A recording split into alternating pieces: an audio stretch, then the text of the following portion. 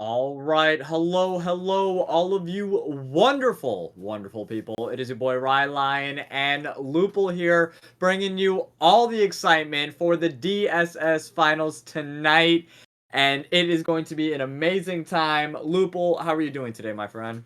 I'm feeling great. You were both looking great. I'm wondering 100%. why we have these things on our heads.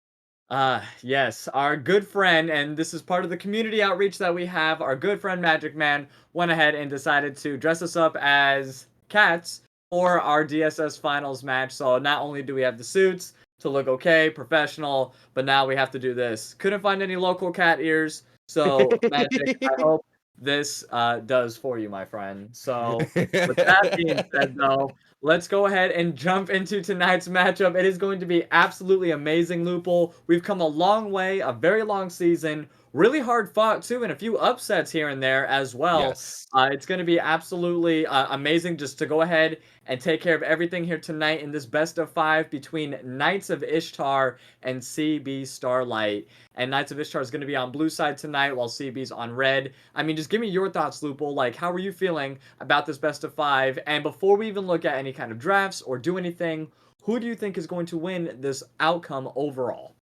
Well, I know that Knights of Ishtar is come out swinging from the gates from week one. They've been very strong.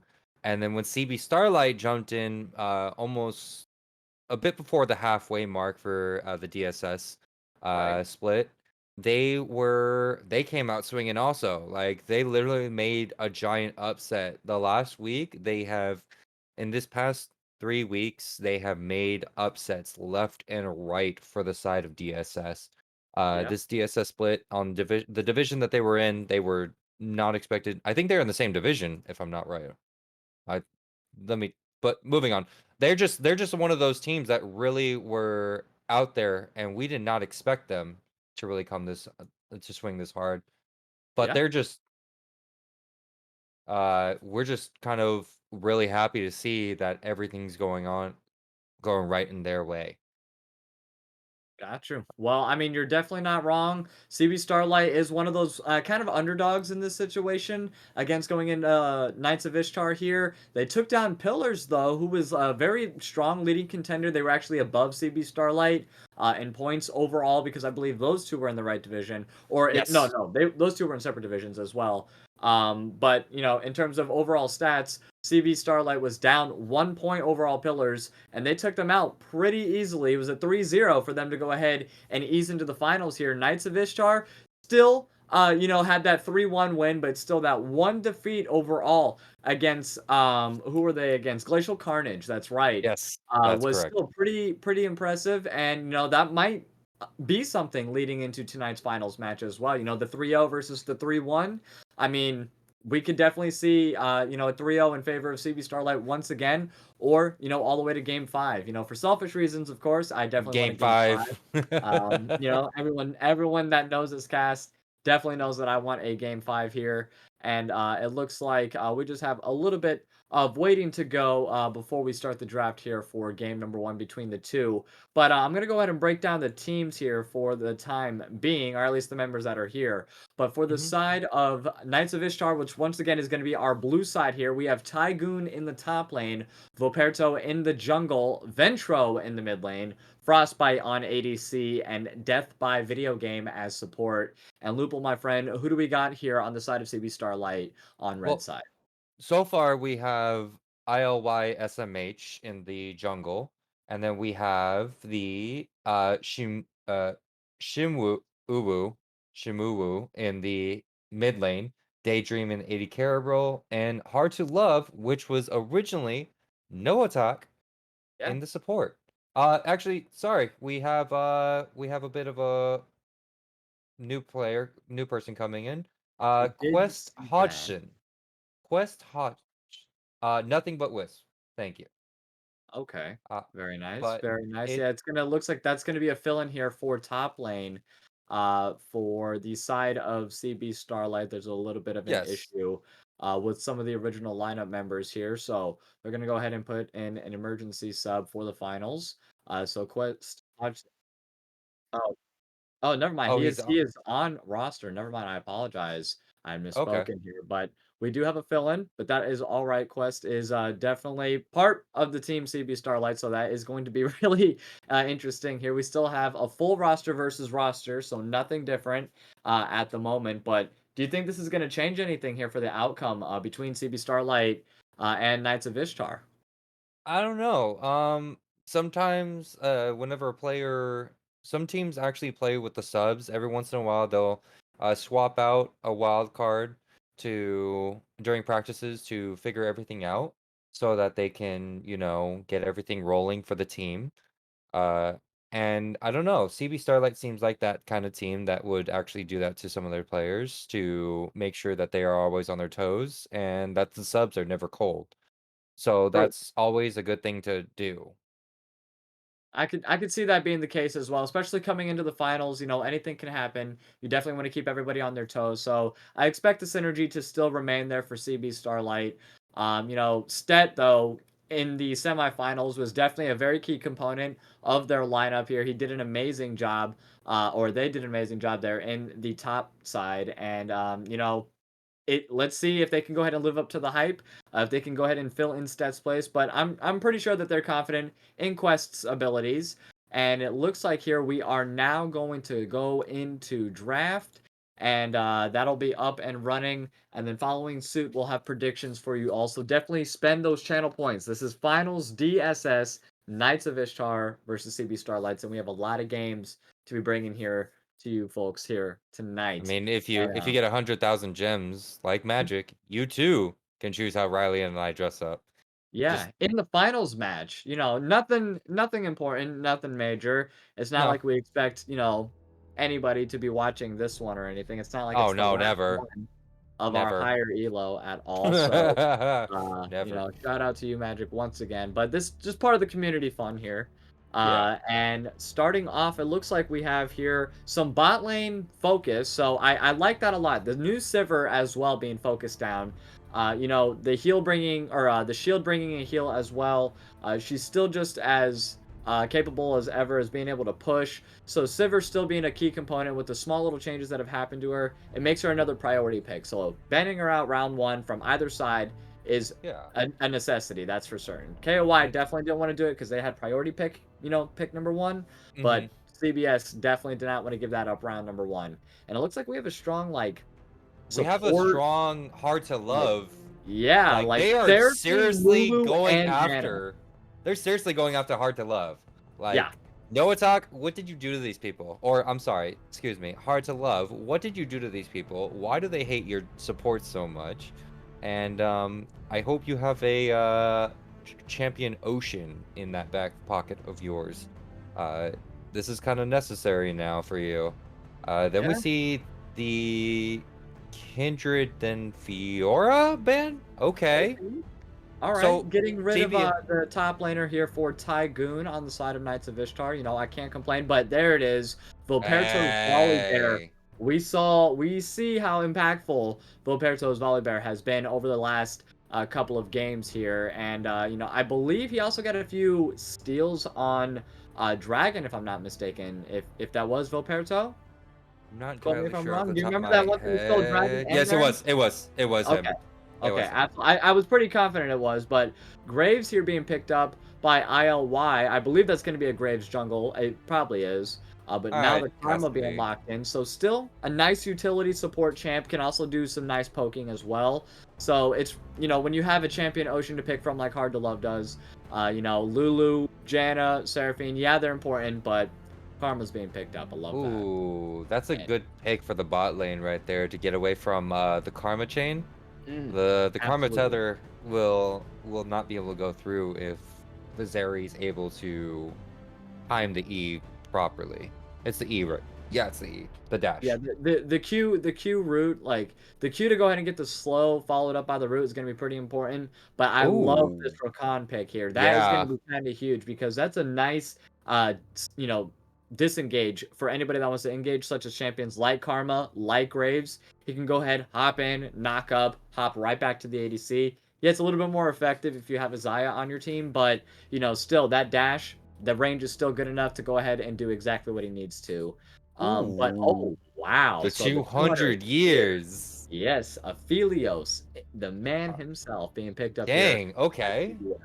I I mean, do like that. That's a pretty aggro first 3 picks on the side of CB Starlight. I mean, you have the Graves, you have the Aphelios, so you definitely want to go ahead and farm up. They're not going to be the one that wants to engage, so it looks like Knights of Ishtar are going to have to be the one that has that trigger finger. So they have the Rakan, they have the Charm, they also have the engage by the Volley Bear, and Zeri just has to stay in the back line. So right now, I really like how both sides are playing it because they're playing to their strengths. CBS wants to stay back, KOI what are wants to stay they engaged. picking? What's the next ban? Oh, okay, so they do go with the Mordekaiser ban.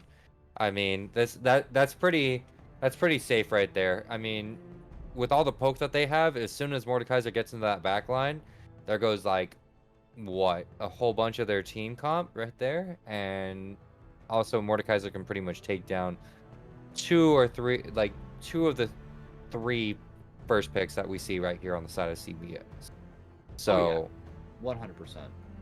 Ooh, and Ari and Vigar. Vigar, that's understandable as well. I mean, Yeah, Ari's such a strong champion with the dashes, and then Vigar infinite scaling. yep. It'll hurt at the end, and then the Ornn follow up from Koi. It's Uh, interesting to see these kinds of picks because, or these kinds of bans, I mean, because normally we've been seeing a lot of 4-1 play. You know, one mhm. split pusher. And what are some of the most important, biggest split pushers that we've seen this split so far that are still up for grabs? I mean, Wukong can be no, Nasus, Wukong's not a split pusher wise, but split pusher wise, why am I blanking on Nasus, this? Oh Yorick, yeah, you're right.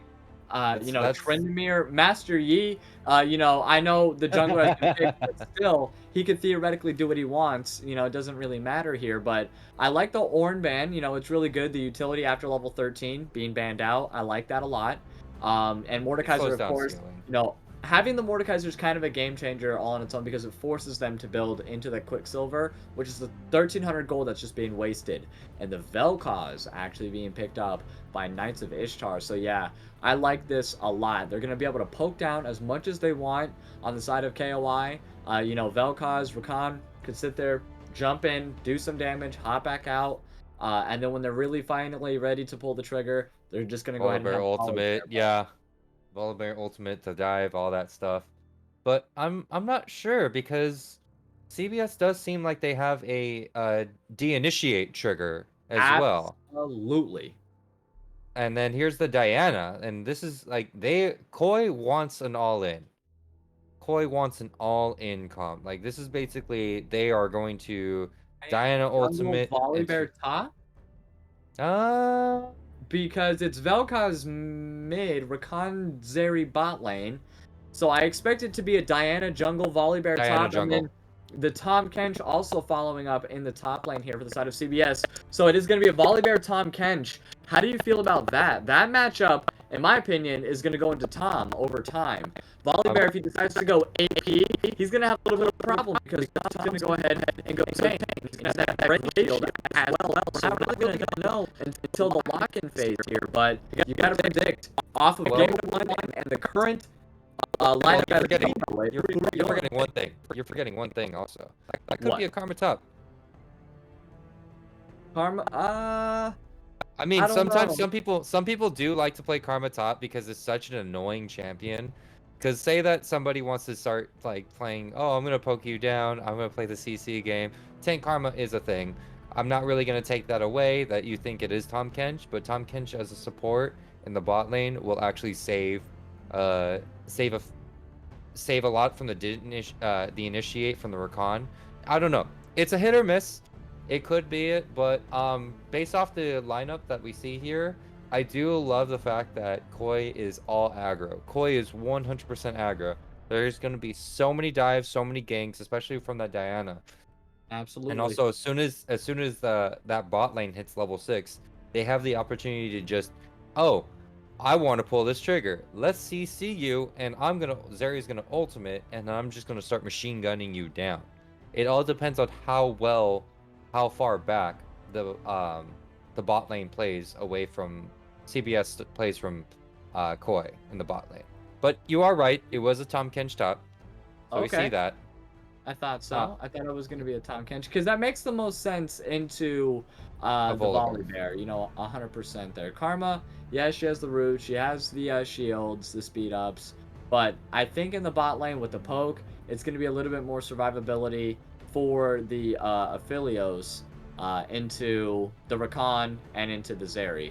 But let's go ahead real quick. Let's take a look at what one of our sponsors has to say. Pro Comps, as you can clearly see here on your screens in front of you. So it looks like here on the side of blue side, they're having an engage slash protect kind of team comp. Yeah. And then for the side of CB Starlight on red, they have a protect. So they definitely want to play around Aphelios and, of course, Graves. Azir can sit there and poke down as much as he wants. That is absolutely no problem at all. Plus, he has his soldiers and he has the Emperor's Divide as well. But it's really going to be imperative for the side of Hard to Love to focus and stay around Daydream, provide the shields, provide the roots, and just keep him alive as long as possible. He'll be able to do all the damage. Quest can engage, but I think should also try to stick around. It's just he's the only kind of frontline that they have on the side of CB Starlight, so that makes his role a little bit more difficult. While on the side of KOY, they have Volley Bear, they have Rakan, and they have Diana. Yeah, So I do have to say that if we look at also the scaling, though, if CBS can make it to later game, look at the damage difference. The blue team does fall off. So this is one of those things that will make it very difficult for Koi to, if the game goes on for too long and Daydream is able to just sit there and farm forever, and ILY is able to farm so long in their jungle, it's just going to be so difficult to even initiate. It all depends also on when they want to initiate on day, because if Daydream has this, like, the proper guns set up at that very moment, that's just going to become a massacre in the side towards the side of CBS. do you So think he's gonna go cleanse?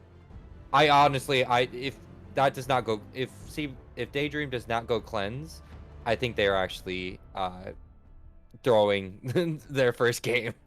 Yeah. That's just in my case, because they have the Rakan charm, they have the Tygoon's Q, they have Ruperto's ultimate, they also have so much. They don't want that kind of thing. They don't want to be locked down like that.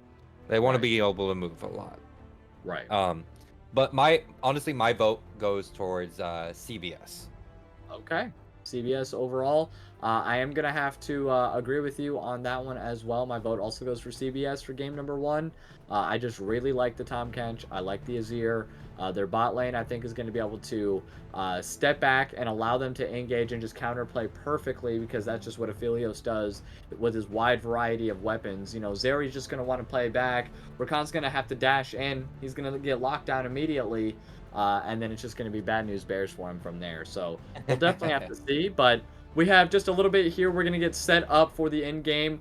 Do not go anywhere, though. This is going to be game number 1 for our DSS finals between Knights of Ishtar, which will be on blue side, and CB Starlight, which is on red side. Do not go anywhere. Your boy Lupul and, of course, myself, Rylionn, will be right back with all the action. Everybody, panic! Hold on. I'm about to say something really cool. 3, 41, 9, and lift off! No one dies screaming without me. I feel like I forgot to shoot something. You're starting to bore me. She's such a loser, always ready to cry. Da-da-da-da. Aw, come on. What's the worst that could happen?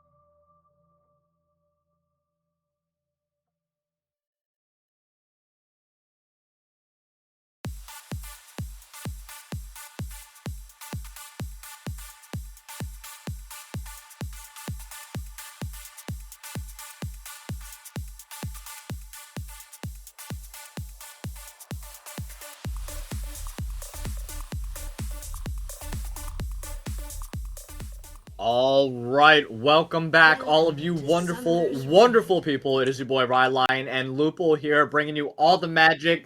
It is going to be a great best of 5 finals for our DSS series. It's going to be Knights of Ishtar on blue side, CB Starlight on red, and Shmuwu already taking a little cheeky first hit there by Ventro, but also, shout out to our host with the most sexiest man voted, 364 days, one more till 1 year.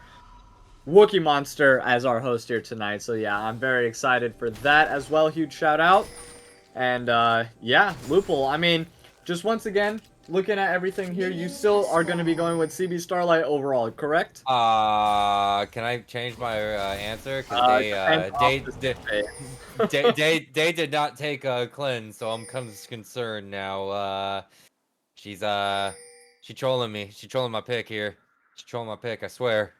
Yeah, a But little bit. no. But you know what? No, I'm saying 100%. 100% CB Starlight. Let's go. Okay.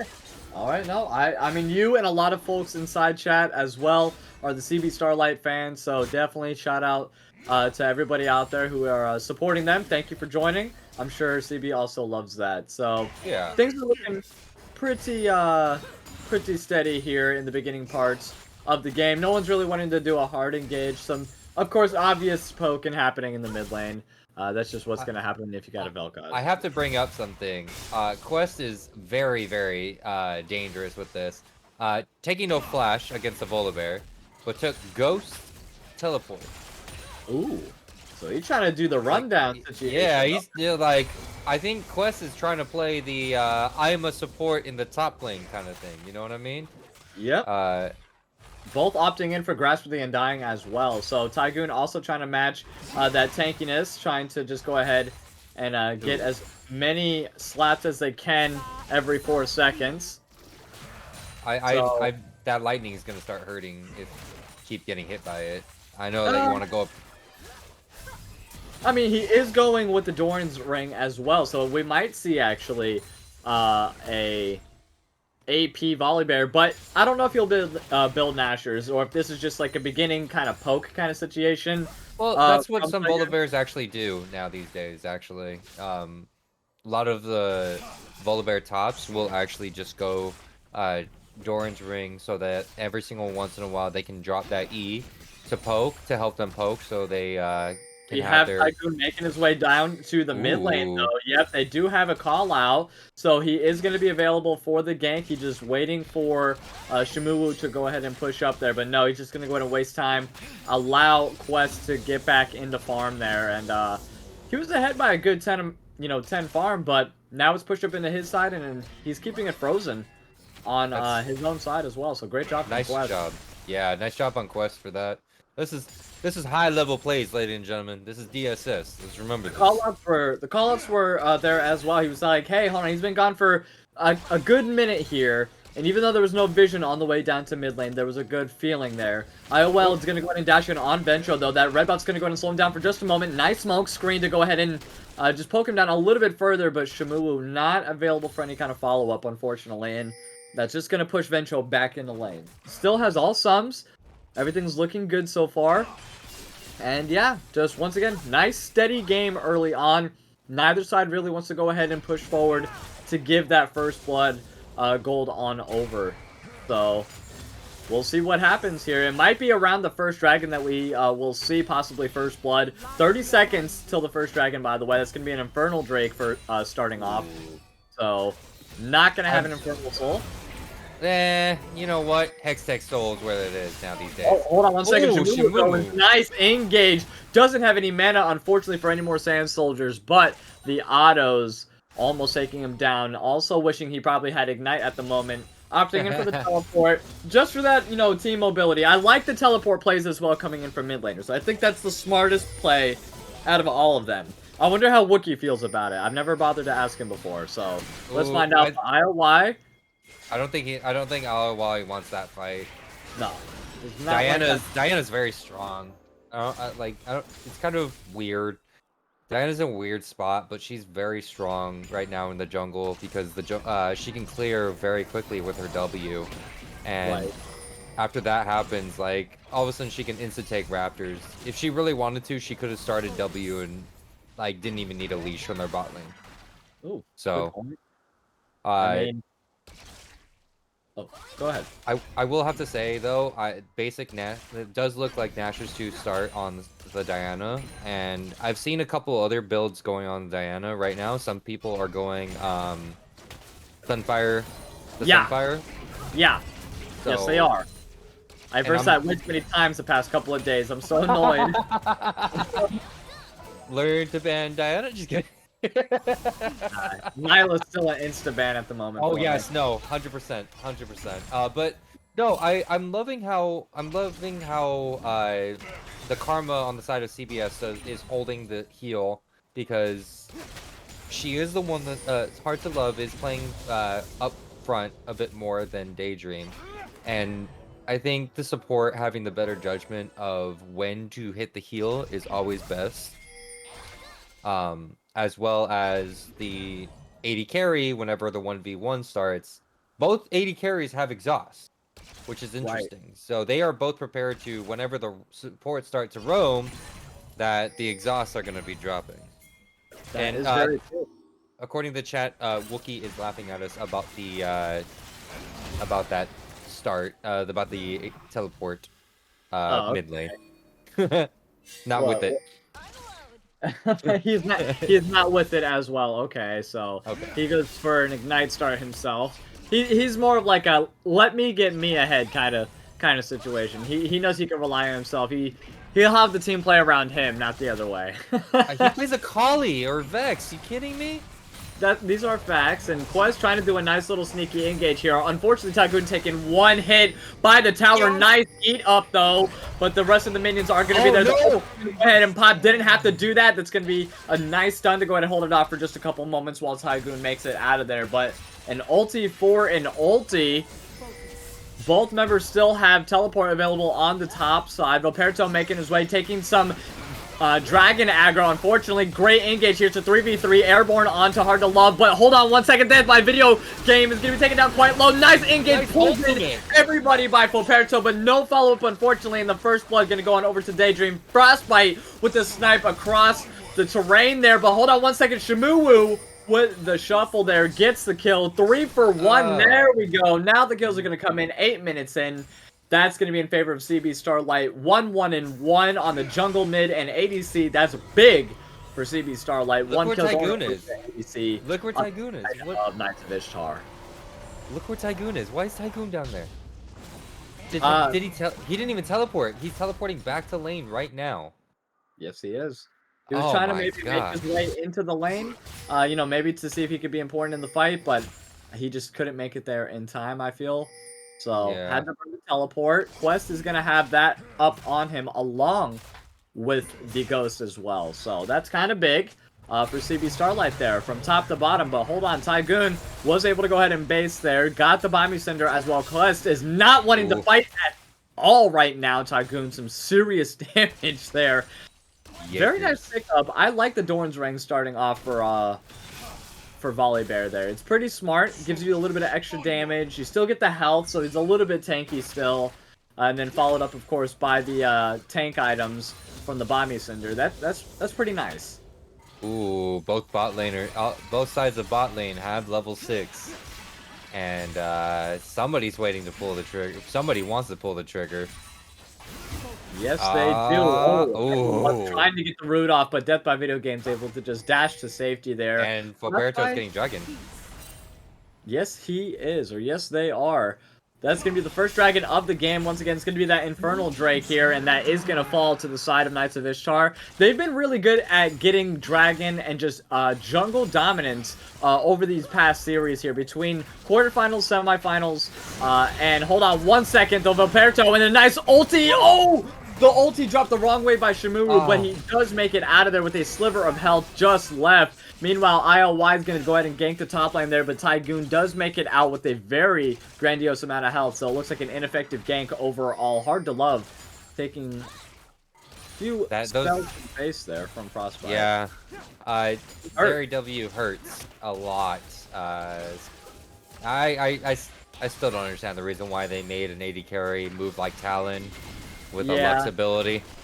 That's very true, but 1 second. Ventro, nice combo. Gets the 3 hits on there, so the true damage will follow up, but ILY does not want to catch that any longer. Dashes to safety, and Shimu is there to go ahead and back it up. And Frostbite's doing just a great job just constantly poking them down with that help of the terrain there. The range on that's kind of ridiculous.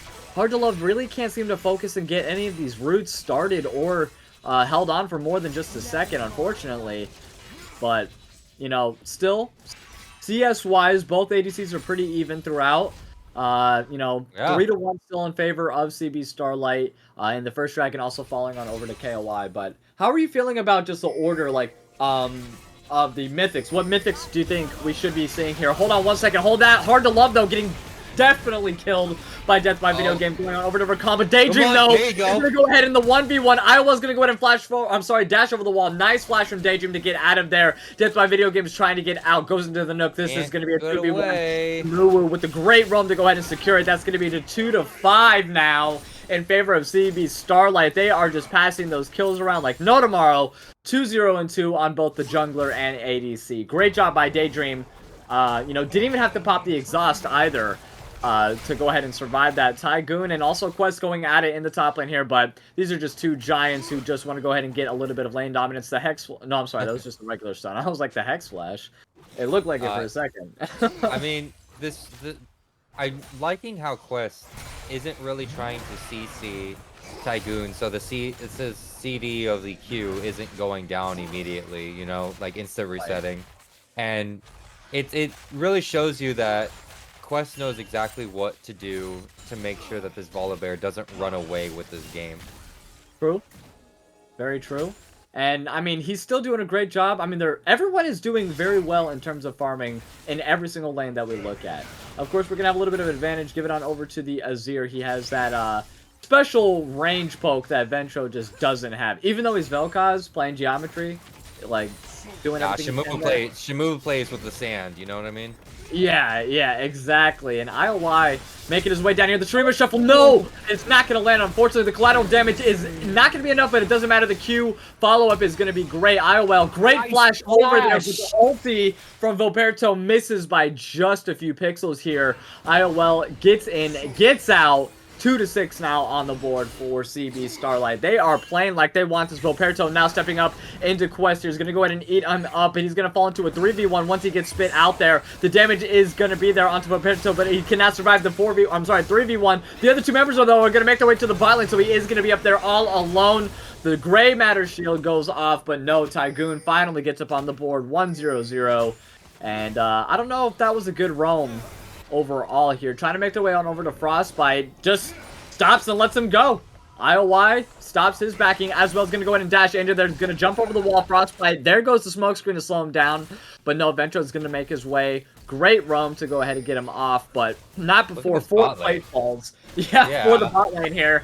Before that 14-minute mark.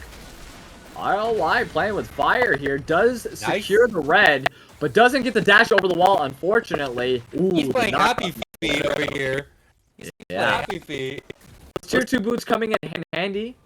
Merc treads showing, even though he only get like a plus like 5 for year 2, totally worth this regard. Yeah, he would have been dead. 100%. Ooh, Volibear picking up the Turbo Chemtech. Okay. And it does look like Diana's also Turbo Chemtech is gonna really help out with that dive, by the way. And then also Diana, it does look like your PTSD in the jungle. Oh no! It's activating in the Diana, so there's that happening right there. Yeah. Don't like to see that at all. Knights of Ishtar doing a great job positioning for the second drag here. Quest, though, nice job. Gets disengaged, though. Blue team's going to go ahead and pick up the second dragon. That is going to be a Mountain Drake, and they are not going to stop there. Nice engage here on the IOY. That's going to be one member down for the side of CB Starlight. The ulti's going to follow up from Tygoon. Voperto looking real low. Shamu was trying to go ahead and hop into the backline, but he is alone. Voperto almost gets him down, but doesn't quite get there. And that's going to be 2 kills on over to Shimuru there. 3 members down for the side of Knights of Ishtar. Quest is going to be engaging, trying to do the kiting, but it doesn't matter. Nom, down you go. Frostbite is going to get rooted, not before you can dash over the wall. Does make it out 3 for 1 in favor of CB Starlight. They did secure the dragon, but that was still big.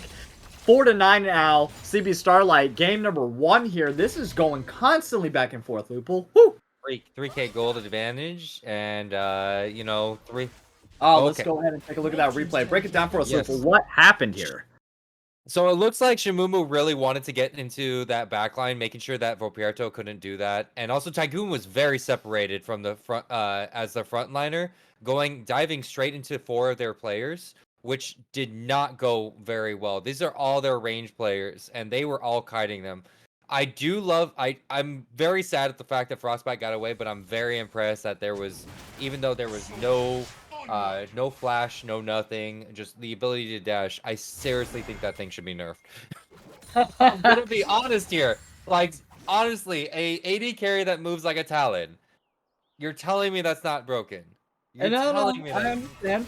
I understand completely. I just gotta get, you know, good with her so that way I can stop complaining and just start doing. But yeah, no, that was a great move. I like the positioning on the side of CB Starlight for that fight. They know that they lost the dragon, but there was so much aggro that was already done starting off that they wanted to take advantage. But really, the initiators of that one were the side of Knights of Ishtar. So even though they already took that damage, they really wanted to try to get the upper hand. But once again, there goes all that disengage from Hard to Love, the shields, the speed ups. Same thing with Shimuru as well, popping the ultimate, getting that separation just like they needed, and then Quest going ahead and trying to do what they can to stay as a front line. That was just really big, and it was down to the wire between Volperto and Shimuru there. It really was determined on that one little fight there, how the remainder of that fight was going to go, and it looks like Shimuru was on top for that, so crazy good move. Not to mention, Daydream was not even, like, she was not even there that much during that fight. She was kind of getting zoned by Ventro. So, but still the spacing was very clean. Ventro wasn't able to pick up a kill. Daydream was able to get some assists, and they were all like, it was nice. So yeah, again, a big bonus to CB Starlight. Sure, they're down on the objectives. That's 2 Rift Heralds and 2 Dragons to the side of Knights of Ishtar. But if they really want to start winning this game, they are going to need to start picking up these dragons. Yes, they are picking up any kind of jungle damage. Hold on 1 second. Very nice. We have IOI hiding into the nook there. Oh, the collateral damage, unfortunately, pops the wrong way. I know what they were trying to go for, but it doesn't matter. That's still a lot of damage on the IOI. Nice. Meanwhile, elsewhere on the map, we have no, I was going to say we have a siege, but no, great 2v1 in the top lane there between IOI and Quest Hodgson. And I like the bait. He was like, I know what my limits are. I have the beginning parts of the Spirit Visage, the Spectre's Cowl. Here we go. I have the Frostfire Gauntlet. Hold on 1 second. Death by video game. Flash. Great flash. Yes. Coming in by Daydream. Double teleport, though, for Quest and for Tygoon here. It's going to be a 3v3 action. Yes, Tygoon's going to try to focus on Daydream, but hold on 1 second. Not tanky enough. Volperto is going to be the focus here by Quest Hadron. And there goes this triple speed up by Hard to Love. We have another teleport coming in. All 5 members coming in from KOI. Dragon will be up in 50 seconds. Both teams want to try to get as much vision around this. It's going to be the beginning of the Soul. This can put them on Soul Point for the side of KOI or the first Dragon here for CB Starlight. This is going to be an Ocean Drake, so lots of sustain, lots of healing. Both sides definitely want this. Okay, I still got to talk about it. Frostbite clearly missed that wall. Shimuru, the Shurima Shuffle, trying to do everything to get out of there, and the follow-up damage from those Sand Soldiers are absolutely ridiculous, but Frostbite doing a little bit of damage there. Whoa, Volperto, great engage, and a big shutdown given on over to Ventro. Now for CB Starlight on the run for the first time in quite some time, but a good turnaround for Volperto, Tygoon, and Ventro. All members, actually, of KOI looking at about 50% here. Dragon's still not up for 10 more seconds. 1 down on the side of CB Starlight. This is going to be a good position, but one member also had to back here, and that was going to be Filperto, so Smite is not going to be up here for just a couple of seconds. It depends on who's going to engage. IOI knows that Filperto isn't here. They're going to try to burst it down because they have the Smite advantage. Tycoon looking a little bit iffy, back and forth, doesn't want to pull forward, doesn't have ultimate. Nobody does right now. Quest Hodgkin needs to step up. Definitely is the only front line they have on the side of CB Starlight here. Only down to 50% health. Filperto is going to go ahead and come back. The Dragon's going to reset. That's big. There we go. Nice zone comes in, but hold on. The knockup lands on the Tycoon. Quest Hodgkin forces the pop, and the backline Shamumu from the behind there. Two members down from CB Star, or I'm sorry, for KOI, and a nice Dragon. First one of the game given on over to CB Starlight. That was too much back and forth. They needed to pull the trigger earlier on the side of CB Starlight. They're going to go Baron. They are. Two members down for 15 seconds. They definitely have it. And the second Smite's going to be up right now here for IOI. Big moves by CB Starlight to go ahead and engage their first two jungle objectives overall and extend their lead here. Great job. Wow, that was such a clean, like, they were basically waiting on each other's cooldowns. I know that Daydream and Shamumu were the two big ones that they were waiting on, because that was a lot of damage. There's a lot of damage coming out from both of them. Daydream just finished that Bloodthirster, so now that's even more kiting from from Shamumu, and also the Shadow Flame come from the side Bloodthirster for Daydream, Shadow Flame for Shamumu. Shadow Flame is going to be so nice against that Volibear and the Diana because they have so many shields, and also especially the Rakan. If the Rakan jumps to anybody, there's a shield right there, and oh my gosh, there's more damage coming their way because Shamumu has that. Quest is doing very well with the fact that they know their limits. They know exactly how much this Tahm Kench can take. And I honestly, if they win this game, I honestly don't think that they are going, that Knights of Ishtar is going to let this Tahm Kench go through ever again. Never again. Because this is their only front line. This is literally one of their only front lines, and they can honestly do anything and everything that they want to do to almost everybody. Oh my gosh. Shamumu with that Shrima. Yeah, he definitely wants to get in there. I mean, they have the Siege comp right now as well, and a lot of poking in coming in from Shamumu there. I mean, 4-1 on both the Graves and the mid laner. 3-0-5 on Daydream as well. The positioning cannot get any better. Frostbite already taken down to half health, unfortunately. Hey, there's that passive. Oh my god. Yep, Shamumu now going ahead, dashing forward, but gets stopped there by the ultimate coming in by Death by Video Game. Bot lane. Saved him from just, but now it's going to go ahead and allow them to take down the tier 3, or start taking down the tier 3 mid tower here. Tier 2 falls onto the bot lane. They're doing a great job, you know, dispersing of the Baron buff here. They definitely want to capitalize on this as much as possible. The ultimate's going to get popped here. Quest Hodgkin and Tycoon now going to be fighting in the top side. This is going to be pretty much in the favor of Quest here with the Baron, along with everything else that he has. Nice spear distance as well. It's like a wet noodle fight, but you know, Quest can deal a bit more wet noodles. It's two Titans just going against each other, and unfortunately, Quest though is a little bit bigger than Tycoon at the moment. You know, it's just unreal how well they're doing on the side of CB Starlight. They just taken their momentum from the semifinals game and just plunged that right into the finals. Not even a worry on their mind here. Game number 1. They're vibing. This is like a flex game for them. This is literally a flex range game for them. I'm not saying anything bad on the side of Koi. Koi is literally trying to make sure that they aren't bleeding out anymore, but they need to make sure that they choose their fights wisely. They want a nice open area where Frostbite can keep dashing. They don't want these enclosed jungle fights that they've been having. These enclosed jungle fights are what's making it very negative, because Daydream, Shamumu, ILY, those are all AoE damage, especially with the ultimates. Like, you are going to get stuck in a rock in a hard place, and the only person that can literally get out of that is Tycoon with the ultimate, and also Frostbite with the dash.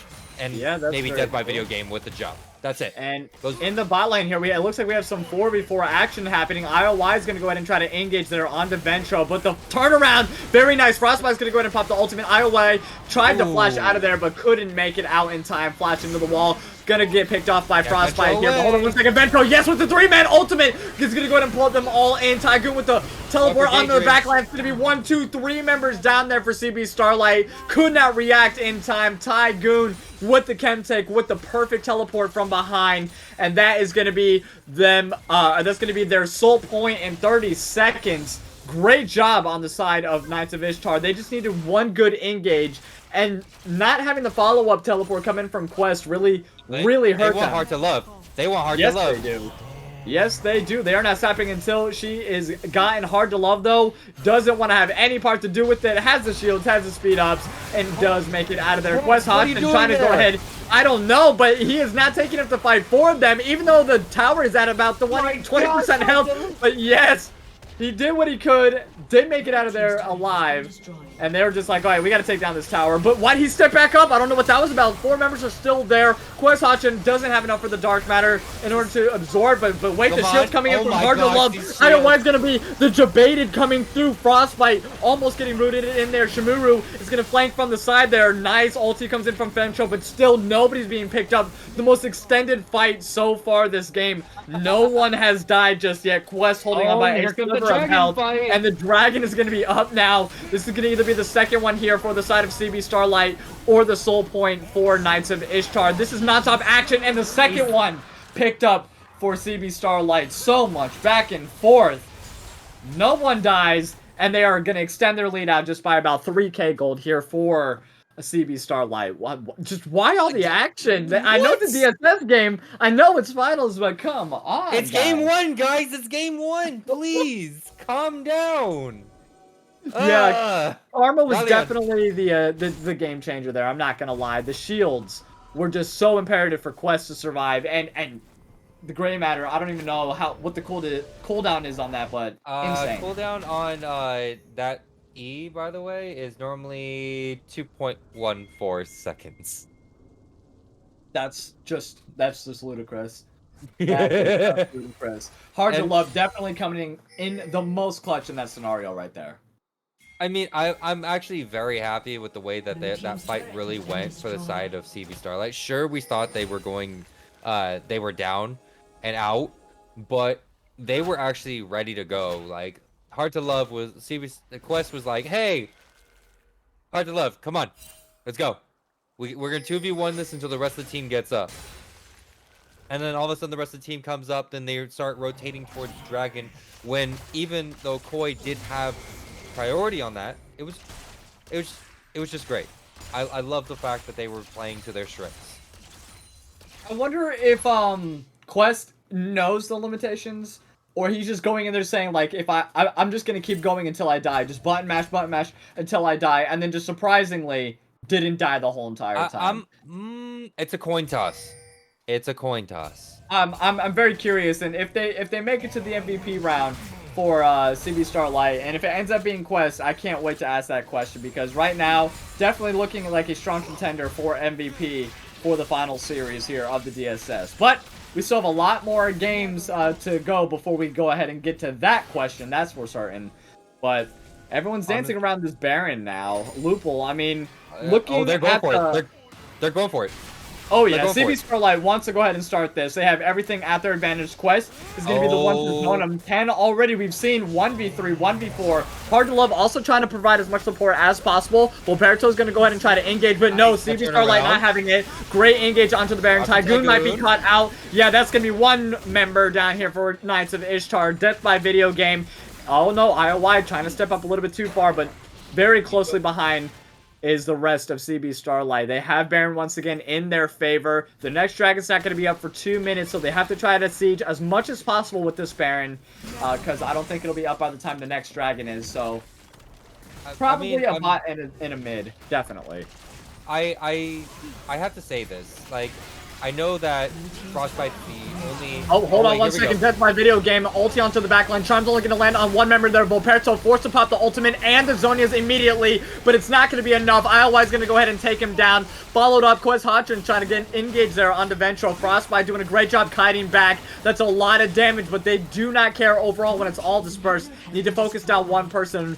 Frostbite's only one member, though, on the side. On that time, Ishtar, and the Emperor's Divide is not going to be enough. That's going to be one member down. Tygoon's going to go ahead and have them separated. IOY, flashes out of the collateral damage. Frostbite's going to remain alive here. Hard to Love is going to do a great job of keeping Tygoon at a whim. Rooted down. Volperto is trying to get away, but the baiting in to Frostbite is just too much. Is able to dash over the walls and over all the terrain. Volperto with the happy feet. Great job, IOI. Now taking all the damage from the tower here. How much more can they take? Doesn't matter. Too many shields given on over. Quest Hodgson now a little bit deep dive for the two members, Death by Video Game and Volperto. Very successful, very messy 1-for-2 overall fight. CB Starlight in favor of that, and they are just going to go ahead and back with their wins while we get ready for the next dragon in 45 seconds. God that damn, Lupul is widening, by the way. That was originally 3K a few minutes, like 5 minutes ago. Now it's up to 8K gold. 8K gold difference, and Daydream is just sitting in that back line.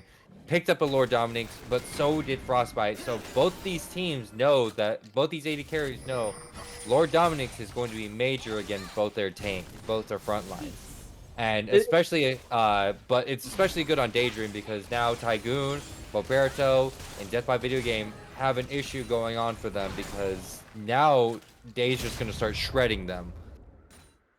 That is very true, and I wonder if Aurelia's Grudge would be pretty ideal on Zeri at the moment because her abilities are going to go ahead and slow them down, so that's going to make her kiting even better. She has the speed boost, she gets everything, and yeah, CB Star is going to take this with ease. Their third Ocean Dragon of the game. Let's see if we make it to a possible fourth or even an Elder Dragon. At the rate we're going, there is a strong chance of it, but it's just going to take one good team fight, and CB Starlight's looking heavily in favor. They're just getting these nice little picks, keeping everyone separated. They're healing so much, especially Quest. Especially Quest. If he doesn't use that Gray Matter shield, then he just starts healing like no tomorrow. Because that Spirit Visage is just the biggest difference in the world. Absolutely. Oh, he got a Themis Chain. Oh, he still has an Elixir as well. Hasn't even popped it. I wonder if he knows. I think he does. Both Quest and Heart to Love both have a potion. Oh yeah, it looks like it. And they're just doing a great job trying to capitalize on Baron while they have it. Does run out. So they do have a good amount of wave clear coming in from Frostbite and Ventro. Volperto can throw the Qs out, but definitely trying to get as many, trying to get a pick on somebody. But, Shimuru doesn't want to be taking too many of those Qs, but those Sand Soldiers really hurt. That's a lot of damage coming in. How much AP do we have on Shimuru here? We got 437. Yeah, that's crazy. And not to mention, like, Daydream is also laying out all that damage. IOI is also doing so much. God. There's so much shielding and so much healing on the side of CB Starlight right now because of the 3 Ocean Drakes. Quest doesn't care. Look at this. No. What is that shield? What is that healing also? Doesn't care at all. Look at that. That's one of the coolest things I've ever seen. I'm not even going to lie there. And there it is. Ventro's going to go ahead and pop the ultimate, but it's not going to hit anybody, unfortunately. Now we have a half-held bot lane tower. They want to go ahead and try to push for this, but Shimuru getting poked down quite heavily. There we go. That's going to be an eat-up. The Gray Shield's going to go ahead and get popped. Death by Video Game's going to be the first one down. There goes the ultimate popped in, but Tygoon's going to get the next one on the target. 3 members down for the side of KOI. Frostbite trying to get as much damage as possible. 1 member, Daydream, is going to fall. That's big.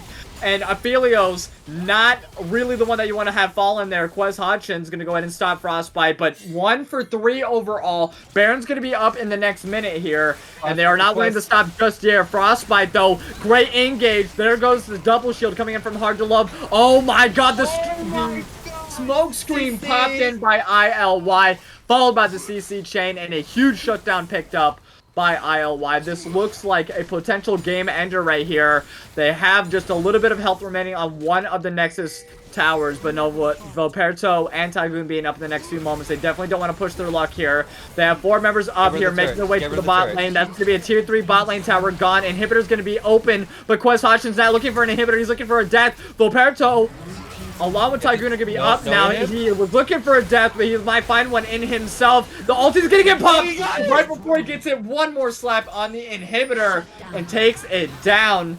That's 1 inhib down in the bot lane, while another one pops up in the mid lane. Baron's up right now. And Daydream's one up. for, yeah, 1 for 0. All 5 members are up here for the side of Knights of Ishtar. And it looks like they are itching for this Baron hardcore right now. With the member advantage, I don't blame them at all, Lupul. I don't think that they will, like, I think they know. The side of CB Starlight, they know. They all know. Yeah, there's the vision on it. Oh, yeah. They know. Hard to love, Start trying to doing go all- ahead and get some kind of damage in there. Daydream wants an Shamuwu also ultimate. poking over the tower. Daydream Nope. trying to do what they can, but nope, falls on over to Philperto. That's a great Baron to go ahead and stop the siege. They can stop the bleeding for just a little bit. The last dragon for the side of CB Starlight's going to be up in 1 minute, or possibly Soul Point here for Knights of Ishtar. With them having Baron, puts them at a slight advantage, but they have to keep that bottom lane from pushing in too hard with the supers. This is game 1. I'm just gonna remind everybody about this. This is insane. Yes, sir. It's good. ILY actually just picked up the Guardian Angel, so now 2 lives. 2 lives for on their side. Okay, collateral damage getting used early by IOY there. Cooldown is All those very low. wards. Cooldown's very low. Cooldown's up in 20 seconds, 24 seconds for the ultimate from ILY. True. Lot of all folks that happening. damage. Death by video game already taken down to half health here. Yeah, this is a lot of dancing back and forth. Philperto also popping the ulti. So a couple ultis down right now for the side of both CB Starlight and KOI here. IOI just got the collateral back up. Yeah. Yeah, this looks like it's going to be a free soul given on over to the side of CB Starlight. They just cannot get on over to it. Also, not utilizing the Baron is pretty big. At least just giving them, you know, getting rid of the Baron potential for the side of CB Starlight is big enough, but not capitalizing with it kind of sucks. Ooh. Quest is like, I'm in your face. This face is mine. Yeah, they are trying to get the second inhib here. They definitely want it to fall. It's going to provide a little bit more pressure on the map for them. ILY is going to go ahead and flash forward. Doesn't get the collateral damage that he wanted here on the Death by Video game. Does make it out, but that's going to be 1 ultimate for 1 ultimate here, it seems like. No, I'm sorry, all ultimates are available for the side of KOI. This is just a nice siege doing by the side of CB Starlight. And with all the shields, it looks like they can do whatever they want. They're standing there with no repercussions at all. Quest is trying to do what he can onto that mid lane here, but it doesn't matter. The ultimate landing by Daydream, getting a double kill off that. That was big. Just sitting there poking them down. Shamuwu with Daydream. That combo was just sick, nasty. That's going to be 1 Nexus Tower down. Nice. There goes the Second Emperor's one. Divide. That's going to be a lot of damage though, but that's going to be a nice also all of ulti by Philperto here. The zone is going to get popped, but it's not going to be enough. That's going to be 2 Nexus Towers down. An open Nexus here. Tygoon's going to be the 3rd one. 4th member down now. Frostbite on the map. A Mythic Ace. 5 for 0. Game number 1. Giving on over in ease here to CB Starlight. What a game. 37 minutes in. And that was just what they wanted to do to stop and just put an end there to game number 1. A lot of back and forth, but they just gradually went ahead, took their leads, took their advantages, played from behind when they really had to, and then overcame and took down Knights of Ishtar in game number 1. That was Yikes. That was big. That was big, nice. Lupul. That was So, nice. That was very nice. I'm Gosh. at a loss of words for that, but while we get ready, while we just try to refocus here on what happened in game number 1, let's get ready for game number 2. We're going to go on a short little intermission. Do not go anywhere. Lupul and me, of course, your boy Rylionn, will be right back.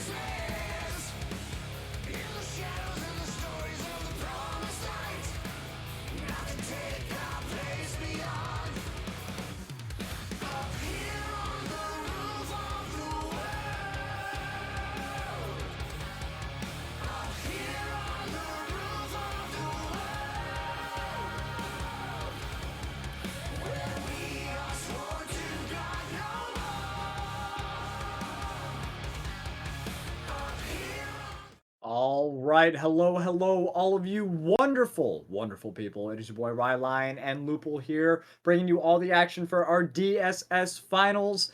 Game number 1 went on over to CB Starlight over Knights of Ishtar here, and Lupul, what a crazy, crazy game that was.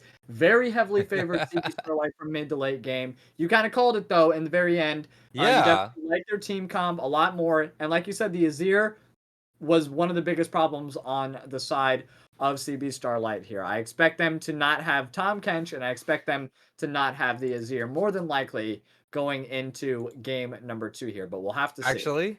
Actually, unfortunately, Quest is not going to be coming in for this game because we actually have the main top laner for the roster of CB Starlight. That is right. Yep. Set Hey. has come back into it. So, we saw how imperative he was in the semifinals and how much of a core member he was. Not that Quest did bad. Quest did a phenomenal No, job Quest did for CB great. Starlight. It's just, with that victory, that's all he was needed for, or they were needed for game number 1. And they're going to go ahead and take a step back. Let Stet get back into the spotlight here and take over there for game number 2. So, welcome back, Stet. Nice to have you. Let me go Hey. ahead and tip my ears off to you. And Angry cat.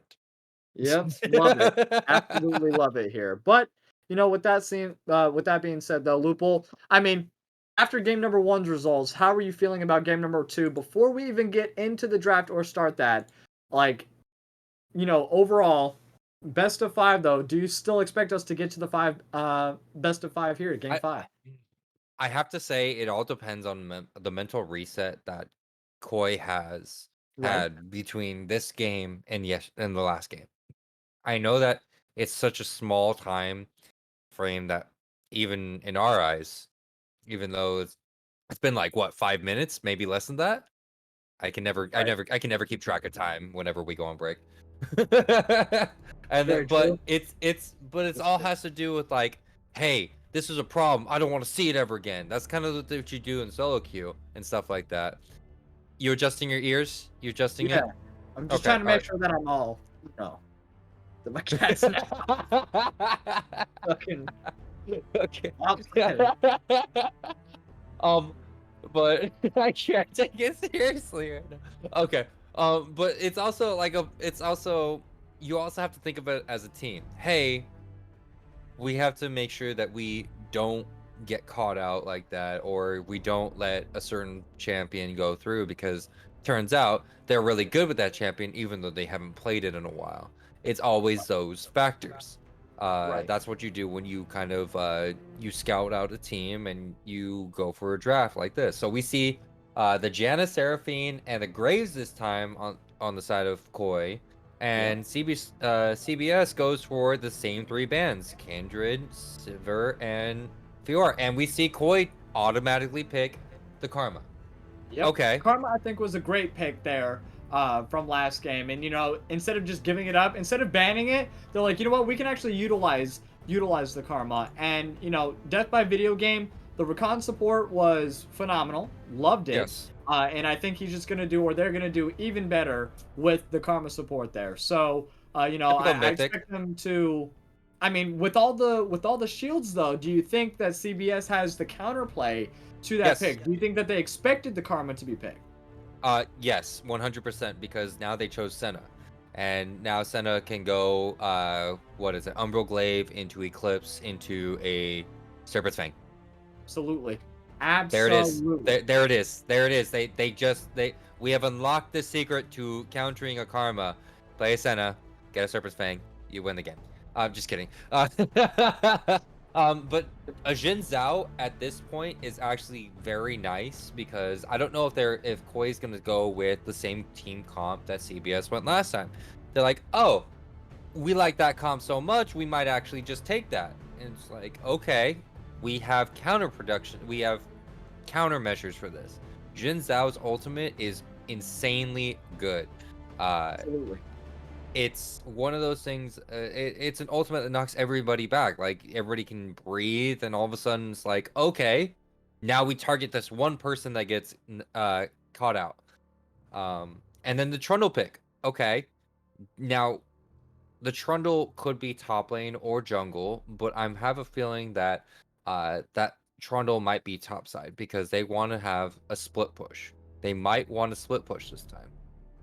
I don't know. I mean, I'm sorry, Volperto kind of likes to be in their face a little bit. We saw how much he was trying to engage last game with the volley bear there. So only having the Trundle makes things a lot better. He has the subjugate. He's able to take on any kind of tank they may be able to pick on the side of CBS. And you know, it's a good pick. And then also locking in the Jinx there, of course, as the final pick. I love that. A Jinx Karma bot lane is really strong early, especially against the Senna. You want to try to suppress her as much as possible. Definitely don't want to give up any souls.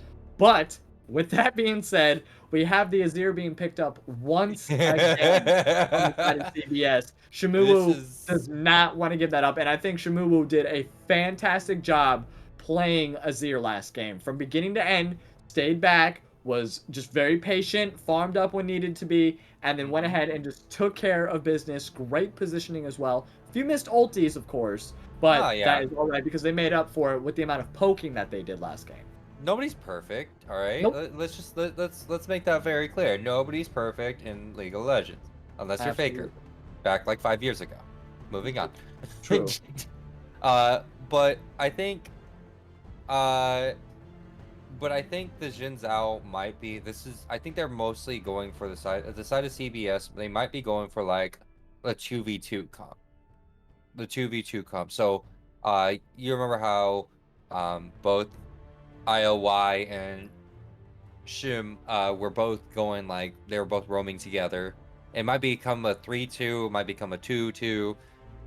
I honestly think that they work together very well, and having Jin Zhao with a knockup, an additional knockup, especially for the Azir, so much damage coming in. So much great damage. Oh my gosh, what? Don't do this to me. Don't do this to me. Oh my, if we have a Yuumi. Oh, okay. A Yuumi or a Raka? Okay, no, they're hovering. They're hovering. No, it's not. I'm gonna like come the after Raka. you. I'm not gonna lie. I love the Raka. The silence is absolutely amazing. The sustain is ridiculous as long as you can keep on landing those Qs. And once you have those large 5v5 team fights, it's almost impossible not to land those Qs. Hey, there's a Soraka. They're going to be big, and it is going to be a Raka. So it's going to be a Senna Raka bot lane, and I think it's going to be a farming Senna, not a fasting Senna, especially if it's going to be a Raka support. I don't expect Day to be able to get to the 100 souls, unless prove me wrong. The 100 souls by 20 minutes, prove me wrong.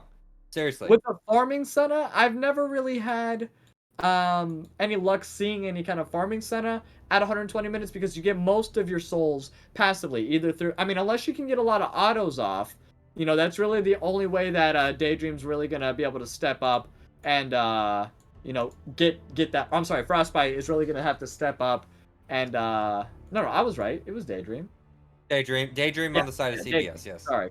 Yes, Daydream's really gonna have to step up and get those autos off after they land their spells. So it's gonna be important. Oh, the Ornn being picked up. Scary. That's a Ziggs Ornn. Okay.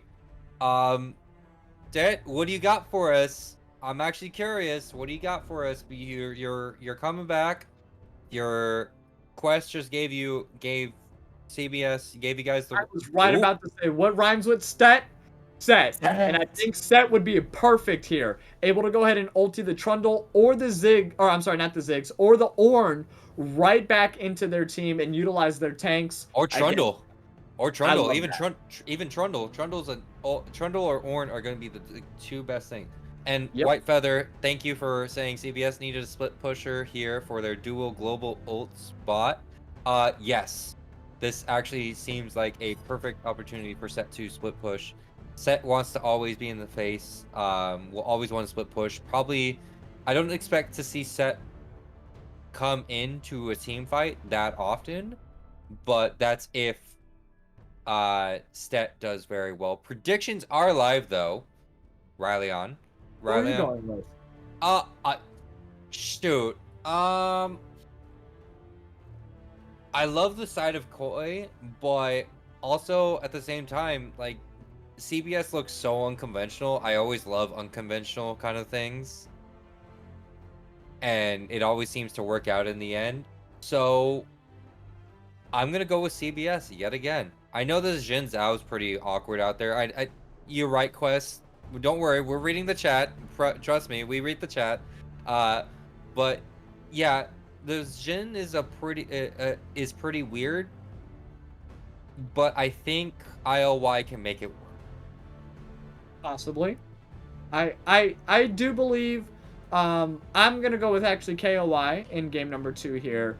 The Ziggs Jinx is going to be a really big problem for them to go ahead and do anti-siege too. I know Azir has the poke, but he's the only one on their team that's really able to step up unless Senna's able to get a bunch of souls, and I'm talking about like 120, 140, which is going to take a while for her to get there.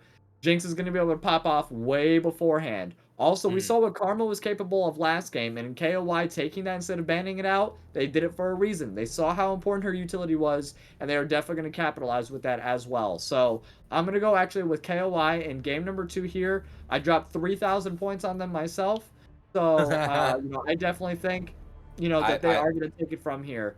I And, will match that. I will match that with you, my friend. right, 3K on CB Starlight. Yes, sir. There it is. Very nice, very nice. And as you can see here, this is from, once again, one of our sponsors here, Pro Comps. Also, shout out here to Rift School as well. Lupul, what is Rift School? If you want to go ahead and bring that up to our fellow Well, members here. Rift School is basically it's helps with coaching. It's as if you are getting coaching from, well, it's not as if you are getting coaching from actual players that played the game that are number one in some champions, or even not number one, but very good at certain roles. So jungle, if you're in my case, I did see somebody who does play Shaco in the jungle and is very good at it. So I'm actually quite curious myself. So Rift School just helps out, gets you more knowledge of a certain role. Okay, no, I definitely feel that. As you can see here on Pro Comps as well, it breaks down pretty much with a live dashboard, which suggests the best 5 champions you can pick at each step of the draft. And at the end of the draft, it informs you how you can build your team and your strategy to win with the champions you had selected in game. So it definitely varies depending on every single game that gets played here. So it's not just like an overall, just picking one thing for all. No, it varies every single time that you do. One of the coolest features we think is that you can create player champ pools and create a team. So you can go ahead and create, preemptively a team, which enables you to personalize your drafting experience. They also have tier lists and an offline mode for you to try out different compositions as well. So if you were curious about different comps, looking at the comps that we have here on screen, like for blue side, as you can tell, they have an early advantage in the game. But as the game goes on, with the scaling that comes along with the center, you can see it kind of goes in favor of the red team or CB Starlight. But Knights of Ishtar, if they're able to go ahead and siege, they have that siege protect comp, as you can clearly see here that we were talking about just earlier. Between the Jinx and the Ziggs, they're going to be able to stay back, use the W passive, take down turrets, and then just go ahead and get a bunch of gold passively. Not to mention they have the split push also coming in from Trundle and the Ornn if they technically wanted to. So I think this is going to be like an early kind of game for KOI, and if it gets to late game, it's going to go on over to CB Starlight. But Just like last time. just like last time. So we'll see if we get to another 40-minute game. We're going to cut it to a short little intermission here while we get set up for game number 2. Once again, it is your boy Rylionn and Lupul here bringing you all the action. Do not go anywhere, though. We'll be right back.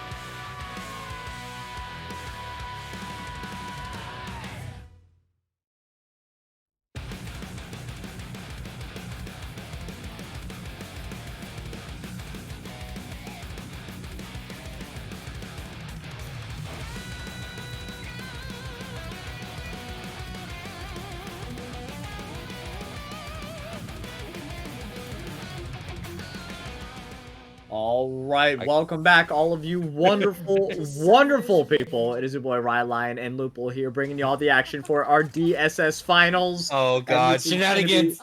Yes, Knights of Ishtar versus CB Starlight. CB Starlight leads the series 1-0 here, but it looks like we have a 5-man engage. Death by video game might be getting caught out, but nope, doesn't quite land the Zeri slow, unfortunately.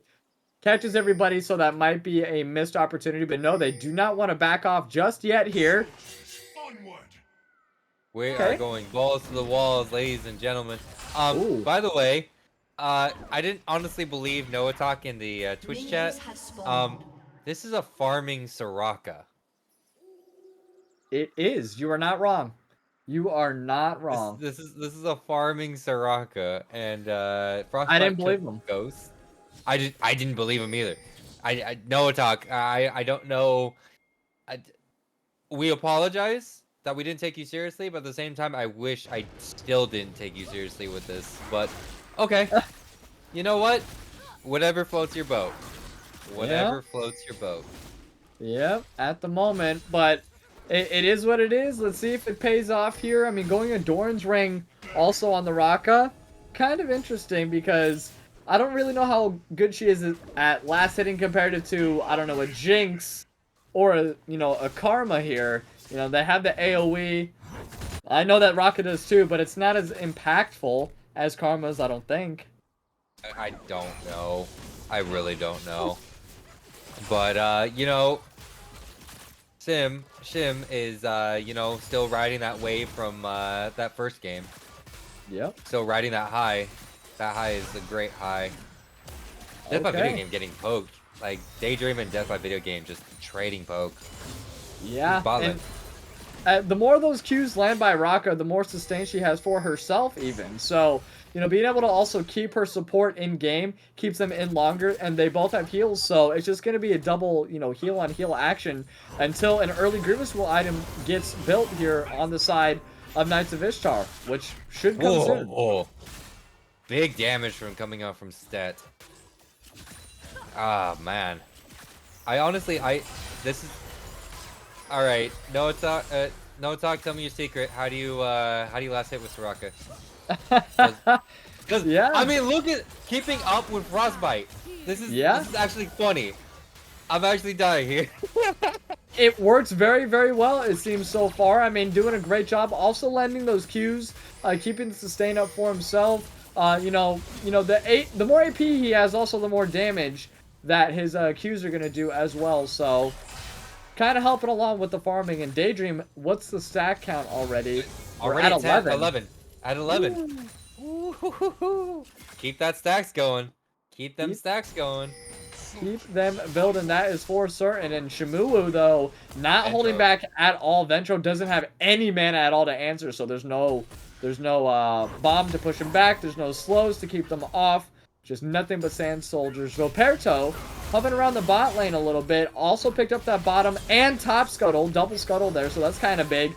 Death, though, on the set. Big damage. Full stacks on the Conquerors. Also getting a full haymaker to the face. Not exactly what Tygoon wants, but unfortunately, that's what you're going to get. I mean, this top lane is exactly how everybody would think. Tygoon's probably going to get a Thorn Mail. No, should get a Bramble first. And then deal with everything else later on. But...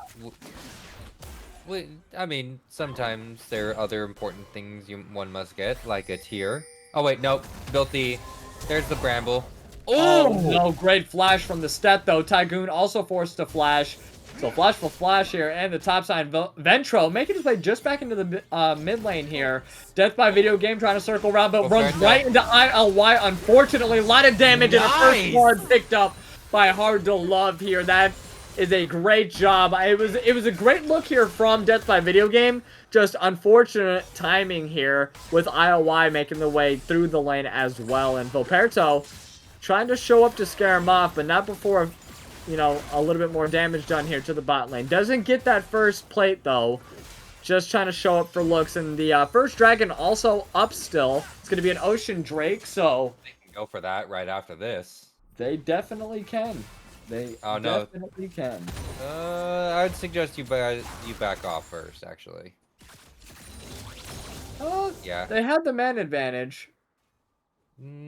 But both Azir and Jhin are backing. So I mean, Koi can go for it. Koi could really go for it. Yeah, But they choose I mean, not to.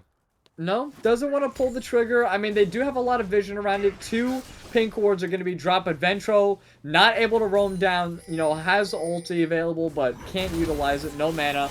Also, Shamu doing a great job with the zoning out there. I mean, still Ventro's doing a good job keeping up with the farm. But Shamu is just keeping him zoned out. The moment Ventro even tries to step back in the lane, Shamu knows that the aggro from the minions is going to be less than his autos. So definitely worth the trade there.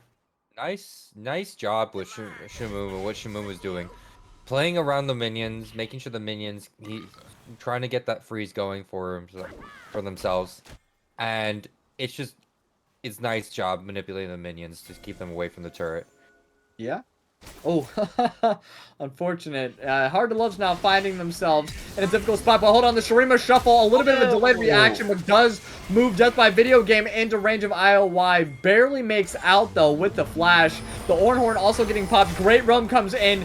Flash from Shimuru, though. IOI fell, forced to flash, but it doesn't matter. Vilperito's going to go in and pick up the kill. 1-1 on the board, and a double kill, but not before the tower takes down Tygoon and gives it on over to Shimuru here. So 2 for 1 in that exchange overall.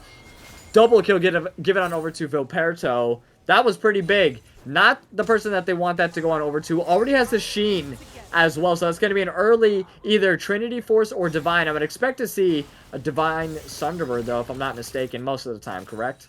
Yes, it is going to be a Divine Thunder for the side of the Trundle. Trundle always wants that Divine Thunder. Okay.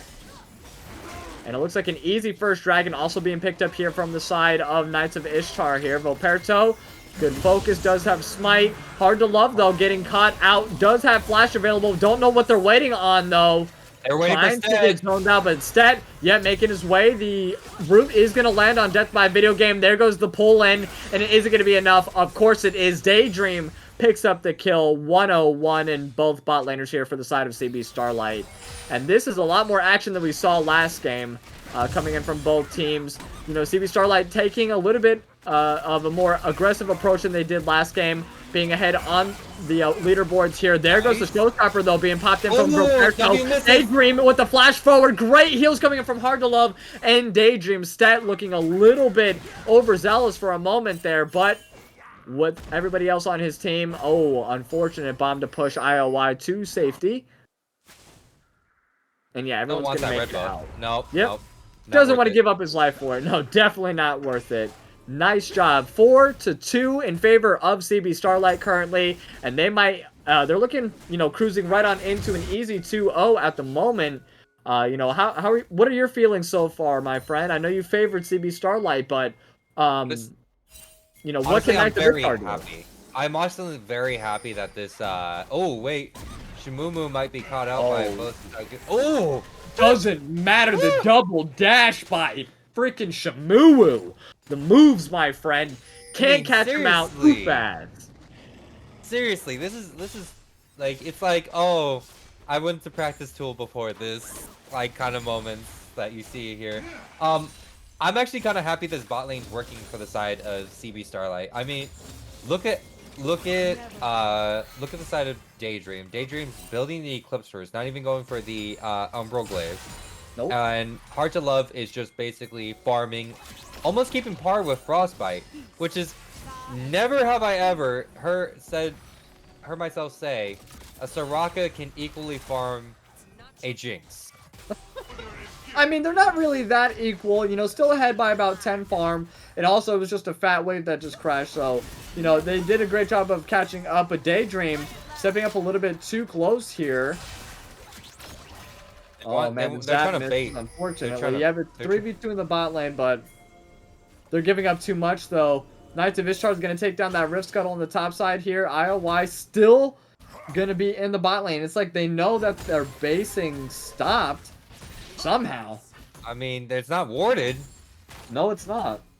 That's crazy. All right. You know what? Intuition. Yep, Intuition.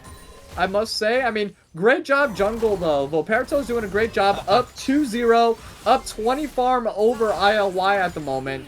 So it's not going to really fall on him to really be that impactful, you know, because he just isn't going to be.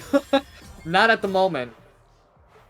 I mean, as soon as the team fights start happening, though, I think that's where ILY is going to really shine, especially going for certain champions.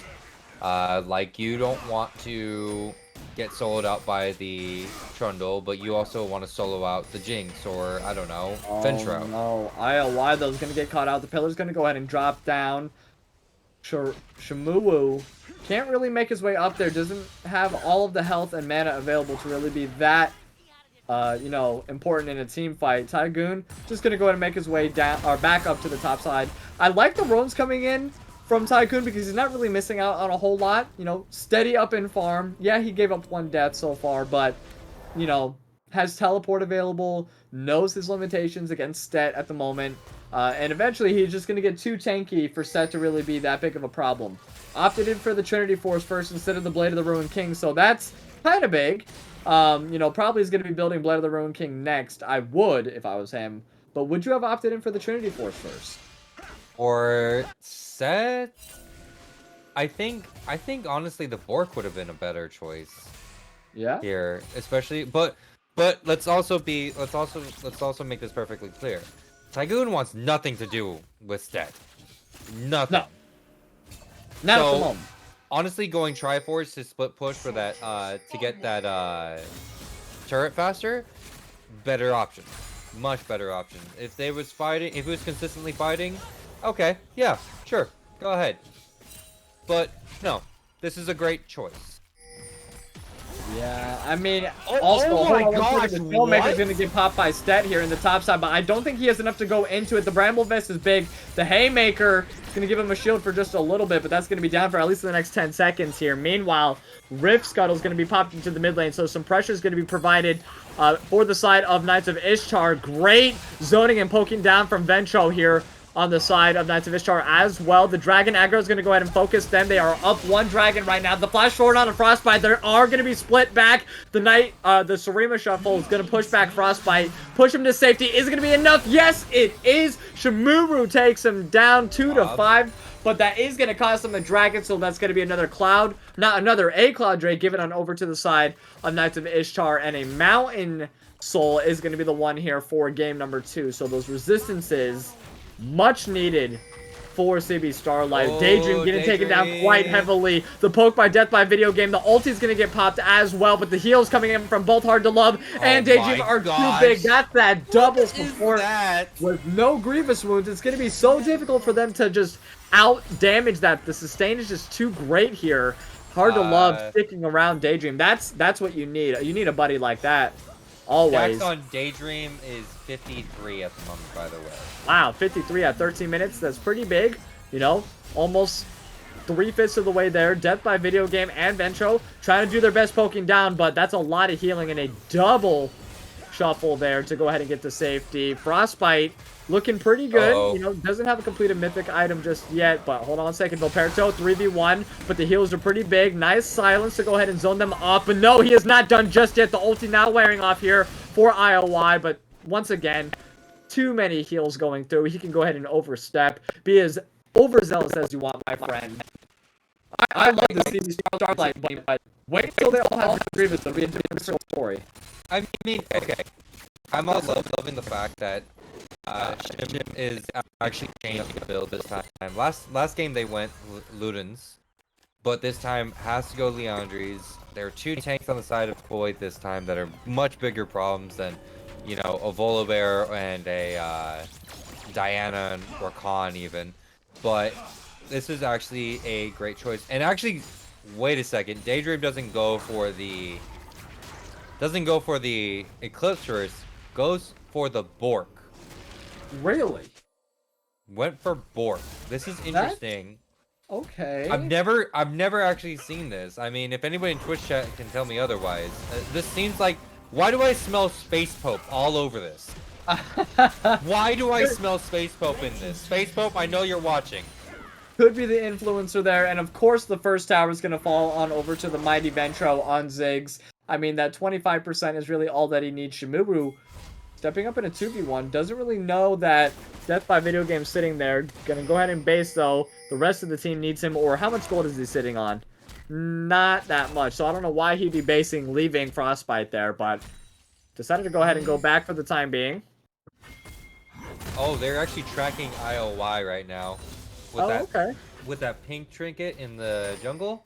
Do you see it? Right behind him? Yep. It sucks that the... Oh my god.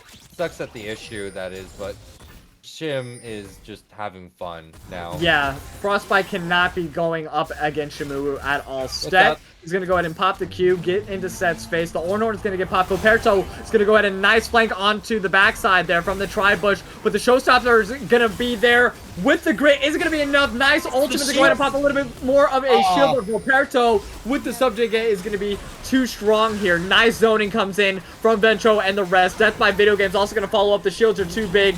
But is it going to be enough? No, healing. It is not. So ILY, along with Daydream, hard to love, is just standing around. Great positioning. Knows that they can't be too impactful with the damage, but the heals are there. ILY makes it out along with Daydream.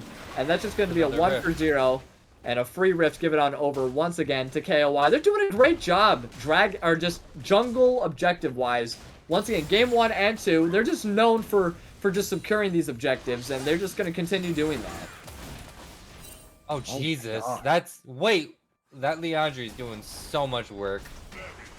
Both mid laners are kind of big majority, like, have a big part in this. Yeah, a lot of AoE damage from both Azir and Ziggs, but I think Azir has a little bit more consistency because he could just throw it and then leave. You know, Shamu has to be in range for his soldiers to work. There's the Chemtech Putrefier.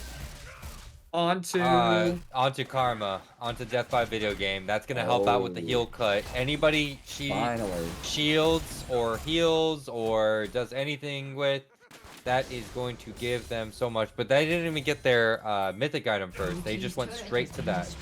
That's kind of understandable, especially with a Senna Soraka. Oh my gosh. He is lucky that he was going for those. Nerves of steel. Yeah, he was confident he was going to check that bush there. A teleport coming in, though, and I believe from Shimuru. Yep, it's going to fall right into the traps here. Frostbite, nice, but that's going to be down now for the Dragon. And hold on 1 second. Poperto is going to go ahead, guns ablazing. Pops an Ornhorn onto the backline, but IOY with the sustain coming in from Hard to Love. The Flash also going to be utilized. Great positioning here. Stet's going to go onto the backline. The Showstopper is going to take out Frostbite immediately. Great job from the engage by Stet. That's going to be 1 member down. Tygoon is going to be the second one here. IOY is going to take that one down here. Roberto trying to start the Dragon, but no. With the 2 members down, it's not going to be in favor of them. Yep, but it's going to pop them over the wall. Unfortunately, is the Leandris going to be enough? Yes, it is. Shimuru. 3 members down here for KOI. CB Starlight easily secures this one. The first Dragon of the game. We saw this before. This will happen again. I mean, this is the exact same thing that we saw last time. First 2 Dragons, KOI. Second, or third, fourth, fifth, and sixth all went on over to CB Starlight, and you don't want them to have 4 Mountain Drakes. That is not let what them have it. Let them have it. I don't think. I know you're being facetious, but that's kind of insane. Well, honestly, especially if Stet gets those 4 Mountain Souls. Woo. I mean, but honestly, at the same time. Yeah, hold on 1 second, Daydream. Oh, go ahead. At the same time, wouldn't you want the Trundle to have Subjugate, set with the Mountain Soul? Of course you do. I mean, either side really wants this Mountain Soul, but it's they don't have any really tanks on the side of CB Starlight. So the less mountains that they give on over, the less tanky Tygoon and Voperto are going to be. Now, I know Daydream is their ADC, quote unquote, but isn't really notorious for the best attack speed, and Voperto can get right up in your face and do a lot of damage. So I don't know if they want to give over any Mountain Drakes. Already being down 1 Dragon at the moment, not really a good position, but they're setting themselves up for this 5v5 really well. And hold on one second, Steph though, in a 1v2 situation, this is not what he wants to go ahead and do, the showstopper to try to get to safety, but this is exactly the picks that KOY need to be looking for, and Voperto is going to be taking that one 4-0, giving on over to the Trundle. Tycoon doesn't really need to get these kills, he just needs to be a part of it. Very nice. All 4 kills also being picked up by Voperto here. That's kind of big. Jinx needs to be on the ball. Only has a Kraken. Next is going to be a Rylion's Hurricane. That's really nice because she needs to get that AoE damage as quickly as possible.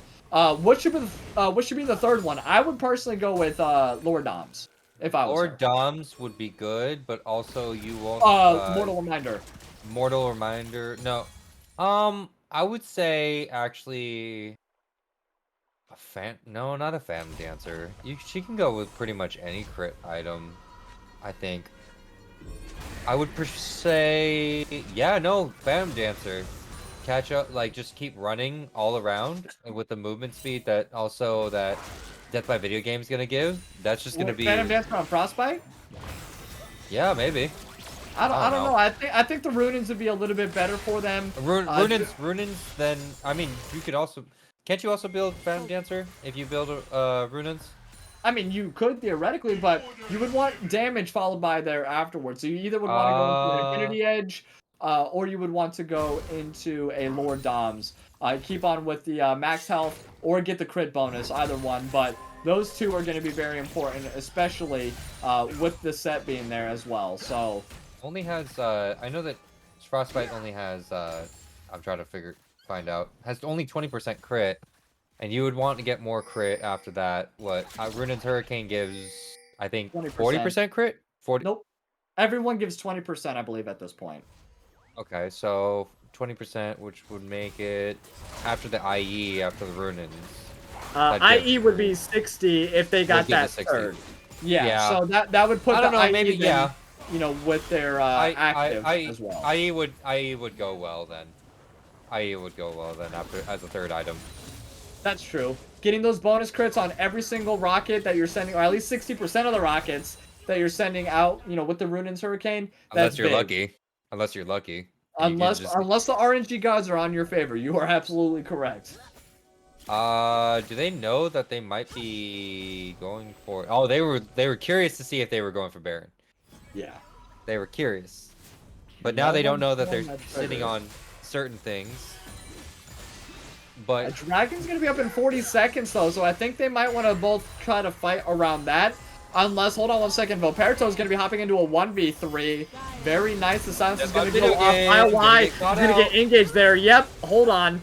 Down they go. Stet is going to pick up that one. Death by Video Game along with Voperto. I don't know if it was a miscommunication, if they were meaning to back or what, but having one key member down around a very important dragon is not the right move. This is either going to be the second dragon given on over to CB Starlight, or the first one going to be given, or I'm sorry, the third one given on over to Knights of Ishtar. But it looks like actually Knights want to start the Baron, trading Baron for Dragon. That's kind of big, but they're not going to fall for it just yet. Two members of CB Starlight trying to make their way down. They don't have a lot of damage with Frostbite being, I'm sorry, with Death by Video Game being gone. Hard to love though, being taken down very low. Lot of poke, and hold on, one from downtown, down goes. Oh, here comes Hard to love from Ventro. And nice ulti, that is what they wanted. They were just trying to debate it in a double knock up here. Stet, like you said, coming in from the backside there, but the damage is gonna be too grand. Death by Video Game makes it out. Shamu from the back line from the Shurima Shuffle, but no, 4 members down here for CB Starlight. Many members taken out too early. Daydream trying to do what they can, and a Mythic Ace given on over to Knights of Ishtar. That's what they needed to come back into it. They baited the Baron. They should have just taken the Dragon, which they did, and then just go ahead and try to siege down the bot lane, but no. They wanted to try to go for the Baron, or at least wanted to stop it, but they had them exactly what they wanted, or where they wanted them to be, and Knights of Ishtar just took advantage of them being too split. They said, okay, we know only a few members are going to step up, and we're going to go ahead. I like what Shamu tried to do coming in from the backside, but everyone just went ahead and focused him. So all 4 members focused on Shamu, took him down with ease, and just too many members coming in like dominoes falling, and that was That was exactly what KOI needed right there, 100%. Look, I do like what Ventro's doing right now. Ventro just got upgraded by Tygoon. Tygoon, that is the best option right now because Ventro is dropping all the damage right now, as well as also picking up a Shadow Flame. Now, we saw what happened last time that somebody kept getting shields and such from other members, but now that I think about it, there's not a lot of shielding going on. I think they're just going for the magic pen. For Knights of Ishtar? Yeah, for Ventro. Ventro picked it up. Benefit, damage. Yeah. So I think they're just going for the magic pen pretty much. But Stet really needs to find something to help with the magic resist and get some magic resist, and same thing with ILY. Well, I mean, the Moon Mirror Shield, or I'm sorry, Moonstone Renewer coming in from Hard to Love. I mean, having that Shadow Flame isn't the worst thing in the world. Plus, the shield that comes in from the Senna ulti kind of big. So having it in the middle of those team fights is going to be kind of imperative. And also doing the extra damage on top of that to people who just get a recent shield, pretty nice. Oh, and also the dragons. If they go for Mountain Souls, they get a shield. There we go. Okay. I small that. I small No. Not at all, but, you know, the Mountain Souls are only going to add on to that, like you said, for the side of KOI, so that plays into the Shadow Flame here, but that doesn't mean that they just want to give up these Mountain Dragons, though. Definitely not. They need to be playing with Ventro, they need to be sieging, utilizing this Baron as much as possible for the next couple of minutes. You know, they have a somewhat decent clear here on the side of CB Starlight between Shimuru and Daydream, but I mean, with those bombs constantly coming in, along with the rockets, now she has the she has the Ruinous Hurricane. Picking up now, I believe, is going to be an Infinity Edge for Frostbite. I mean, Jinx is going to be big within the next couple of minutes here. She just needs to get a couple of kills. That's her only problem right now. Yeah, it's kind of sad. I mean, the farming aspect, she has a kill. Yep. She has a kill ahead of Daydream. But I'm also very curious where Daydream is going with this build, because no mythic item yet. Has the Gwynsu's Rageblade. Has the Bork. I'm probably seeing a Kraken Slayer build here? I was gonna also say Kraken. I think Kraken would be the best case scenario right now, yes. Yeah, that does seem right. And I'm just kind of I'm enjoying some of this build, but I don't think it's enough because Roberto is very strong. Roberto has the majority of the kills. They're literally just this is mean. They're gonna have to get some kind of vision. If Hard to Love steps up too close here, all right, they're doing a nice job trying to zone out as much as possible, but Shimuru could be the focus of all the attention here. Oh, he's gonna go ahead and a brazen bold move over the wall. Tygoon gets the kill, but that was insta-death there for Shimuru, and the Ornhorn's gonna get popped onto the backline here. Only hits one member, though. Unfortunately, Hard to Love is gonna get taken down. Frostbite, nice job positioning with those rockets. Are huge right now. The showstopper onto the backline. Stet trying to do what he can. Frostbite, flash forward, and a double kill given on over to Stet. That's really big. 2 members down here for the side of KOI. Ventro doing a great job landing bombs onto the backside there, and that is going to be 2 for 1. Both sides don't want to be going into it. A third dragon for either team. CB Starlight's going to push down mid, so they're going to keep on that siege. They're going to give up the third dragon here to KOI. What a great job. 2 for 1. Shimuru with a last-ditch effort doing that Emperor's Divide. Hold on, but a teleport here comes in from, it looks like Stet tries to focus on Roberto. Blue team, though, going to focus and does get the dragon. Stet is not gonna let that fly with ease, but he has no choice. Shimuru's gonna go ahead and teleport to the backside here. Tries to do the blasting plant. Falls to Stet. A big shutdown giving on over to Stet there. The constant back and forth. Yeah, Tygoon taking the detour route as he tries to get to safety here. Has the blasting plan available, so he's fine. No, they're not gonna let him out. Don't let him out. Don't. Yeah. No, yeah. He's good. He has the dash. He has the everything. He's okay.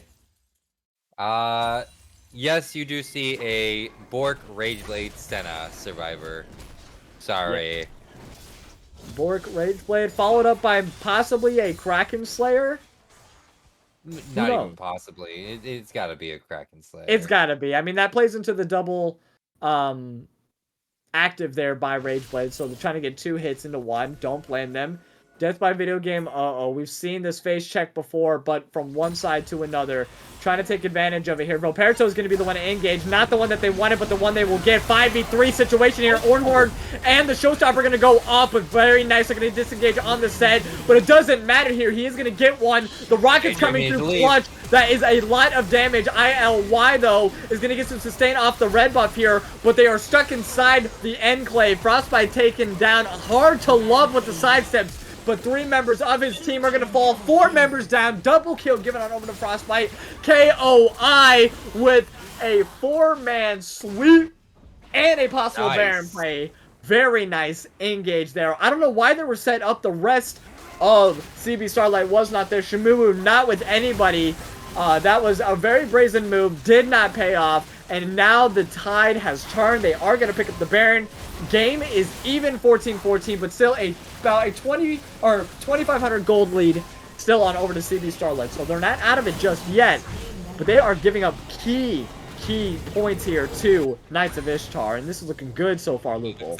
IE from Jinx, and looks like might be going another crit item. Yeah, I think Infinity. Ooh, no, I already got the IE. I might have been right for the Phantom Dancer. You might have been right for the Phantom Dancer, actually. I might have been right. So she's going to go Phantom Dancer into maybe a Guardian's Angel? Or does she want to go ahead and round that out with a Lord Doms? Because like you said, the Chemtech on Karma, she doesn't really need a Grievous Wounds item. No, she doesn't need one. Honestly, I would not be surprised if the GA might be just to finish that off. Just to get the 100 crit and also the ability to live again. Oh wait, not the 100 crit. That doesn't give crit. GA doesn't give crit anymore. No, it does not. No. So I mean, they might be just going for that, the GA after that though. It's a possibility. Yes, sir. I'm surprised that these teams are face checking as hard as they are this late into the game. They should be expecting anything at any key moment in time. Sweepers or a Farsight are going to be very important for every member of this game here on both sides. All right. So Tygoon also built a Themis chain, and he has targeted the Azir. Oh wow. The siege, though, coming in here from Knights of Ishtar. Once again, Frostbite with those rockets. And hold on one second. Along with Ventro with those Ws. And now they have the Baron at their disposal. Like, this is a problem. Setho, the nice flank under the back line here. The Showstopper's going to go ahead and pull Ornn into it. Tygoon goes down first. It's going to be a 4v5 in favor of CB Starlight. But that poke and that zoning that they have on Knights of Ishtar are big. 50 seconds now on the Dragon. Nice engage from IOI. Doesn't quite land it, though, unfortunately. Ventro's going to hop out of there with the blasting, or the explosive there. They need to get on Ventro. They need to get on Ventro. Ventro's the one that's keeping this team from being able to initiate the way that they want to. I mean, Stet's ultimate is about to be back up. Yes, it is. Yes, it is. ILY could engage, but no, he's not going to do it just yet here. Dragon's up in 15 seconds, so this is kind of big. Tygoon still down for the next 10 seconds. Might not make it up just yet. They're going to shove mid.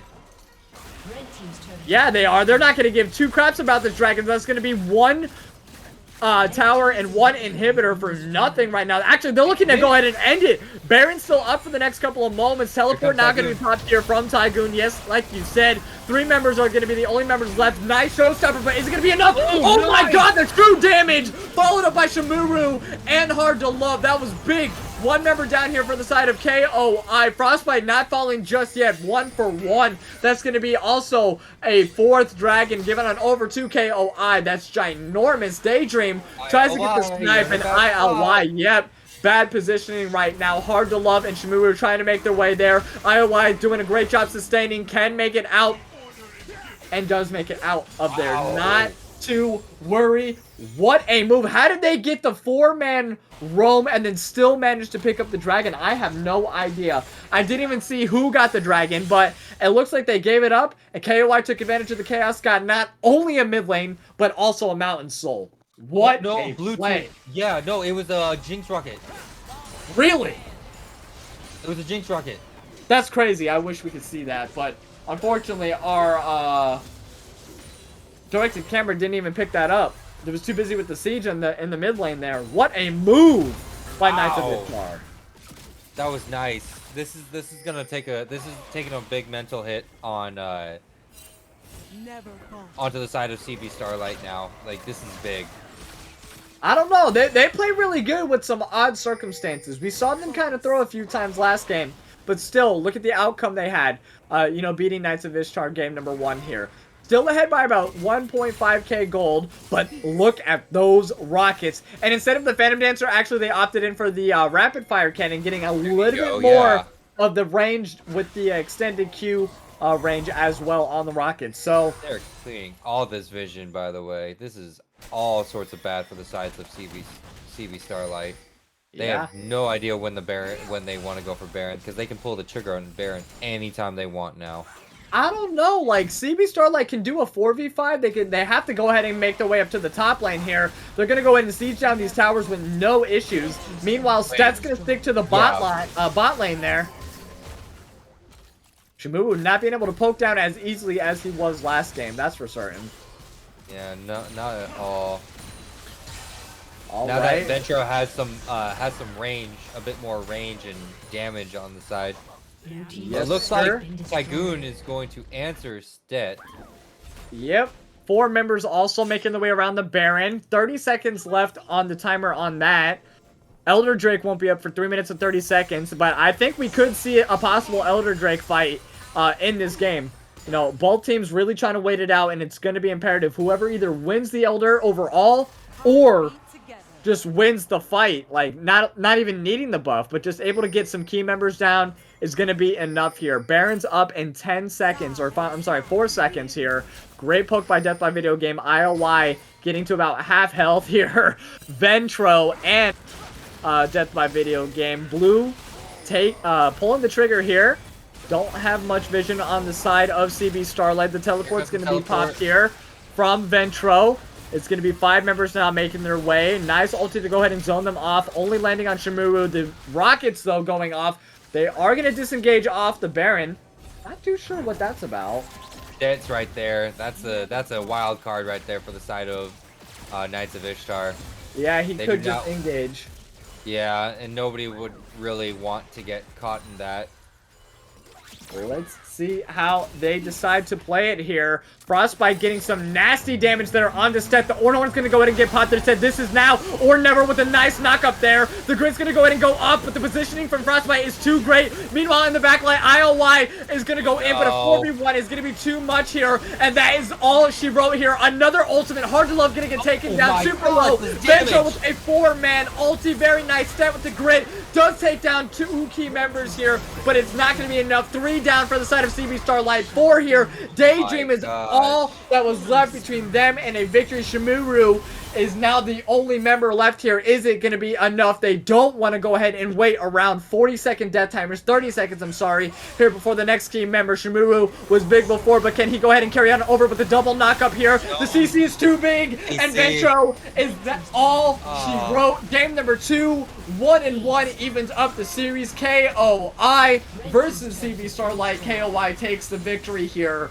and wow. Nice job, boy. Nice. What a back and forth series so far between these two teams. Evens it up 1-1. They said, you know, Karma, it seems to be the deciding factor here between the two. You know, KOI picking it up in game number 1 here. The Chemtech Putrifier also coming in clutch, but what just an unfortunate positioning on the side of CB Starlight. You know, just getting caught out, taking a little bit too much damage there. Ornhorn being called out by the side of KOI to go ahead and pick him off, and you guys saw the rest from there. But let's go ahead. We're going to get set up here for game number 3 as we go ahead and try to see who takes the lead in this series. It is now even 1-1. Knights of Ishtar versus CB Starlight. Do not go anywhere, though. We'll be right back.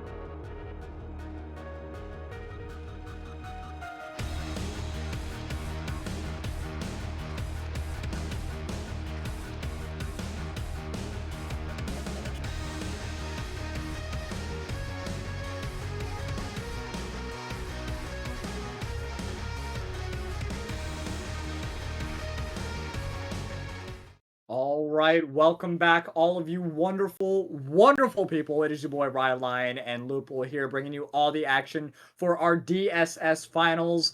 Game number 2 went ahead and the victor went on over to Knights of Ishtar here. Gonna go ahead and even out the series 1-1. Game number 3 is gonna break that, and Lupul, I mean, what are your thoughts going into game number 3 here? Like, just the constant back and forth. I mean, it can go in anyone's favor right now, and we're looking really good for a game number 5. But who are you leaning towards now going into game number 3? Keep Ventro away from any poke champions, and I think they're okay. You know, like a Ziggs.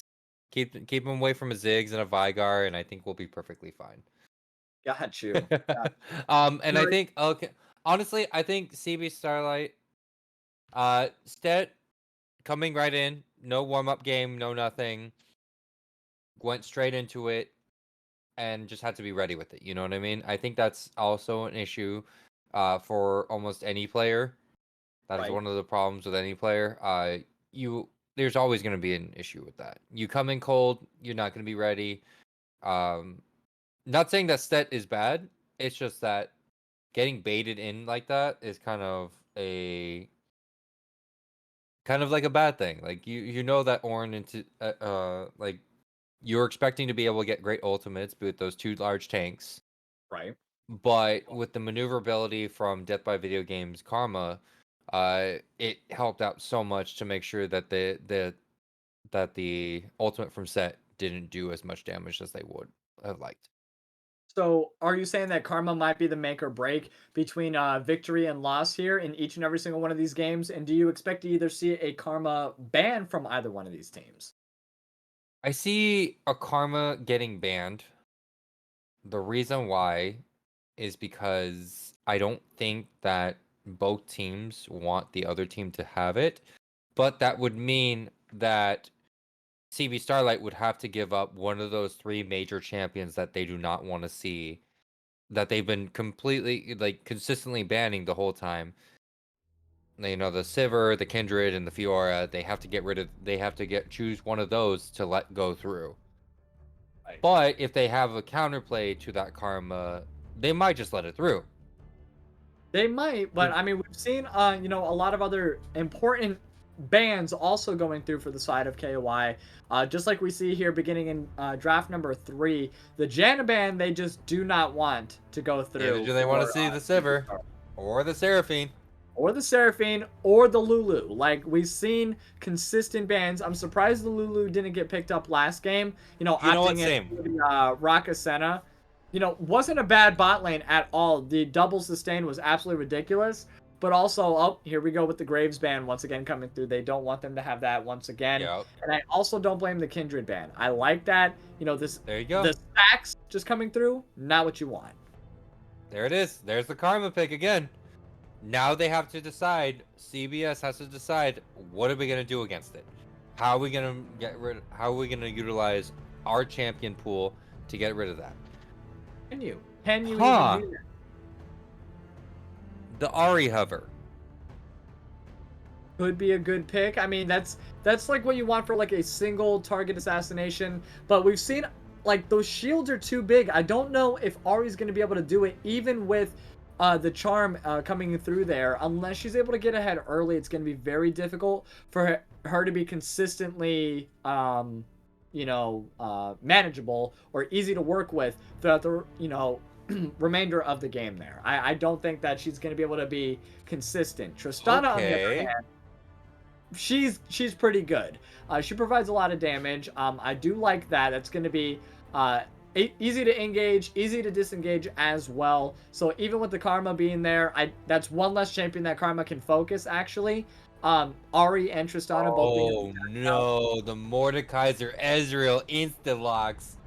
Holy crap. That's I expect each and every single player on CBS to have a cleanse of some form now. Yeah. A Summoner Spell, Banshee's Veil, a Zhonya's. Take your pick. Yeah, Take your pick. it's pretty interesting. I mean, Hey, there you Mordekaiser has go. been a very big key component to a lot of people's gameplay over the past couple of days. You know, being able to ulti out key members, forcing members to go ahead and build that QSS, throws off the remainder of their build or the final parts of their build. You know, it's definitely a big champion, that's for certain. But Gangplank, the Gangplank global ultimates orange. are definitely important there. You know, I've played with a few important Gangplanks. We've also seen a few very important Gangplanks. Those barrels come late game, 1200, 1400 damage. I mean, you know, once you group up and you're able to play around those jungle objectives, that's where the barrels are going to come into play the most. So, CB Starlight depends And on how apparent Gangplank's going to be inside the game. That's for certain. That is I for mean, certain. Gangplank late game is kind of scary also with Crit Plank. Not to mention Gangplank orange can stop Mordekaiser's ultimate. Correct. He insta gets out. He insta gets out. Now we see this is different secondary bans, second round bans. Yep, We see Yumi ban, the Renata, and then also Poppy and Sejuani. These are very different bans. They are instantly going for Hard to Love.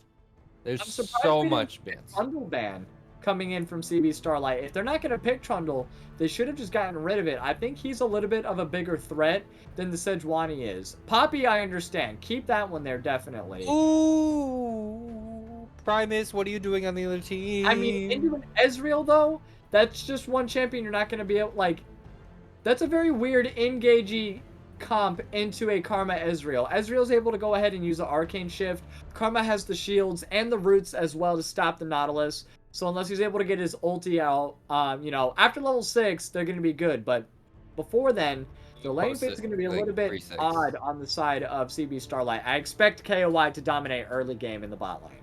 Oh, yes. Yes. The Orin gets through yet again, as we expected. So that's a Mordekaiser jungle, as we can see, which is going to not be wonderful for the bot lane of CBS, because probably insta gank as soon as level 6 comes up. Right. And what do we got for our mid laner? What do you have for us, Ventro? Yeah. Do we see another Ziggs? Doing really good. Wait a second. Wait a second. Is that Mordekaiser mid? Maybe. Is that Ventro? Was that a misclick? Let's find out. I'm actually kind of curious. Nope. Nope. Like Nope. There is no misclick. That's legitimately what they're picking. And what do we have in response? There's the Trundle. That's what you want to see. Okay. I really am gonna be favored, so I'm gonna start the predictions off here for us. I apologize. No, please do. Please. I'm gonna go with CBS on this one. CB Starlight is going to win game number 3 here, and a big reason is the Trundle and the Tristana. You know, that Lee Sin, I don't know. I have no idea what the hell that is. Like you said, it could be a Mordekaiser mid lane. That's a little bit odd into a ranged champion if it's Ahri. I mean, which it definitely is Ahri. You know, so I'm not too sure about KOI unless there's gonna be some heavy roams coming in and some insane picks, but I don't know. I mean, okay, I will agree with you. I'm saying, like, I'm not kidding with this. I'm going to embody our other caster master, you know, Loki Bear right here for these games right here. I'm going with CBS again. I'm not losing faith in this. These are legitimate underdogs. CBS is legitimate underdogs. Came out swinging. I think last game was kind of one of those kind of games that, yes, that went sour. What happened? Bit of a I think some sort of technical difficulties happened. Sorry, they went out of champion, so we couldn't even see what was going on. Oh, there was Just There was an order issue. yeah, that's all right. That's fine. We can.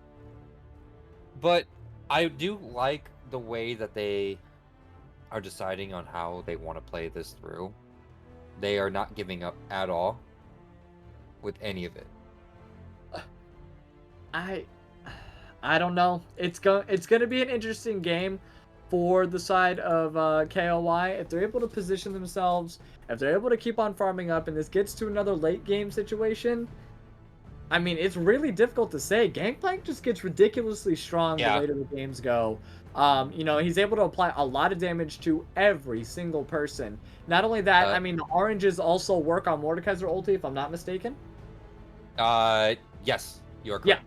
So that's one member automatic Mordekaiser cannot touch right there. On top of that, you know, everyone else just has to get either a QSS or some kind of you know, Ari can just dash around, so she's fine. But I expect a lot of the members to be focused are going to be Trundle and or Nautilus.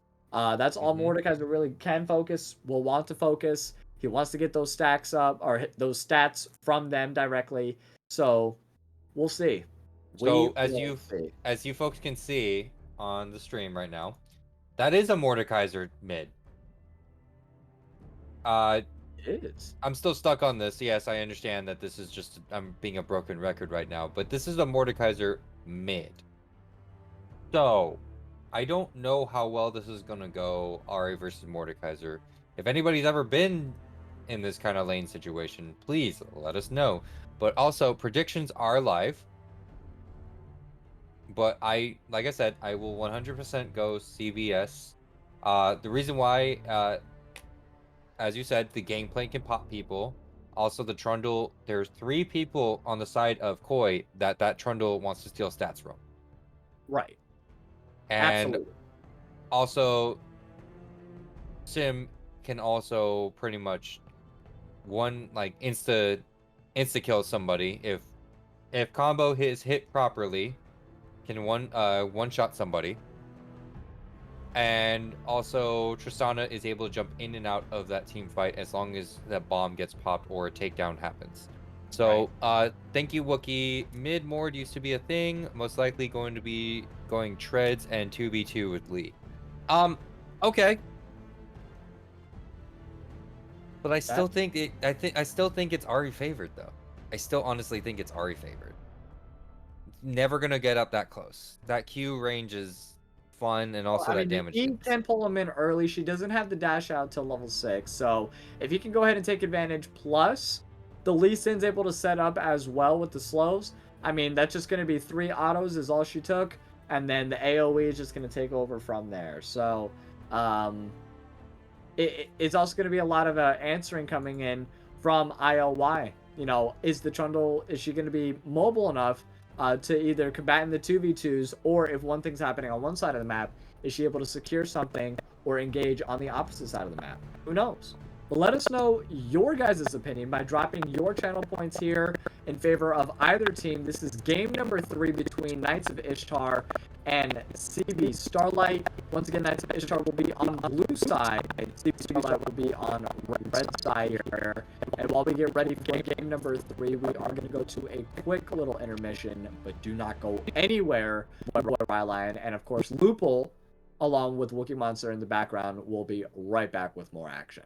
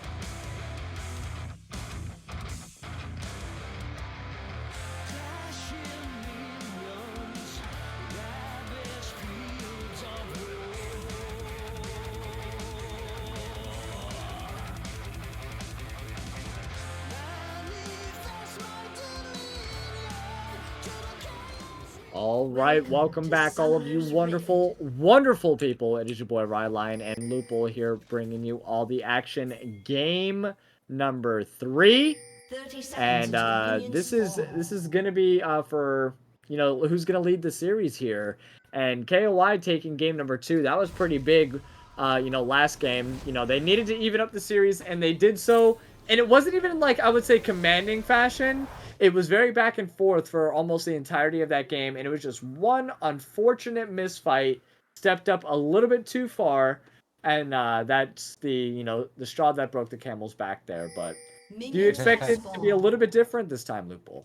I do. I mean, last game 2, Koi did ban out the gangplank, and Stet is able to get the gangplank this time around, which is very, very interesting. So let's see the reason why they were kind of concerned about that champion in Stet's hands. Absolutely. We're gonna see a basic start in the for junglers.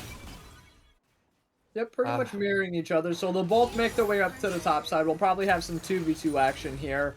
But one thing, Tycoon doesn't have Flash, and he has the spellbook as well, as you pointed out earlier. So yes, Stet is looking to, and he's going to be able to very successfully get those grass procs off very quickly here, and a lot of them early. So same thing with Shimuwu here, is going to be able to poke down with those autos. Not a Q action, but Loperto, nice early gank here into the mid lane. Lots of damage onto Shuru. The E is actually going to land the flash, not being burned just yet. That was big from very the side dangerous. of Ishtar here. Didn't opt in for the Q, actually. Got the W for the level 1 spell. Not sure what she unlocked level 2. Let's find out here. Probably the Q. Actually, it was the E. Nope. No, you're right. You're right. It was the Q. It was the Q. It was the Q. I was just pulling your leg. IOI though, making a win. Nice. And get the charm off, hitting level 3 very easily. Yes. The first blood, burning the flash and the ignite there. Ventro, not sure what just happened, but burned their ghost and their flash as well. So very nice pickup for CB Starlight earlier, and that's the first, or not the first, the earliest. First blood that we've seen in the first while here. Loperto, though, making the way to the top side here. Stet, not sure if they can do a 2v1 at this moment in time, but some damage is going on here. The blue and the red on Loperto. Oh, with the return Q, the Lee Syndrome.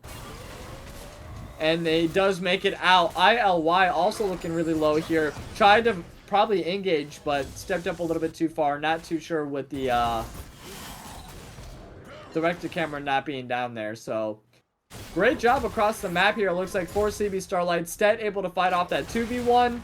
Loperto getting pretty low there. Tygoon, not being able to follow up as easily as they thought. Also in the bot lane, ILY getting taken down quite low. So lots of action all over the place, Lupul. And here, once again, in the mid lane. Ooh, nice charm. Getting those 3 procs AoE and forcing the flash there from who was ILY. Yeah, thank you, ILY. You're welcome. Has the Hex Flash though, so I was confused for a second, but hold on one second. In the bot lane, a nice Q is gonna land. Death by Video Game is gonna get engaged, forced to flash. Unfortunately, the E proc's not gonna go off fully. Daydream though, getting taken down quite low, and in return fire from Frostbite and from Death by Video Game. That's big. These lots of things happening. These ganks are insane right now because both junglers are more active than they have been the past 2 games, and they both are looking for blood.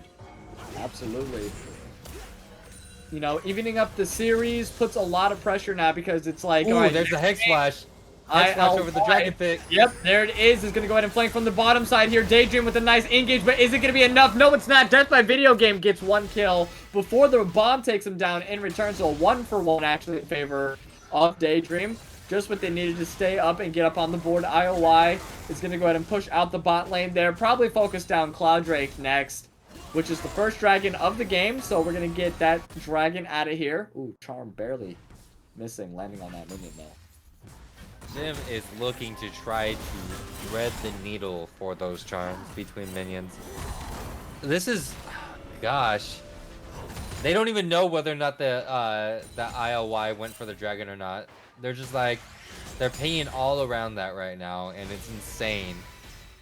Yeah, I mean, it's really going to just be like a farming kind of game. We have a double Sheen here on the side of CB Starlight, so we know exactly what they're wanting to do is fight and do a lot of damage here later on in game, early in game, all the time in game they want damage. So I expect, you know, ILY to make their way to top side here. They have the pillar, stops Tygoon's disengage, doesn't have flash available, so, you know, this could be an easy pick here for them if they decide to make their way to top side. Or they can shove, the bot lane can shove out bot, clear all the vision, go straight for dragon, then probably go mid right after that. That's a good move too. Pretty solid. This is the reason why I'm only low gold. And these people are our higher elo team. I'm just having a jungler mindset, sorry. Oh, also that. I like that lookout, but hold on one second. Hard to love along with Daydream. Nice ultimate from the Gangplank to force the flash. Unfortunately, E proc's not going to be enough. Daydream almost gets press the attack proc off onto Frostbite here, but the flash and the arcane flash here. Oh, dashes a little bit too soon before the Q proc here. Shinuwu, though, making their way with the Spirit Rush. Nice Q is going to land by Hard to Love, and that's going to be two members down here for the side of KOI. CB Starlight is going to set up now for the Dragon, possibly with 4 members down here on bot side. But not before. Took out Stet. Oh, Tygoon did take out Stet? Yeah, with Ignite. Okay, dance underneath tower, I'm assuming took a little bit too many tower shots. No, from right underneath his own turret. Oh, wow. Okay. Ornhorn was popped, it looks like, as well. So just to keep everybody posted in that top lane play. So yes, Ornn was able to get that first kill in that top lane on their side. Love to see that. Yeah, it's a little bit a different playstyle than we've seen the past couple of games. We haven't seen this much aggression coming in from either side. But CB Starlight definitely fighting a lot more than they have. I gotta say, okay, and Tristana picking up the Kraken Slayer, which is great on Tristana with the 8 minutes in, by the way. Yeah. I have to question ILY so much right now. Had so many opportunities to get it for that dragon. Had such an advantage in the bot lane, refused to go for it. Had Sheen also. I'm sorry. I have to question it sometimes. No. As a jungler, I would have gone for it. It's just Cloud. Yes, I understand Wookiee, it's just Cloud, but it's still, that's a dragon. That's an advantage. That's movement speed that Trundle or even Ahri can utilize. Yeah, you know, a little bit of movement speed, I guess, never hurts. Hex is going to be the next one, though, like you had mentioned just a little bit ago.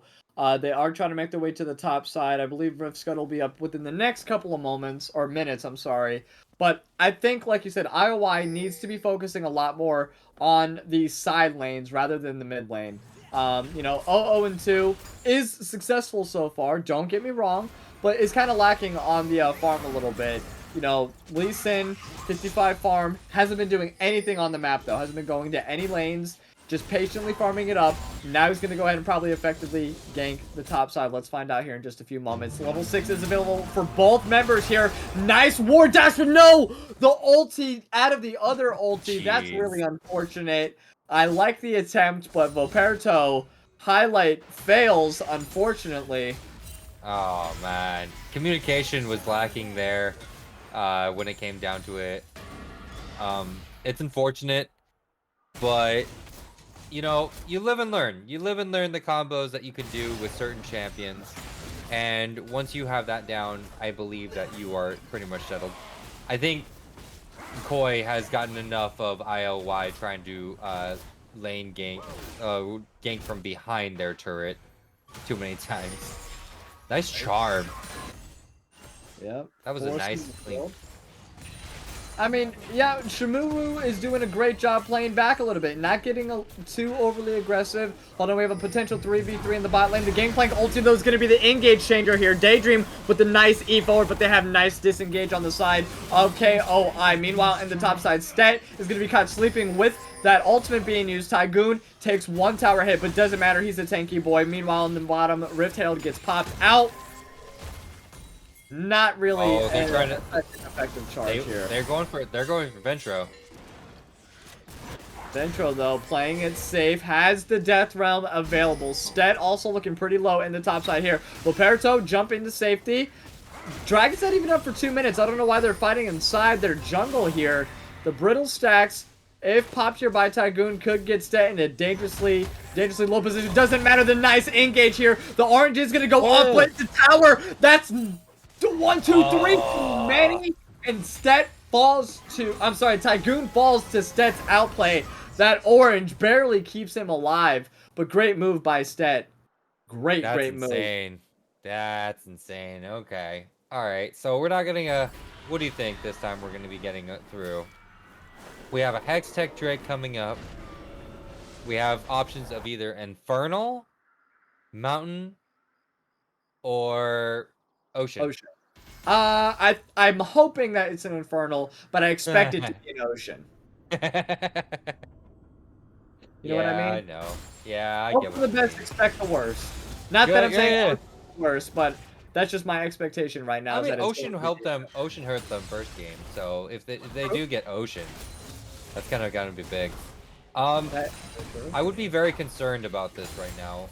No vision in that top side river for the side of CBS, and also Tygoon is starting to hurt a lot, but Stet chooses to go for the Triforce again. Oh, misses the Ornhorn, unfortunately. Tygoon, great sidestepping here from Stet, doing a great job trying to kite out Voperto, but unfortunately the R is going to land automatically with the point and click. The Q is also going to be a nice follow-up here. The orange is to keep him alive. It is not going to be enough. The fancy feed, but the way the RNG gods is making his way to safety. Nice execution, but no, the flash forward, misses it, unfortunately. There goes the true shot barrage, takes it down from downtown. Daydream, though, gets the return kill 1-1. Oh no, the Death Realm also being up, and the Shadow Realm is going to be enough. Shutdown picked up here, and that's going to be 3 members down here for the side of CB Starlight. Hard to love trying to get the safety, but Ventro, wow, what a follow-up. Close back and forth. But it looks like KOI proving to be the victors in that one, and that was... I mean, Voperto barely making it to safety off that one. It was just an unfortunate misclick by Daydream, autoing a minion there instead of Voperto, and that's the only reason why he got away. Feels right. Feels so bad. Honestly, I think if Daydream got that kill on, what was it, on Voperto, I think that Stet has triumph. I'm not entirely sure. Oh, hold on 1 second. Heartblood's going to engage, but actually no backup right now. Q is lingering for the Lee Sin, but he's not going to pull the trigger on that. 10% health on Heartblood. And this is going to be a very difficult Hextech Dragon to you know, get here for the side of CB Starlight. That's a lot of aggro coming in. It's going to focus its attention. Shimru's going to go ahead and poke from the back line. Nice charm! Followed up by the Frostfire. I'm sorry, by the... Everfrost there. Ventro, meanwhile, in the backline. ILY is trying to do what he can to stay alive, but it doesn't matter. Ventro's going to get taken down here. Double kill now, give it on over to Stet. Daydream's going to hop onto the backline, but Death by Video Game has a quadra kill. What? Give it on over to Stet. That's giant. And it is picked up by Daydream. I didn't know 4 kills were given on over to Stet there. I was so focused on Daydream on down Death by Video Game that I didn't even support 4 kills. That's the difference in the top side. Game 2 and game 3. And an Infernal Soul, my friend. There's an Infernal Soul. I hoped it was, and the gods are gracious. Wow, that's crazy. Hope for the worst, expect the most. Wait, what was it? Hope for the best, expect the worst. There you go. I had it backwards. My brain can't keep up with my mouse. What is the name? The Q's are gonna land on Shimru, but he might have no mana. The charms are gonna land. Oh. Support by the remainder of his team, though. Spirit Rush is also not going to be up for a couple moments here, but the Gore Drinker is going to be there. Gore Drinker ultimate. Yep, There's that. Gore Drinker ultimate. Lots of damage and a great healthy shutdown picked up by Voperto. That was 200 gold on top of this, so 500 gold to the side to Voperto. But they have no idea that ILY is taking that second Rift Herald. Very true. Which is good. Which is good for them because they can now open up that mid lane. Well, they know now. Oh, here we go. Nice engage here from Heart of Love and Daydream, and the bomb finally is going to land. Daydream picks up the kill there onto Death by Video Game, and no amount of shields are going to save you from that one. Tower number 1 is going to go down here from the Rift Herald potentially. Yep, there she goes. Shelly does get popped, taking down tier 1 mid tower. It's going to be the second tower down here of the game for CB Starlight. Still no towers taken for the side of Knights of Ishtar. Failing to do so at the moment. Do have all the bounty gold available though for it. And also, it does look like they got shutdown golds on Daydream and Stet. Very hard. And they just have that on cooldown now. They know exactly when that blue buff's going to be up. Yes, sir. They've been doing a great job just commanding macro-wise all across the map. Ahead by about 5k, almost 6k gold here for CB Starlight. I mean, that's been a consistent thing, though, between all 3 games. The gold lead has been in favor of CB Starlight. The team fights, though, they kind of get a little bit overzealous. Tend to give up very important shutdown gold, and that allows them to come back. Even though they're ahead in gold, though, it allows them to get secured very key, crucial items for the side of Knights of Ishtar, and that might be all they would need there. Frostbite, you know, only has currently a Trinity Force. Once he has, you know, an Essence Reaver, you know, then he secures his boots, which I believe most of the time he goes boots of Lucidity, if I'm not mistaken, correct? Yes, but I don't think that Essence Reaver would be helpful here. He did build Triforce. Yeah. Okay. Ooh, instead of a Divine? That's crazy. Yeah, instead of a Divine. So, in other words, he's just going straight to the more mana. Okay, you're not... Yep, you are definitely correct on that one. Wants the more mana. There's... Yeah, there it is. Probably going to be building that very soon. Very close to it, if I'm not mistaken. Not close enough, though. About 500 gold off. Death Dance Gangplank is what Floppa Matt 196 says. Ooh. That's gonna be a funny thing to see. Yes, I would not doubt that if that, yeah, because that's just gonna make it so much harder for Tygoon to actually deal with. I can empathize with that. I can definitely empathize with that. And Stet's doing a great job poking down Voperto, though. And hold on, Ventro's gonna use the death run now on the ILY. The Gangplank ultimate in the back line. ILY has enough sustain, though, to go ahead and keep up. Great E to pull them into tower, but no. Everyone is gonna back off from there. Yeah, Subjugate popped after the ultimate, which is exactly what ILY wants to do. So he probably doesn't want to focus on getting a Quicksilver, but looks like they might be doing that, actually. Already getting the mantle early on. Probably getting a Quicksilver here afterwards. If not, straight for Dragon. They're gonna wait for Dragon. I mean, sure, waiting around is kind of but you know, that's an understandable play. They're pretty healthy. They're healthy. They have all their sums. They're taking the vision control as well. I like that. Good Heart to Love. Daydream's just waiting onto the backline here. Hops to a ward. Voperto does make it out of there. Dragon's up in 10 seconds. Tygoon will not be available. Does have teleport. Same thing with Step, but I don't think he's going to come in, though, with 30% health. Absolutely no vision in the actual pit itself. So that's the disadvantage here for KOI. CB Starlight might be taking this one with ease. Great Charm's going to land, and a big pick here. Death by Video Game. ILY takes the kill, though. Going to put him up on the map, finally. 1 kill for ILY.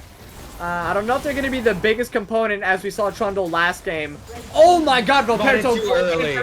but a little bit too early. But And the bomb is going to be the key component to take him down. Roberto, valiant effort, but no, not enough. Meanwhile, across the map, Tygoon also falls to Stet. Frostbite trying to avenge his buddy in the bot lane there. Misses the W, unfortunately. The exhaust is going to go off. He has this in the bag, and he's just playing with this food in a nice, fat stack goes on over to him. But meanwhile, the other 4 members of CB Starlight taking the Baron with they know. They know. Members of KOI have fallen. Ooh, that's back off. Back off. Yep. This is a no fight zone. Then you don't want to fight this. ILY super low is able to go ahead and dodge 1 Q, but is it going to be enough? Just like video game, along with everybody else will be there. Ventro though secures the kill, and now a teleport being popped. Not sure by by the Ornn into the top side. They're now going to start the Baron themselves. KOI returning the favor. They don't want to fight this now, and it looks like they will be securing that. KOI playing patiently. And that is how you do it in the big league, Lupul. Okay. Yeah, I'm actually kind of surprised that neither Sim or anybody wanted to try to fight that. I mean, sure, Stet just popped the Gangplank ultimate just to see, but objective bounties have fallen off. Yeah, that is a Death Stance Gangplank, by the way. Blue team's turret has been destroyed. All right, Death Stance on the Gangplank. It's going to make his survivability a little bit more than it already is with his oranges and sustain. So let's see what we have here to answer that. You know, we already have, let's see, everyone has their mythic item, any kind of secondary item though, built by anybody. Only the Muramana, it looks like, from Ezreal. Yeah. Oh, it looks like Karma's actually building the Chemtech Putrefier as well. Again. Very nice. Okay. That was pretty big last time, but they don't have as many heals. So I don't know how important that is. I mean, it might be good for the Trundle, of course, and you know, it doesn't hurt to have it, I guess. Sorry. No, you are completely fine, my friend.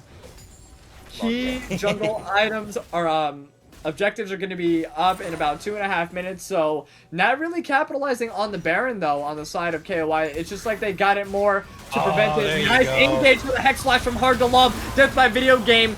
Stays on though by a sliver of health. The Ornhorn though, along with the Death Storm to take out key members. 2 members fall here for CB Starlight. ILY is going to be 3rd member here. They only had a 3v5.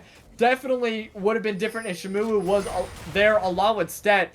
Stet though is able to make it out, getting some nice return damage though. Ventro is going to keep on engaging though. Tygoon is going to go ahead and flank from the top side. There goes the passive popped in from Ventro. Frostbite and the rest of KOI going to take him down with ease. And that's just easy money here that does not need to give it on over. Can we talk about Stet's happy feet?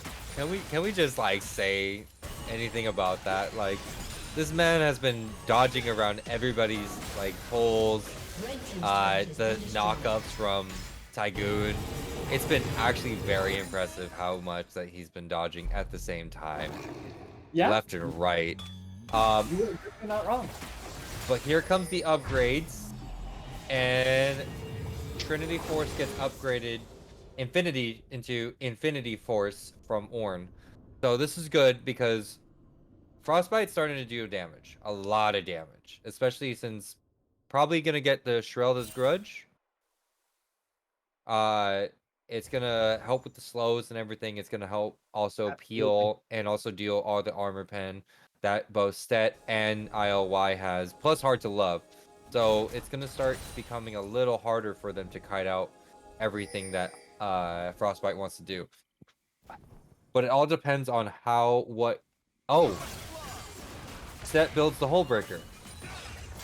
I don't know about that. Hold on one second. Ornhorn getting popped though. It's gonna hit 3 key members. Very nice, but it doesn't matter. The return fire onto Volperto. Very nice. Ventro though is gonna focus down Stet. That's gonna be 1 member down. Ventro though is gonna be the key member. That's gonna be 3 back to back double kill, I believe, going over to Daydream. He is on a rampage so far. ILY takes on Death by Video Game. That's gonna be 4 members down, and that is gonna be a free dragon now given on over to CB Starlight. 20 seconds. I mean, it looked good so far with the Ornhorn being popped up. It's just, I'm not even sure what happened there. Daydream is unlocked something. 9 and 3 on the Tristana, has the Phantom Dancer, has the Kraken Slayer, and I think it really came from Stet's barrels is where a key portion of the damage came from.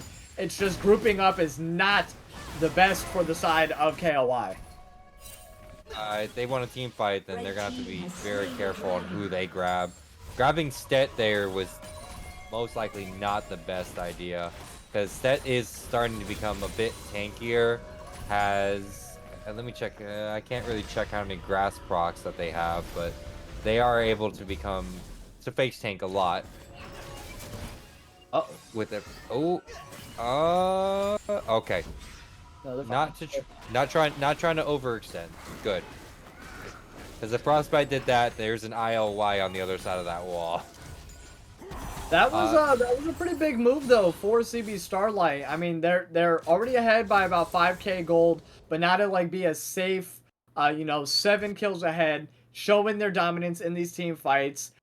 Dragon's not going to be up for 4 minutes, but that next Baron's up in 1 minute here. So let's see if Stet might actually be caught out. The Ornhorn's going to get popped here. 3 members of KOI are going to make their way. The ultimate's going to go down to try to slow him. He is going to be dancing inside his own barrels as well, and that's a lot of damage. Roberto has to ulti to get the safety to the flash forward. He wants it. He's got it. And Stet is just showing up and showing out. Gives up his life, but it doesn't matter. On the other side of the map, Ventro now facing a 3v1. The death round's going to go off. Hard to Love is going to be target of that, and he has to get to safety. He knows the other members are going to be dancing around him. He's like, nope. Not worth getting the kill. I'm Not out. worth it at all. Looks like also that Ventro picked up that demonic embrace, so AP is going to be starting to skyrocket. Doesn't really have to build too much. Oh, nice pillar from ILY. There is a Frostbite on the other side of that wall, so I don't think they wanted that much. I don't know. Ezreal is just such an underwhelming pick comparative to the Jinx. I mean, she was such a dominating force, being able to poke with ease, being able to do a lot of damage consistently, not just the Qs, because, I mean, it's a skill shot, not an auto attack. You know what I mean? Being able to have the rapid fire cannon along with the Runin's Hurricane, and having 3 rockets hit a majority of the team, that's just a lot of damage that they're just not having this game. And you can see the that charm almost gets him. That pixel. What? It's the fact of it's a funny thing. I actually just learned about how if you skill shot up instead of down, you have like a larger margin of missing. I know it's kind of weird. It's my first time hearing about it, but I just learned it like 2 weeks ago. And I'm a bad caster. I like what Stet is doing constantly, just applying pressure, always showing his presence around the map, just being like, okay, if the 5 of you are going to be around Baron, then I'm just going to go ahead and take your bot lane. Or if you're going to be around Dragon, then I'm going to go ahead and take your top lane. That leaves the other 4 members of his team able to secure these objectives, or at least push and force team fights, because even if they're giving up one thing, on the other side of the map, they're gaining something else. So I like that move a lot. The True Shot Barrage is going to go ahead and collide with the Baron, but not really anything else. Tygoon does have teleport available. They have to pull the trigger on something here, and I'm talking about on the side of Knights of Ishtar has to pull the trigger on something, because Stet can steadily push in things with that hull breaker. Very true. Tygoon's trying to hit that cannon. It's not really working in their favor. So Perto is landing some really nice Qs. If he wants to go ahead and try to go for a dash, there it is. There goes the engage, but nice CC comes in. The Q's gonna miss. Flash forward. There goes the ultimate coming in from Gameplay as well. ILY in the back line, but he's gonna get focused down by Perto. The pillage trying to get him to safety, but it doesn't matter. Stet now is the major focus. Frostbite is on a killing spree, takes him down first. 3v1 situation here. Tygoon goes down. Meanwhile, on the backside, very low though, but does make it out. Daydream trying to do what he can, but a big shutdown picked up by Death by Video Game. The other 2 members of CB Starlight fall with ease and Mythic over to KOI. Double kill picked up by Frostbite. And that was such a split division side from CB Starlight, and great job picking them off. I mean, there was not a whole lot that they could do. I think Stet should have just stuck to the bot side there, kept on pushing it out, allowed Tygoon to teleport in. He knew he was going to give up something, and I mean, they just didn't stick to the plan. And now KOI got a Mythic Ace with the free Baron on 4 of their key members. And they can go straight. let's take a look at that replay really quick. Sorry. Yeah, Let's go take a ahead, look at it. Lupul. Break it down So, for us. Basically, look at the backside.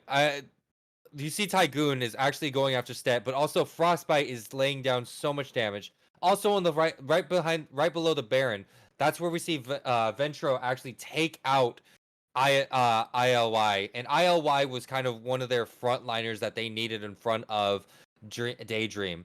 So that's where everything started falling apart because Ventro was not.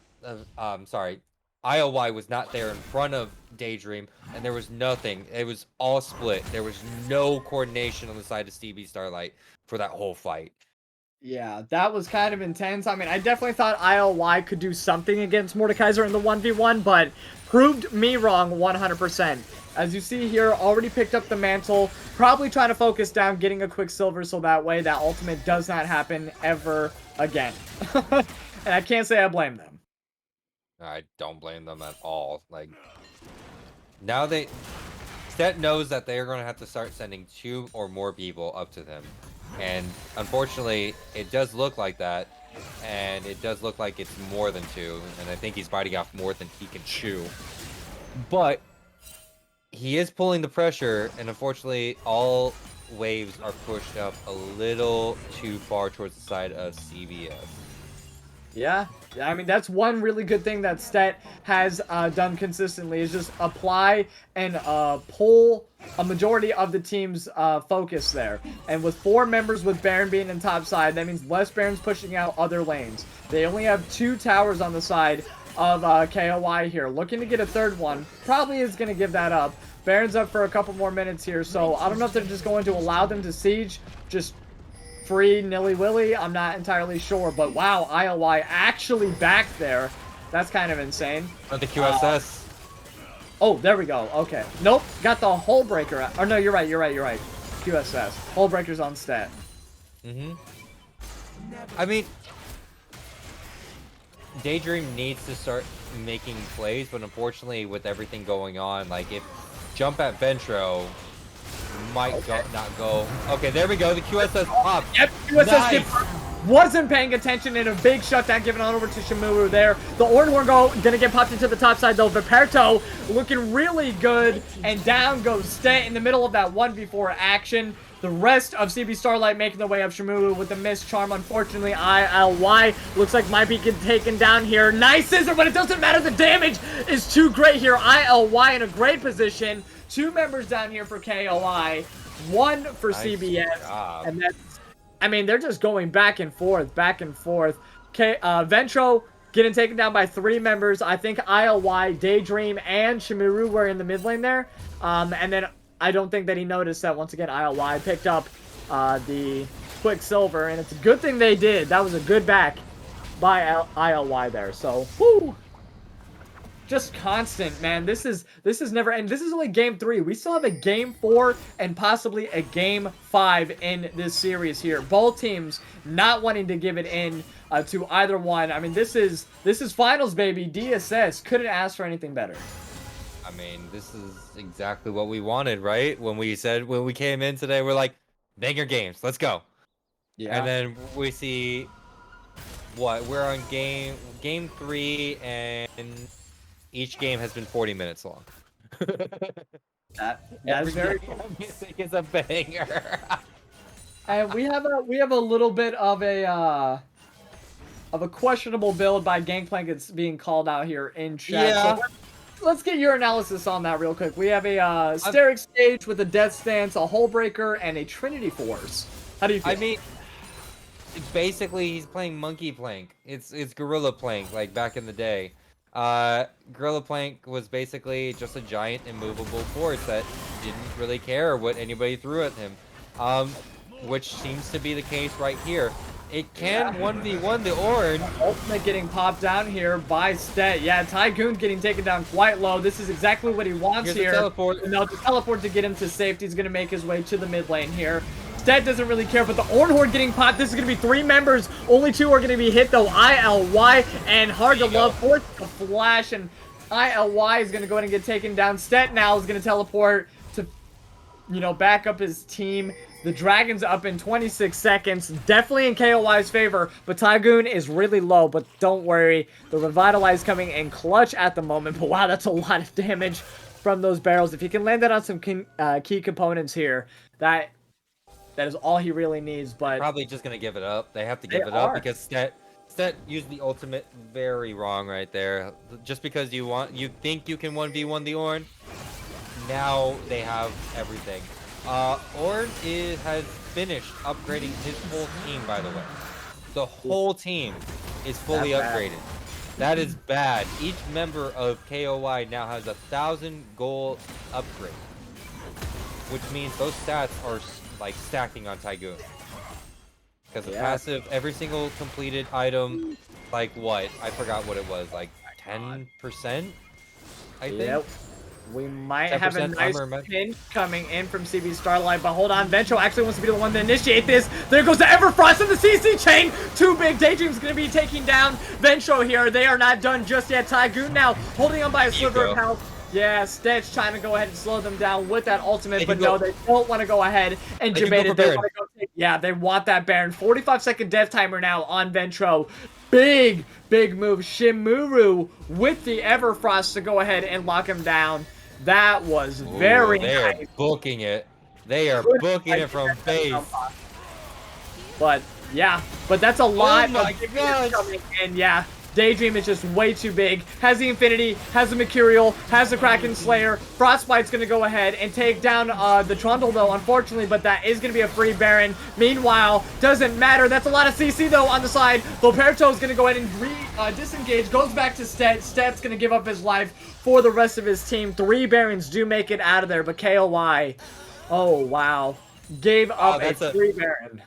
That is QSS number 3 for the side of CVS, because Hard to Love just picked one up as well. Yeah. I mean, that's going to be a nice to try to stop them, but their siege is kind of ridiculous at the moment here. The Ornhorn to go ahead and zone them off while they take down this inhibitor.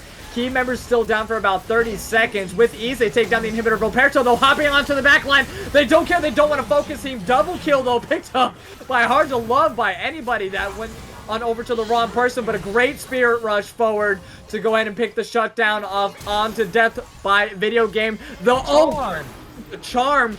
Frostbite, though, makes it out of there. Daydream trying to follow up by engaging with the jump in Ventro, though, to get them back. And 4 members of CB Starlight. Is that going to be it? Back off. Yeah, he's faster than the rest of his team, but they can do a little bit of sieging on their own. They do have Baron at their disposal, along with a nice wave. So they could go ahead and do that. 3 members down for the side of KOI, so 1 inhib for 1 inhib. They are going to try to finish this off. Are they going to try to finish this? Yeah, I would expect that. True Shot Rush to take down the minions. Oh, nice E to focus down ILY. But hold on 1 second. They want the first Nexus Tower. Ventro's going to go ahead and give down his life. The rest of the minions are going to make it here. Nice engage from Hard to Love. Shamuru's going to go ahead and jump forward as well. Shamuru's going to go ahead and try to disengage. Roberto is trying to jump onto the back line. Doesn't quite get it, but Stet is going to be the double kill given on over to Roberto. A nice teleport to go ahead and get onto the back line there. Tygoon wants to focus down ILY. That'd be 3 members down. Dragon's up in a minute 40. That's going to be an Infernal Soul if they can go ahead and get it. The CC, the knockup. Frostbite with his kill security. And now they either want to try to finish it. 2 members for 4. Death timer still at 25 seconds. 4 Hard to Love to come back. 35 and 45 respectively on their top and jungle. Can they survive the next couple of moments here? Or is this going to be it? Are we going to go to a game 4? Shimuru actually trying to go for the flank, but no. Too much vision. An easy shutdown. And I think that's the straw that broke the camel's back. 4 members down here. Hard to Love up in the next couple of seconds. They do have the supers at their disposal, along with the Baron in power, but no, that's a lot of damage. 1 member down. Daydream, though, with the focus on the Vilperto, and Tygoon's going to be the next one up here. The Ornhorn's going to get popped. Hard to Love to try to, you know, stop them in the backside here. Tygoon getting taken down real low by Daydream. Stet now is available. ILY is the next one up, and it's just the fight that never ends here, Lupul. just 1-for-1. Each person has, no, I'm sorry, on the side of CB Starlight, they have 0 towers available. Oh my Lots gosh. of disengage between the pillars and the constant Qs coming in from Frostbite. I mean, I don't know if they want to keep on trying to chase this down. Death by Video Game also doing a great job zoning them out. Dragon's 12 up seconds on Dragon. This is just unbelievable here, Lupul.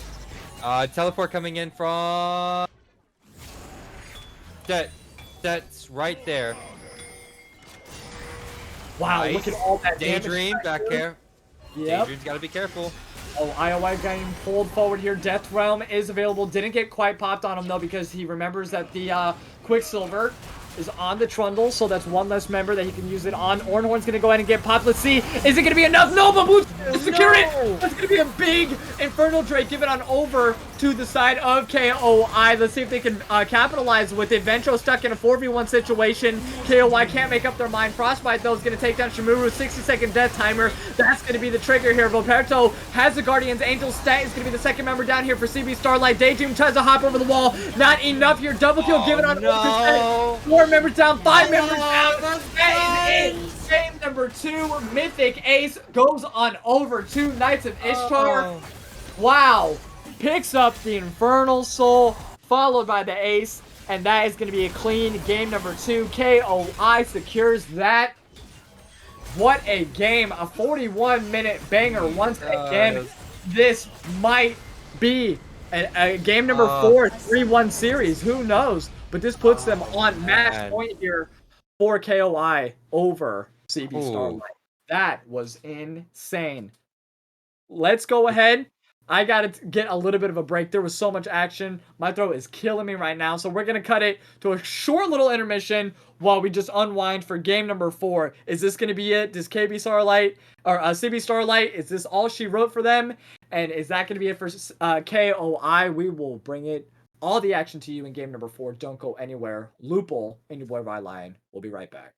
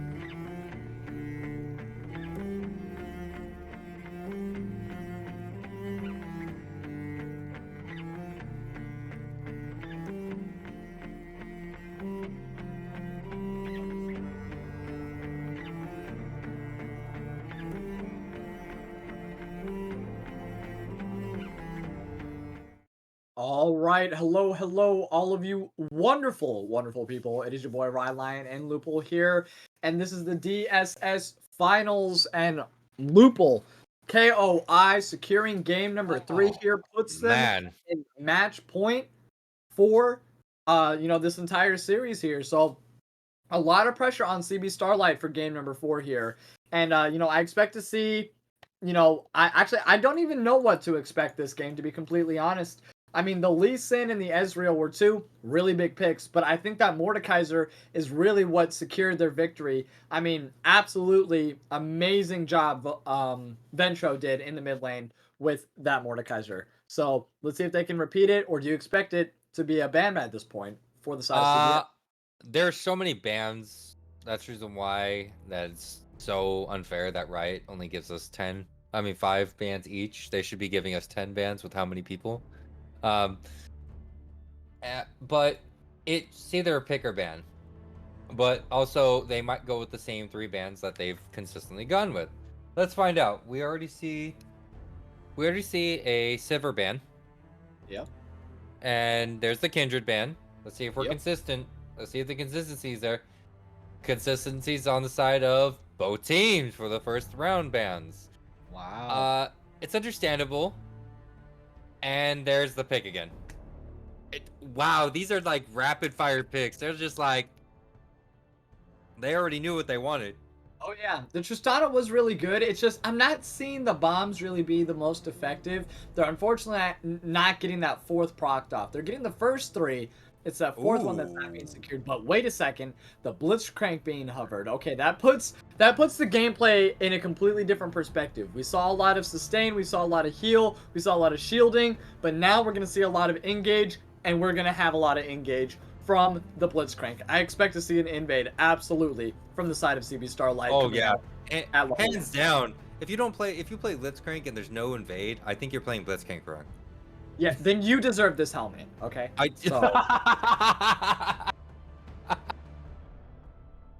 Rylionn, just so everybody knows, where can you find that helmet for themselves, just so that they too can stream with that helmet? Well, I'm sure a lot of you have been asking, what the hell, and why are you wearing that? The reason why I'm wearing it, it's a community thing that we have here. Magic graciously donated 100,000 of his channel points to make us dress up however he wanted. He said cat themed, and I found this at my local Target, by the way. So if you guys want to, bid on it on eBay later on after this game, you're more than welcome. But yeah, no, it's definitely fun time. Thank you. Shout out to Magic. This is to bring a little bit of fun to the community, and I'm not gonna lie, it's growing on me a little bit. I might use it for a couple of casts. Damn, Magic with 5 tier 1 subs. And the man himself, who we're talking about, Magic Man, donating 5 subs here into the channel. Huge shout out to you. Thank you. I don't know. I really like everything that we've done so far. There's been a great series, DSS, all the way from start to finish. Oh my gosh. Are we playing the same game here other than the Nautilus? Possibly. We're playing the same. We're playing exactly the same game here, other than the Nautilus. Almost. Gangplank was a good choice. It's just they didn't really capitalize so much on the split pushing capability as they could have. Or the damage. He tried to do what he could, but he didn't really hard commit to it. And yeah, we are seeing the same thing coming in from Knights of Ishtar as well. They didn't have the. Oh, no, they did have the Karma last game. They had the Karma, they had the Ezreal, they had the Ornn. Yep. Now they get rid of the Ahri, because now they figured out, hey, that thing can nuke me. I don't want to see that. I do like that. I mean, Shmu's Ahri was great, but the Azir was a little bit greater. I think that they've done a good job on Azir. I feel like they should bring it back up. Absolutely. I don't know. Actually, yeah, you know what? With how this team is, like... But doesn't that give Ornn extra terrain if on the Azir ultimate? What do you mean? So if Ornn does his charge thing into the Azir wall, doesn't that count as extra terrain for the Azir? I mean, for the Ornn? Yeah, but Azir kind of deflects everybody. It's like it prevents people from engaging. So Ah, so it's like a I'm not backhand. entirely sure what the interaction is with the actual wall itself, but I assume through the mechanics that that is not how that works. Okay. I'm not I sure was just though. kind of curious. I'm not Twitch, sure. Maybe someone in chat Twitch, can correct me yeah. on that, but I am. I mean, I'm wearing a cat helmet. How much could I possibly know? Um. It So protects your head. It protects the it. softest part of your head. But you know, Okay. Kane's All right. interesting That's because, different. like the dynamic that CBS is going, it's similar to last game, but there are a few differences. They're going for more of a harder engage than they did last game, but it's really a lot of risk reward factor coming in because Blitzcrank, if he Oh misses the early pull, no. he's not really going to be able to capitalize much on that. And this is a very, very similar build. They're just combining the Ah. best parts of previous games on the side of Knights of Ishtar. Grabbing the Ziggs that we saw in game number 2 there, you know, securing him. They like the poke from Ezreal without all the commit and the sustain and the shields coming in from Karma. So KOI's build, their comp overall, they're just taking the best parts of what they've done in the first 3 games already. I don't know how I feel about this. I have a feeling depending like it doesn't matter what KOI picks for their jungler. I feel like they already outdrafted CBS, unfortunately. Because there is no risk in what they've picked. No, They've none at all. no risk whatsoever because Ziggs was able to poke down a lot. There's only I see 2 people max that has poke on the side of CBS, but Yep. nobody can reach Ziggs like that. No. And oh, Wookie is going to be very happy here, Ooh, the but he's Akali. probably scratching his head. Probably very much scratching his head. The Akali pick being, you know, grabbed here by Shimuru. I think that's a pretty smart pick. You know, Ziggs is not really, if he misses his W, or if he's patient with the E, Akali is able to go ahead and capitalize on Ziggs' lack of like mobility, essentially. But who knows? That is still a lot of shielding, a lot of mobility on the side of KOI as a whole. We would need to see a lot of roaming coming in from Shimuru in order to really fully utilize Akali to her full potential. So we'll have to see how the communication is for CB Starlight overall, but I want to hear your guys' opinions. Let us know with your channel points who you think is going to win game number 4 here. Lupul, who are you going with? I'm gonna have to go with Koi. I'm gonna have Really? to go with the Knights. You think I this know is that I it? said Game 4? We're not getting game 5? I know I said I was gonna pull a Loki and I was gonna be very consistent about it, but I honestly believe that Knights of Ishtar's comp, as you said, they are taking the best things of the past 3 games that they've played, and they are making sure they utilize the best parts of it. So the Ziggs was a good part. The Ornn was a great part. The Ornn and the Lee Sin and the Ezreal from last game were amazing pieces. And Wookie points out a very great thing. There is no CC other than a Blitzcrank knockup on the side of CBS. There's none. I mean, There's the Kane knockup if they go red Kane. Red Kane. So technically they have CC. Yeah, by element, but they also, I mean, they have the knockback by Tristana, and they have the slows coming in from Gangplank on his barrels and his ulti. Yeah, but I still don't think that they have this one. So I'm gonna go Koi. Okay. I mean, we just saw a lot of, once again, these are a lot of key components from previous drafts mixed into one here. So I am also going to go with Knights of Ishtar on this one.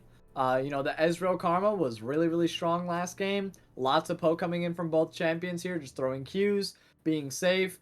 That's, you know, something that Red side or CBS is going to have to play into. So them just running into Knights of Ishtar here, it's not going to work. Blitzcrank is not going to really be able to easily hit, you know, a hook anyways, because they're just going to be hiding behind minions, throwing out Qs, Arcane flashing away, getting speed ups, getting shields. I mean, it's really going to take quite a bit of patience for CB Starlight to get some picks off, but If they are able to get picks, that's what their whole entire team comp is going around, as you can clearly see here on your screen. Red side wants to get a pick, split comp going. They do not want to fight the 5v5 at all. They will lose that. That is very true. But we see here on the on our stream from Pro Comps yet again, we see that early game to late game. Early game, Koi has the advantage. Late game, they lose that advantage to CBS. I still don't think that's true because we've seen that scale before, and you know, Knights of Ishtar has been able to keep up even though they are scaling slowly. And I know everybody's like, yeah, I really want to see this go to a game 5, but we'll have to just wait and see. We will unfortunately have to wait and see for that. But with that being said, let's go ahead. We're going to kick it off to a short break while we get ready for game number 4. Is this the last game? Does Knights of Ishtar put the final nail in the coffin here and take the victory for the DSS finals? Or will CB Starlight come back, even up the series 2-2, and then we'll get a game 5? We'll know in just a couple short minutes here. Don't go anywhere, your boy Lupul and Rylionn. That is myself. We'll be right back.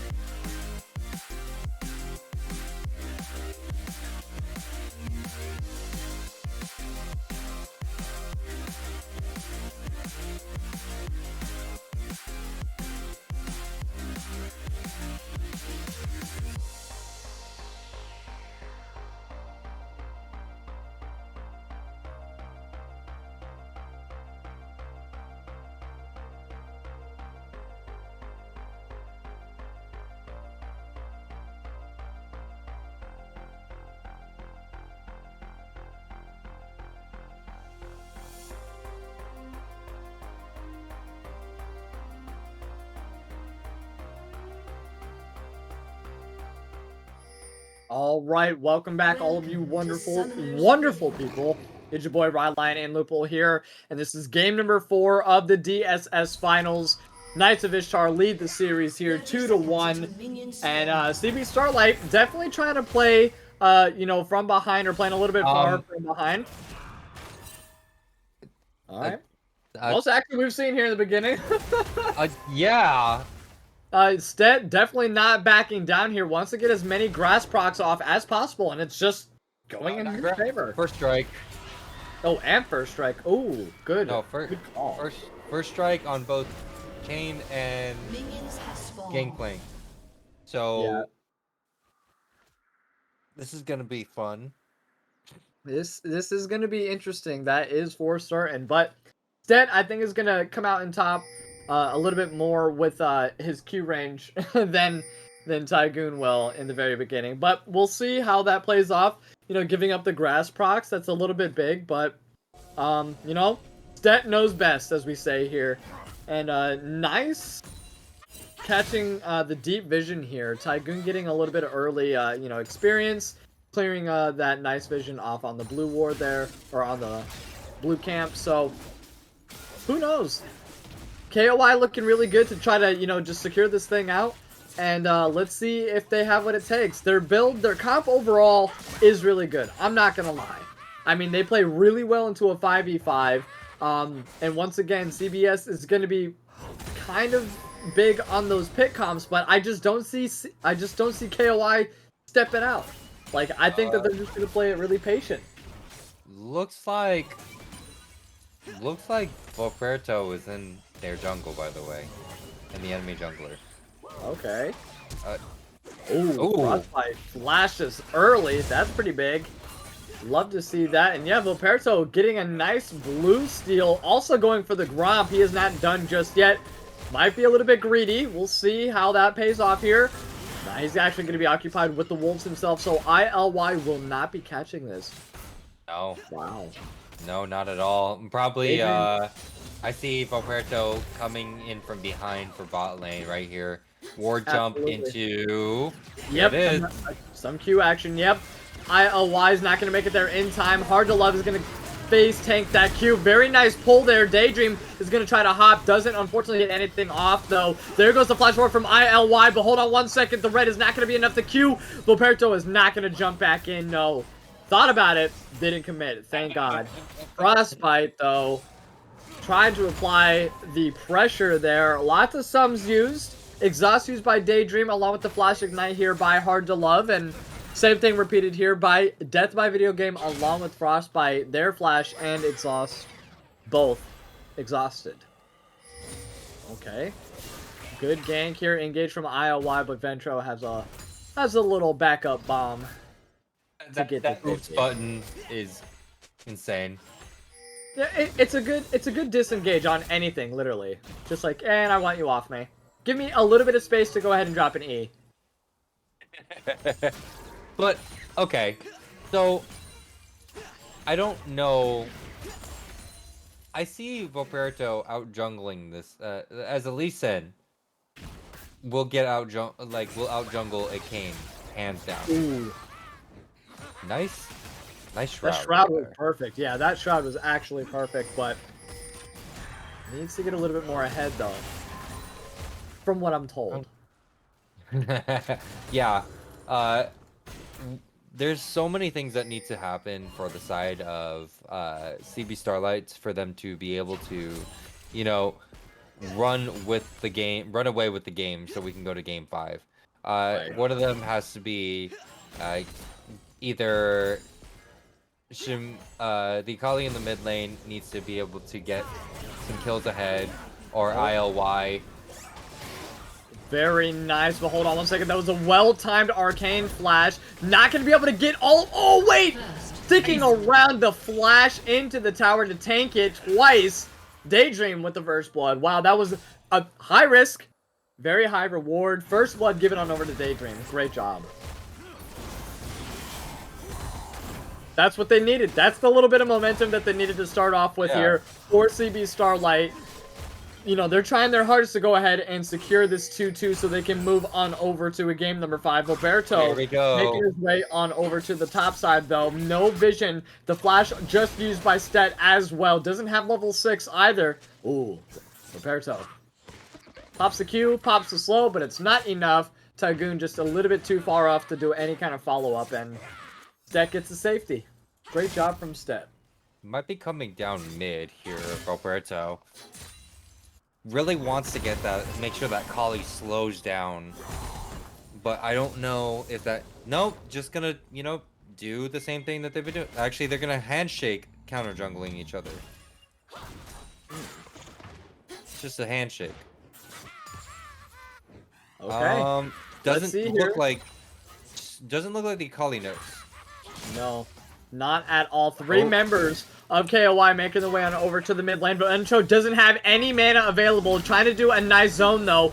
Q does run out, has to ulti to get to safety, though, unfortunately, but that's still wasting time of 3 members. Meanwhile, 3 members of CBS on the bot side there.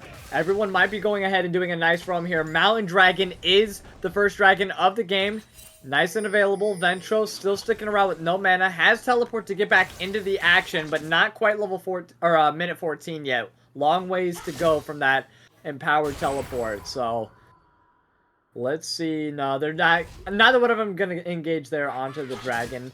Still that nice early blue going on over to Roberto. He's going to know exactly when that next blue's up, and I think that's kind of important. In 1 second, Stet, though, is going to be engaged. There goes the Ornhorn getting blown. The Gangplank ultimate, the Cannon Barrage. Is it going to be enough to slow? I don't think so. The Brittle stacks very nicely timed to go ahead and get that other Brittle stack. Doesn't get the knockup, unfortunately, and all he needed was one more hit, and down goes Stet. Tygoon playing it real smooth there in the top side. Ooh, are we gonna see damage coming in? No, no damage. All tank. No, that minion deserved whatever that pull was. Agreed. Deserved it. It looked at him funny. I think ILY needs to go ahead and focus a little bit more on the top side there. Tygoon, you know, already has a little bit of a lead in terms of kills. Not so much in the farming department. That's still going to be in favor of Stet. But I think Kane just needs to go ahead and try to focus, you know, to get Gangplank ahead. And yeah, that's going to be a free dragon. Give it on over to KOI. And not to mention, this is KOI's 4th game in a row on blue side. I'm a little bit shocked to hear that CBS hasn't opted into trade. They want to, you know, stick with that counter pick here. But I don't know if draft is really going in their favor on the blue side, or being on the red side. Doesn't seem like it. Also, is there a way that we can check to see form? No, there's nothing we can't do anything to check form through spectator, unfortunately. I'm not entirely sure what to even look for, to be honest. So nope, I believe you. Hold on 1 second. Mid lane though, Shamuru's getting into a nice 2v1 here. Oh my god, ILY gets taken down here by Voperto, along with Ventro here. Wow. And that's going to be 2 more kills. Give it on over to KOI. And now they're going to sit comfortable. I mean, they're still down by about 1k gold at the moment.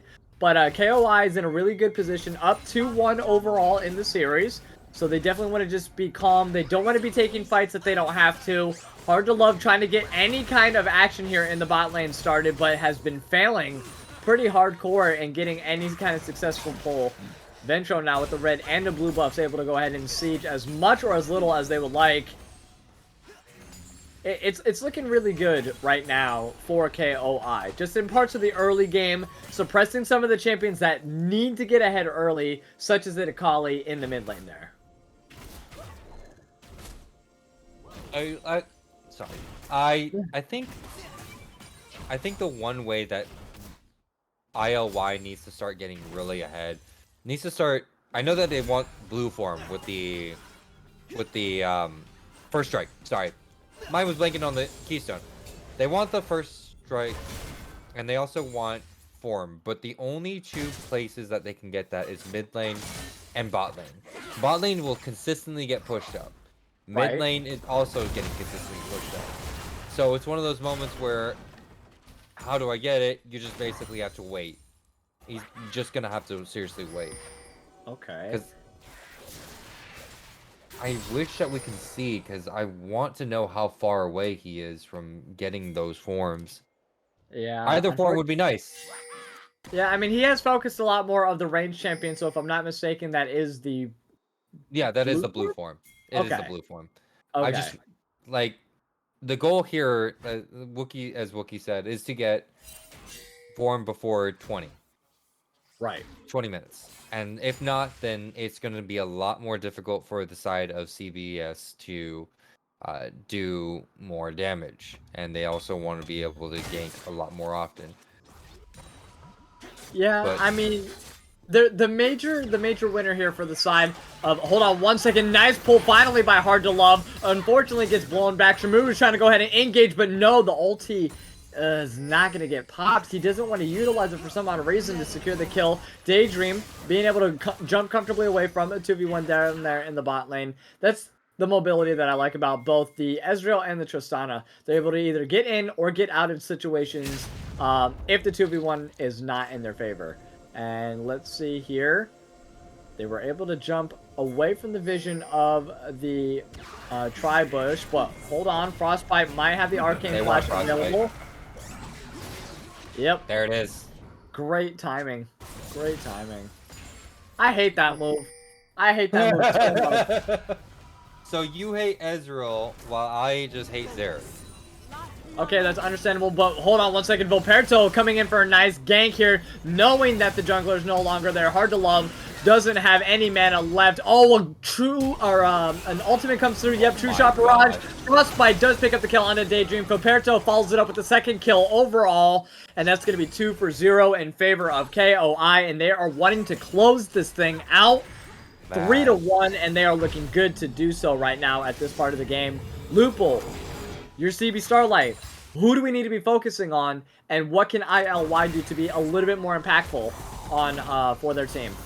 They need to, IL1 needs to start focusing on keeping an eye on their own jungle, because apparently Roberto wants to stay in. Hold on one second. Ornhorn getting blown here on the top side. Stet with the crippling stacks. Oh my god. I mean, that was just so close. The Ignite isn't going to be enough, I don't think.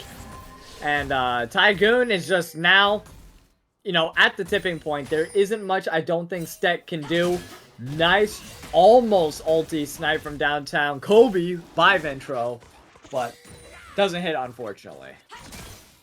So, as I was saying, like, you need to make sure that you are focusing, keeping an eye on your own jungle. I know that it's very unethical to keep an eye on your own jungle whenever you are a jungler, but from what we've seen, Roberto lives in ILY's jungle.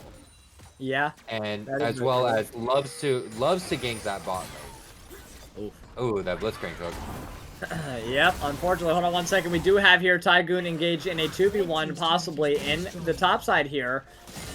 But not before blue team goes ahead and destroys the first tower with the Ziggs passive. Love to see it. And no, they have to disengage. They don't have the tankiness. Tygoon is just a little bit too healthy right now. Nice! Unfortunately, just stepped out of tower range, but almost got the kill there on Stet. Tygoon is just playing really, really, really smart this time around.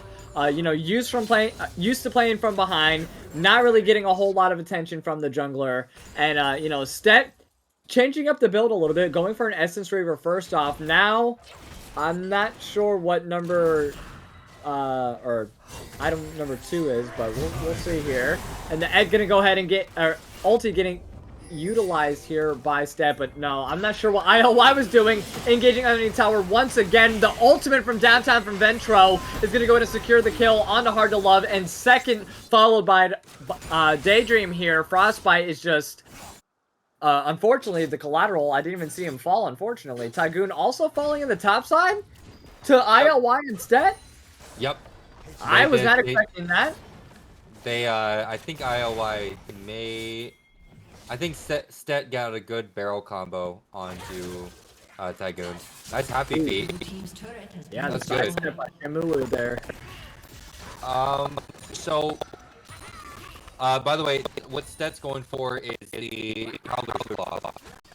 he already has that on the case. We're going to lock people down just by hopping right behind them. The teleport's going to be engaged here from Stead. It's going to cause them to back off.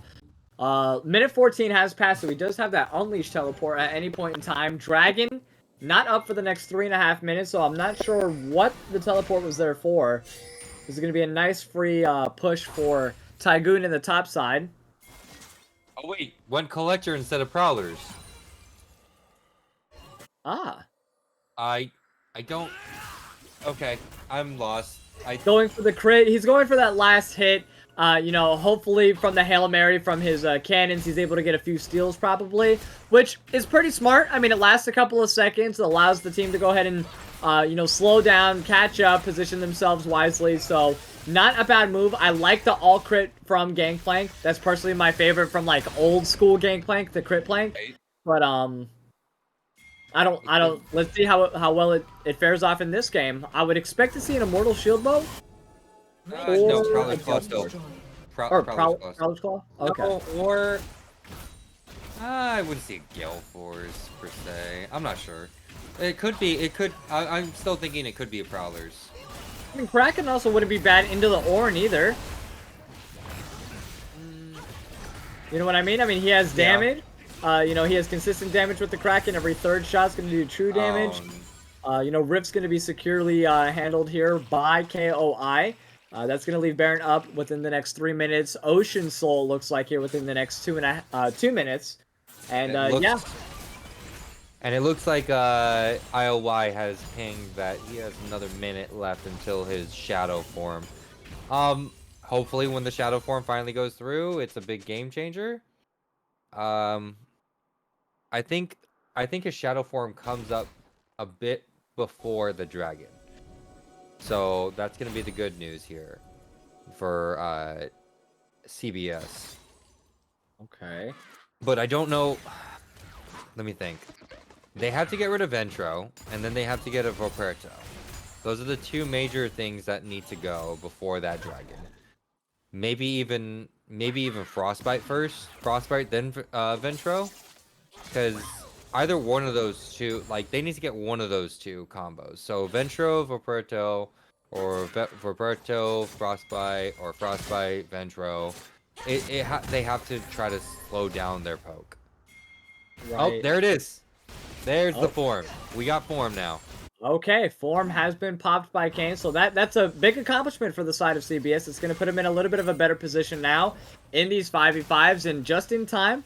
Dragon's up in about 1 minute here. Lots of vision around this dragon. Let's see if they can get a nice pick before the dragon spawns. That would be pretty big. It looks like Shimuru wants to push that tier 1 bot lane tower. Can't blame them. Try to get something up on the map. Oh no, red buff reset! Yeah, that was kind of unfortunate. Okay, so Tygoon has oh, here we go. Y's gonna go ahead, nice engage there on Ventro, misses the Q, unfortunate. There goes the ulti, is gonna get popped. The ultimate also by Gangplank and by Ziggs, but Ziggs isn't hit, unfortunately. Good job to slow down Voperto, but ILY walks out of there with ease. And that's going to put him in a 4v5 before this Ocean Dragon. It's going to be the first of potential 4, maybe, for the side of CBS. Let's see if they're able to secure this one, or is this going to be Dragon number 3 here for KOI? They've been doing the unthinkable before, and I wouldn't doubt them now. But no, Red Team's going to take that very quickly. They have the DPS. CB Starlight with their first objective in the jungle this game. Nice job. So, yeah, see, going after Ventro to slow down that pace that Ventro placed on the second game, it's big. Because now ILY is able to go through walls a lot faster, has that movement speed, that burst damage from the combo, the QW combo, is kind of massive. Popping ultimate on most likely going to be the squishiest person on the team is going to be Ventro. So all great choices on that part to go after Ventro there. But now once Ventro starts falling behind, he's going to have to start focusing on Frostbite. So I would suggest alternating between Frostbite and Ventro whenever you want to go for a kill on that one of those two. That's true. And one big dilemma, though, on the side of Knights of Ishtar here is the fact that Ventro can't now just go ahead and freely farm whenever they want to. Just go into a side lane and do whatever they want because now ILY has the potential to sit there and one-shot him. We just saw that right now. Only has the Prowlers, is only going to get more and more broken as time moves forward here. Just picked up the Shadow Flame, though, on the side of Leandries, so... But the question is, where like, is it just for the damage? Because there's not enough shields on the side of CVS to even have that become a thing. I don't understand that damage from Ornn, I swear. It's the brittle stacks. It has to do, I believe, with his max health as well. So he's doing a great job. They're able to stop actually the Riptail from proccing in the top side. That's a great move from CB Starlight. A little bit unfortunate here for the side of Knights of Ishtar, but what can you do? Basically have to macro it, which is good from the side of CBS because they are now trying to move together, and looks like ILY has been able to farm their jungle. That farm gap that was originally between ILY and Roberto is no longer there. Oh. I mean, Daydream should have probably been focusing Volperto there, but was instead trying to deny the farm. I like the effort, but I think the damage would have been a little bit more effective in this situation. Alright, Death by Video Game, allowing Volperto and Ventro there. Nice engage from ILY and Shimru here, but he's taking the brunt of the tower damage. Doesn't matter. Pops the ultimate, gets to safety here. Shimru looking a little bit low here. Tygoon trying to fight amongst the shroud, and he is going to go ahead and get the safety. Nice power dive. KOI has no idea what is going on. CBS has great communication, you know, coming into the mid game here, and these are the kind of picks that were kind of much needed by Shimuru in the early parts of the game, but hey, better late than never, I always say. Yeah, it's great now that the ILY is able to now nuke people. Like I said, alternate between Ventro and Frostbite, because you don't want to toss all your chips into one pot. You want to be able to just, oh, I can go this guy, then this guy, then this guy, then this guy, then this guy. But pretty soon you also want to start being able to, you know, go for the karma, because there is a chance that a Death by Video Game will be building that Chemtech Putrefier again. Yeah. No, I can see the Chemtech. I mean, is it the most necessary? I'm not sure, because there isn't any kind of sustain. So it still prevents any kind of healing. I guess that's what's important here, just to prevent things in general, which isn't that bad. But, you know, once again, I don't think the side of CB Starlight is trying to look for 5v5s. Instead, unfortunately, getting caught out here. Nice flash over the wall to get to safety. A teleport comes in here from Ventro, though. They really want this dragon. It's going to put them on soul point. They don't want to give 2 Ocean Drakes on over to the hands of CB Starlight. They've seen that once. They don't want to see it again. But the zoning and the vision around this, CB Starlight looking really good. Oh, the pull's going to miss here from Hard to Love, unfortunately. That would have been a nice pick. The Ornn Horn's going to go ahead and get popped, but I think a little bit too soon. Everyone was already split. Very nice ulti also to keep them at bay. Meanwhile, we have ILY who's trying to go ahead and get something done. Not the target that you wanted to hit. Tygoon is the one that's pulled, though. Great ulti comes in, the True Shot Barrage and the Explosive Force. Shimuru in the back line, though. Tygoon. Oh, my God. Everyone's dispersed. They tried to do what they can. Frostbite, though. Oh, Arcane flash out there, but there goes the ultimate's gonna get popped in by Kane. Death by Video Game's gonna get the safety, the kick by Lido to go ahead and put him into the 4v5. Tygoon's gonna go ahead and get the kill on the ILY. Dragon is up, with their dragon being down in a 1v1. The top for the jungle, definitely in favor of KOI. Volperto, pretty healthy, making his way on over back to the Dragon Ventro, also with a good amount of mana as well. Stet is pretty low here. Oh my God, the damage. Volperto shutdown picked up by Daydream. Instead is going to go ahead and secure that dragon. 2 dragons now. Daydream's going to go ahead and engage Shimuru on the backline, and a double kill. 4 members there dead on KOI. CBS says we're not done. We're evening this shit out, and we are 4 10K gold ahead, baby. Oh my god. Great moves by CB Starlight. That was nice. Nice job. It was IOY tried to do their best. Tried to, like I said, went for death by video game. Wants to get those stacks. Wants to get. I think it's gonna be Ravenous Hunter on the side of ILY, or it could be what's the speed one? I'm sorry. Why am I blanking on this? Trellia's Reverie? No. The red over on Domination. It's the Ultimate Hunter. There's Ravenous Hunter. There's Ultimate Hunter. There's Ingenious Hunter. Ingenious. And then this. And there's Treasure Hunter. I think it's. Is it Treasure? Yeah, Treasure's the one that gives you the extra gives you gold the extra back. gold, but I'm after the extra movement speed one. Which one's that Yeah, one? that's the Ravenous Hunter. I believe. Okay. No, not Ravenous. Who cares? I don't know. Okay, whatever. Yeah, but they want to get those stacks, so that's why they're going for multiple people at the same time.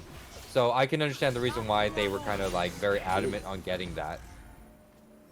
IOY is smart. I like how they can like get quote unquote caught out and then just run through the terrain. It's just the cheesiest of champions. I hate Kane so much. This is so much better. Look at Stet's actual like items this time around. I know that it's kind of troll to say that, but this time around there's so much damage. There is no mythic item yet, but I have a feeling that it is going to be a. It can go Prowler's Claw. They can both go Prowler's Claw here. Yeah, I think Prowlers would be good. It allows him to go ahead and stick to his target, get these crits off as necessary, and if I'm not mistaken, Prowler also gives. Oh no, it gives lethality. Never mind. So still, that's pretty big. He's able to stick to his target, get these crits off, stick with the barrels as well. I mean, I can definitely see that. Or if he wants to stick to the side lane, if he wants to secure kills, Gale Force is still an option. Big option, to be honest. We'll just have to wait and see, because Jesus, that healing through the walls is insane for Kane. Especially in blue form. Blue form, you get the most out of the healing whenever you go through a singular, like, when you go through a wall, you're able to just heal so much. Okay, so Koi's on the right side for the Baron, but I have a feeling that CBS could rotate anytime they want to go for that Baron. CBS can rotate anytime they want to go for that Baron. You're definitely not wrong. And it looks like, okay, so there's that ultimate. Now they can probably pull the trigger on it if they really wanted to, because they have no vision there. And it does look, yep, okay. Karma's going for the Chemtech Putrefier again. Yep. I mean, we definitely pretty much knew that right as soon as the Oblivion Orb, because it's either between that and the Morellos, and there's no way in hell she's building a Morellos. That's not happening at all. I don't think. It does, and Daydream is so far more into their build than they were last time. Having the IE, the Phantom Dancer, and also the Kraken Slayer. It is an amazing job that Daydream's been doing, and now they just need to slow down Frostbite a slight bit more, thinking then that they can start ending out games.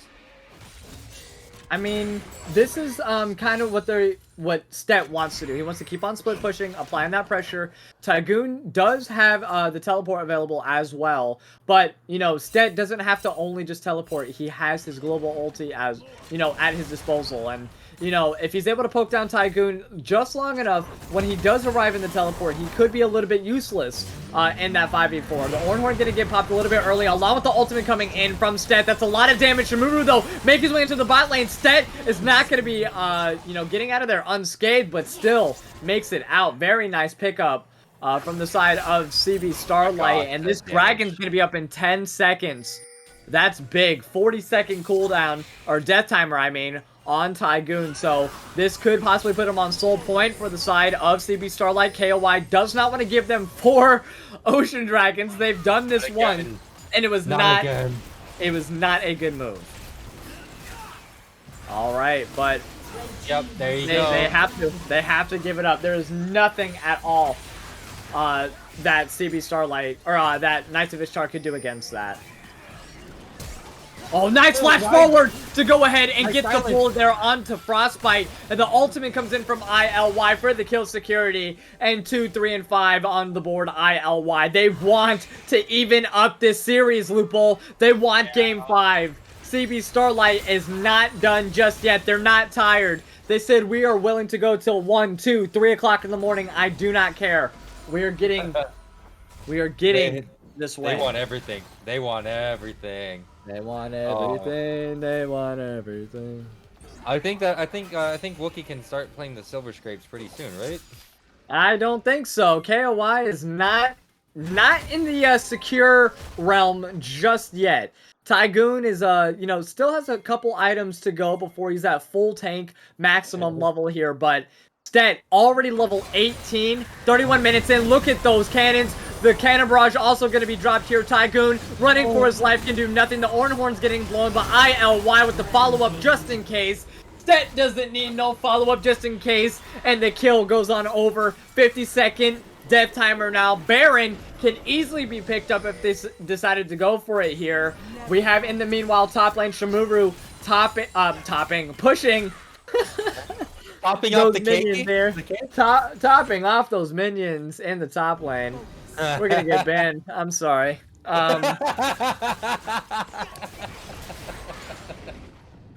You mean like how you wanted to bring out that popsicle during the game? I did no such thing, and now you're bringing it up for no good reason. Alright, they are not wanting to start the Baron just yet. They actually want to go ahead and get a nice Mythic Ace or possibly a few more kills before they start the Baron, but I don't know what they're waiting for. Tygoon does have the teleport available, so they need to hurry this up, but he's going to be up here in 1 second. The wards are dropped. Tygoon does have the ability to get there with ease, so they don't want to start the Baron just yet. That was a very big wasted opportunity here on the side of CB Starlight, in my opinion. No, you're right. They could have just taken that at any point and then baited it. No, okay, good. They just saw Ventro use ultimate right there. They just saw that happen. Now they have ability. Oh, nice. Oh, hold on 1 second. IOI is gonna go ahead and ulti onto the back line. Nice cannon barrage, and that's gonna be one member down. Stet unstoppable here. Death by video game with the security. Daydream though on a rampage. 2 members down here for KOI. Daydream though is getting taken down by it looks like Tygoon. That's 2 members for 2 members so far. Neither one of them really have the advantage for the Baron per se. Because both junglers have been taken down. Dragon's up in 2 minutes. Both teams definitely want to be taking it easy, but Stet has other plans, looking to push out the bot side there, and I think he might be able to take it. What is that tower at the moment? About like, it's pretty healthy. Pretty healthy, but it is a gangplank. Remember. Oh my god, 1355 damage on the gangplank. That is ridiculous. What's his last item gonna be, you think? Last item. Lord Doms. It's gotta be a low Doms. Yeah, you are right. It's what? Quit. What the hell? You know what? No, I'm fine with this. That's a Navori quick blade. What? I'm fine with this. That's actually insane. What is his crit chance right now? 80%? It should be actually 100. Give me a second. Let me check. 20. It's 80. 40. It's 80. Yep. It's 80. Wow.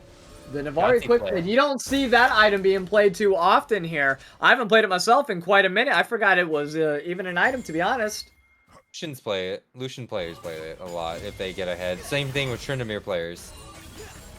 But looks like they're pinging for help, and they also want to move. Oh, was it seen? Oh yeah. I mean, they have a lot of vision. They're not going to be face checking. Definitely not at this stage of the game. A level 18 Gangplank still by far. No one else is come close. I'm sorry, Ventro and Tygoon both pretty close. But hold on 1 second. Daydream along with the Ornor being popped here. Nice pull, but for no good reason. There's nobody else for Hard to Love. With Hard to Love, I'm sorry. White's going to go ahead and hop into the background. The ulti's going to go off onto Ventro. Does take down Ventro very quickly. Very nice. Shimuru is going to get hit by the True Shot Barrage. Meanwhile, in the backside there, Stet is doing the Lord's work. Very nice coming in from the Gangplank, and that's going to be 3 members down for KOI. And CB Starlight holds on for just a little bit longer here, and they are looking real good to secure game number 4. We might get a game 5 here, Lupul. This is crazy. They can go for Baron right after the dragon, to be honest. Actually, that's what exactly they're gonna do. That's exactly what they're gonna do. The Akali and the Tristana are both gonna go for Baron, while we see ILY going for. I'm sorry. Akali and Tristana going for Baron. ILY went for the dragon. There we go. English. I can do that. We are securing the soul, securing the Baron, and it looks like they might be securing their victory for Game 4. And wow, this is just unbelievable, my friend. I mean, wow. I need to see how KOI comes back from this. Their positioning has been nothing but atrocious the entirety of this game. This is not the kind of pick that should be working for the side of CB Starlight, but yet it is. They are proving us wrong at every turn. At every turn. And I gotta say that the fact that they have to deal with Stet first. Because Stet's ultimate is starting to hurt. And by the way, IOY just finished up the Mora mana. So the Mora mana is just adding what, the additional 51 damage, and IOY is at 443 damage. So he's gonna pop somebody. Somebody is going to pop. Like a cherry.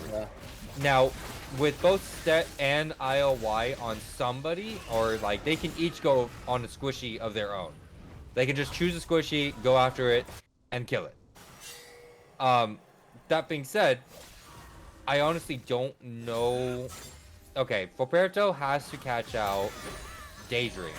The whole team has to catch out Daydream, so Daydream can't follow in.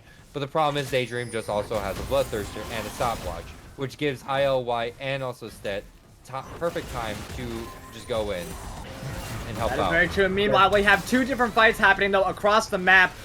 Very barely hanging on by a thread. Death by Video Game makes it out of there with that Baron, and they're able to siege. Oh my god, all the damage coming in from ILY. Down goes Ventro in a heartbeat. You said that's the #1 target they want. That's the #1 target they will get. Meanwhile, tier 3 mid tower does fall along with the inhibitor. A great pull finally lands by hard to love. Tygoon is the next one, but he does dash to safety. Death by Video Game is gone here. The Ornhorn's going to get popped, but it's not going to be enough. Great knockup, though. Shimuru forced to go ahead and pop the Zonias.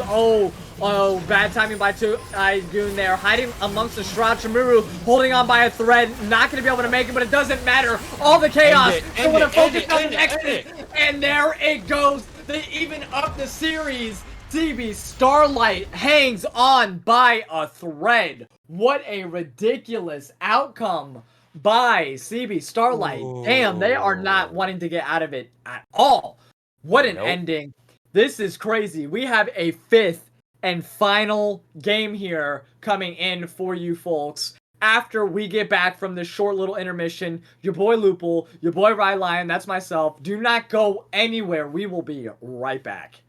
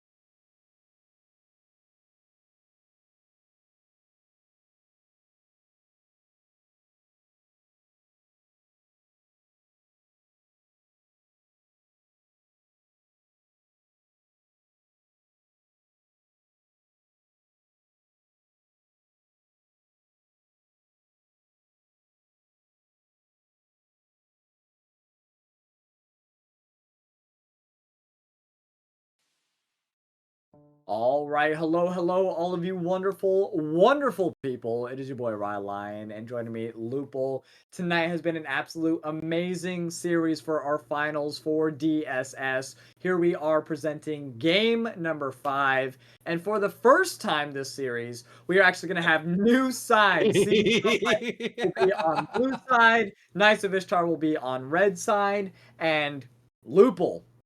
This has been a long journey, my friend, not just Yes. in the upcoming weeks, but tonight in general. This last game is all she wrote. How are you feeling about the outcome between these two teams? All right, so it looks like CBS has learned their lesson, has developed a plan to deal with both Ventro and Vilperto. Now, if they can figure out a plan to deal with Tygoon, I think that's where they have it all settled. Like they have everything settled. I mean, I know for sure, we already know for sure that Knights of Ishtar is not going to let that game plan go through. End of story. Not gonna happen. You'd be surprised. There's other more important picks that have come through. I don't think they let it through twice already. So like game number 3, he was picked. They didn't really mind it all that much. Game number 4, different build, different outcome. Yeah. So, So also, I don't think that they're gonna let them get the karma. I 100% don't believe that they're going to allow that Koi is going to allow them to get the karma. I don't know. Maybe, maybe not, because they do have first pick. CBS does have first pick this time, but Koi does have counter pick. right. So it's all has to do with the fact of how well CBS does into whatever they draft. Because if we see the same 3 bans that we've seen this whole game, first 3 bans that we've seen this whole game from CBS and from Koi, then I don't know. Okay, so there goes the Kane ban. All right, which leaves open the Seraphine. Maybe the Seraphine might be left open. If the Do you think Seraphine's the left Seraphine's open, going to be the biggest go-to pick though? Do you think that's going to be the game changer in order to give them the victory? of course, the Encore is like massive. The Encore Okay. is so massive. Understandable. See, there it is. There it is. They banned the Karma. I knew that they were going to ban the Karma, and Seraphine was going to get insta pick. No You Otaku did wants call that it. thing. I mean, you called it to a T, my friend. But there we go. The Caitlyn Morgana, that's such a good counter matchup. And this is where Koi might get ahead. But I don't know. Like, I feel like a Jin Seraphine lane does very well into this.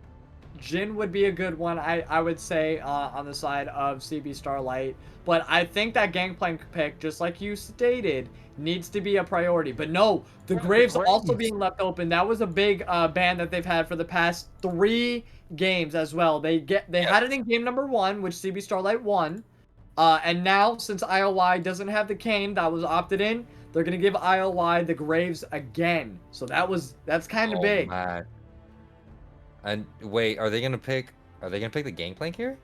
No, they moved. I would hope so, because that was a Senna. Oh.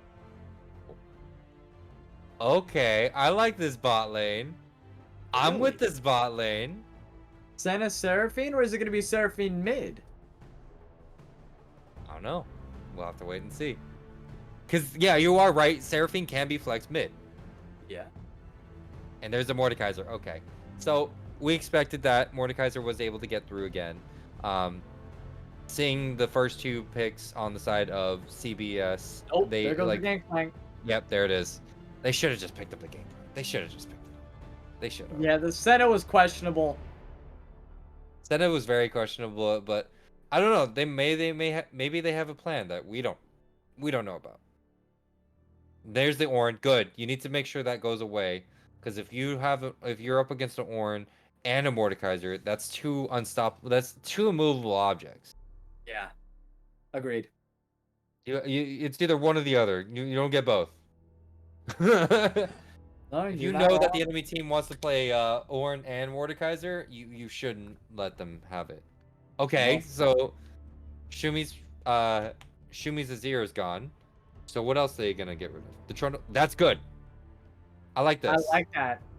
I like that they're giving that up because it's first pick on the side of Knights of Ishtar for round 2. So giving up once again, the Mordekaiser and the Trundle. I believe they already had that combo in game number... No, it was Trundle-Ornn in game number 2. But, you know, getting the Caitlyn, though, on KOI, if they don't have an ADC on the side of CBS, that's going to be kind of big. And Volibear, you know, that's a pretty good engage jungle for KOI. We've only seen Volibear once, and that was in the hands of KOI in game number 1, which they fell. They did not do very well on Volibear, and they haven't brought him back since. So might be Volibear top no, again and Mordekaiser jungle. Yeah, that's true. Volibear top, Mordekaiser jungle is a possibility. That is very true. That is extremely true. I just want to see a new deer in my life. Oh, Talia. Talia possibly being picked up by Shimuru. I like that. That's going to be good for zoning. That's going to be good for roaming as well. Talia becomes a different kind of threat entirely. Able to zone out bot lane, able to go ahead and secure kills, force them to either use the flash, or if they don't, then it's a death. So I like that. If she's able to go ahead and make her way to bot or top lane, I would expect Graves or ILY to also follow up with the roam from Talia. So I need to see these dives. And Kennen, wow, Okay. as the AoE last pick here for CB Starlight, that's big. That's kind of big. I mean, they have 2 tanks on the side and also a Black Shield Morgana on the side of KOI. So I'm not sure if the Kennen was the right choice here. I feel It's not so much for the tanks as it is for the Morgana Caitlyn, because the engage coming in from Kennen, you know, along with the Seraphine ulti, those encores, maelstroms are gonna be just disgusting if they're able to land at least 2 or 3 people inside the encore. Not to mention the collateral damage. Like, they are wanting to fight in these tight jungle, you know, parts of the map. The Barons, the Dragons. That's where we've been seeing a lot of the 5v5s. It's been a really slow start most of these games. And we haven't really seen a lot of fighting happen until the first Dragon. That's where 3 or more members really, you know, come up either from the bot lane, from the mid. We even seen a roam from top lane as well. But I really like CBS's team fight all the way around. Not gonna lie. How do you feel? I have to agree with you. The only way that they will actually win those close contained fights, right? The ones that you're talking about, the Baron, the Dragon, inside the jungle, right? You have to make sure that the Gnar is not mega. That's 1. True. 2, you need to bait out Morgana's Q. I know that you can't bait out her ultimate, but you gotta bait that out. 3, everybody on this team is going to build a QSS. Hands down. Because it's a Morgana and it's a Mordekaiser. You know what I mean? Yeah. Both of them want to fight enclosed spaces. So it depends on who pulls the trigger first. My vote, I will have to go with unfortunately, I have to go with Koi. Really? I will have to go with Koi. I know that they were a giant mess last game, but the 2 games before then, they were very coordinated. They were very consistent with it. But that last game, I don't know what the heck happened. Total disarray, especially with the Kayn on from ILY. So we will have to just wait and see. Yeah. No, I can see your point of view, definitely. But I dropped 18,000 points on CB Starlight for the victors of game number 5. I really, like you said, Seraphine has been a constant ban every single game. Not to mention, you know, Graves was banned out for a majority of these games as well, because in game number 1, ILY was a complete menace on society with the Graves.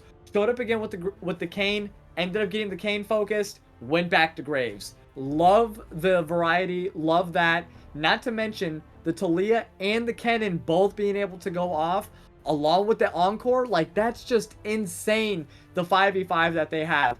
And I don't know if the positioning from Caitlyn is going to be that big in these team fights, because like you said, that's a big front line on the side of KOI. But look at all that poke. They're not really trying to engage. So they could just keep on coming forward as much as they want. Right as soon as that trigger gets pulled, there goes the Maelstrom, there goes the Encore, and it's just going to be all she wrote there for blue side. So I'm going with CB Starlight as the final victors here in game number 5. can't change my mind. All right. We will just have to wait and see what goes on the Rift for this last game 5. I'm excited. I think everybody here is excited. This is a final conclusion to this long 5-game series that everybody, we really appreciate everybody hanging out with us and also listening to us banter around and also learns new things. But we will, I'm excited. I just can't think about words right now. Yeah, it's been a long journey here, but while we go ahead and get ready for the final game of this series of the DSS, game number 5, do not go anywhere, y'all. Lupul and your boy Rylionn, that is myself, will be right back.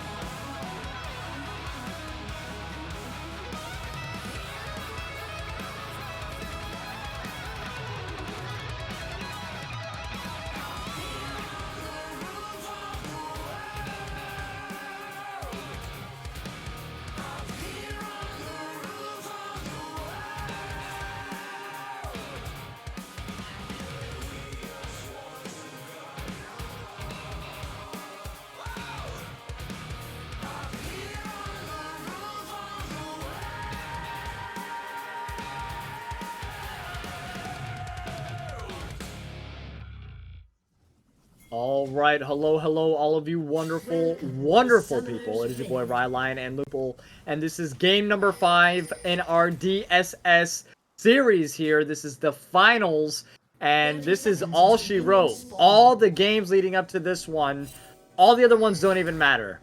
I like the 5-man invade coming in from the side of KOI. Once again, they finally switched. KOI is on red side, CB Starlight's on blue side. We have to remember that, because I will be making that mistake at least once or twice this game. Oh, don't worry. I'll remind you. I'll remind you. Don't worry. I got your back, bud.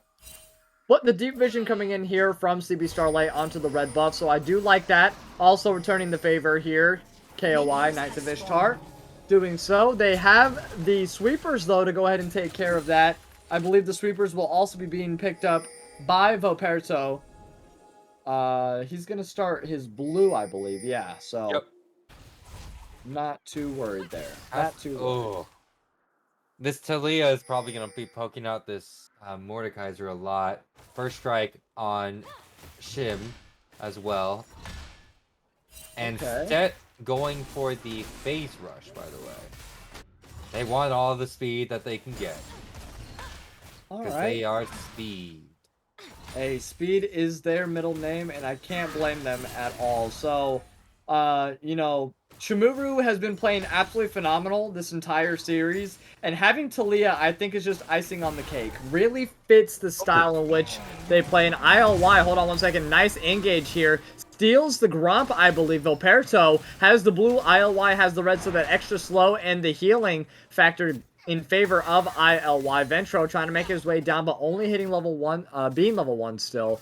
Shimuru hitting that level 2 beforehand, and I like that. I like that power play by ILY, you know, engaging, knowing that they're mirrored due to the deep vision there on red side. So, I just wanted to show up, say what's up, and know that they are not scared of them this game at all.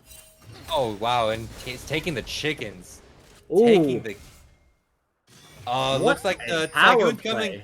Yep, Tygoon. Yep, this is going to be a 3v1 here, but hold on, not far behind. Stet is making his way. Very nice double knockup, though. Voperto looking real low. Same thing with Ventro. Shimuru forced to flash. That was an unbelievable knockback. Great stun on the Stet and ILY, but that's only going to stop them for so long. The flash already utilized here. Great knockback. Not enough. Oh my god, the tower shots. Everything is just...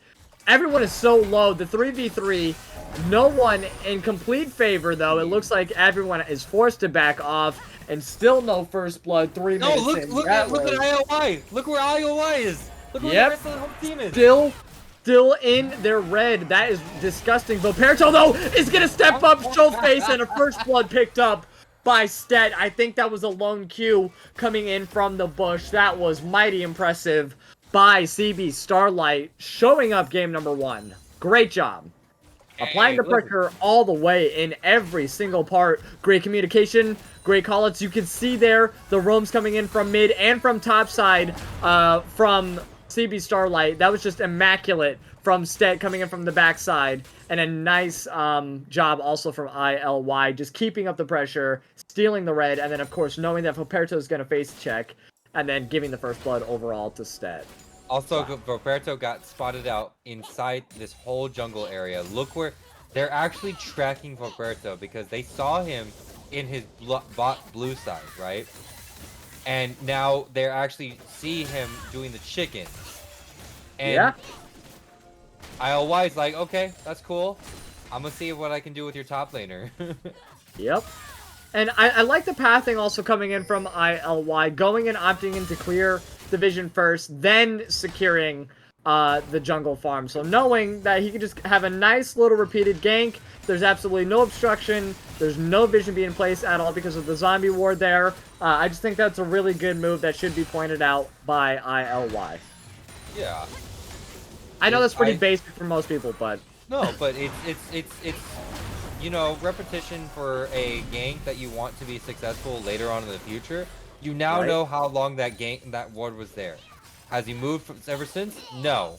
There you go. You also now have the timer of the ward, of how much longer the ward's going to be there, how much longer they have until their next ward. Such little information like that, now they have it. Very, very true.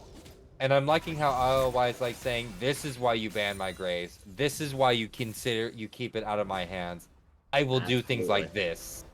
Absolutely. This is the reason why I was banned 3 games in a row after game number 1. It was quite the feat. And hold on one second. Tygoon, nice engage level 6. Not quite available. Stet trying to do their best kiting. But hold on, that Meganar is just pummeling though with the autos. Nice stun. Flashes out of it though. But wait, the Q follow-up. Tygoon is not giving up just yet. Goes for one last Q.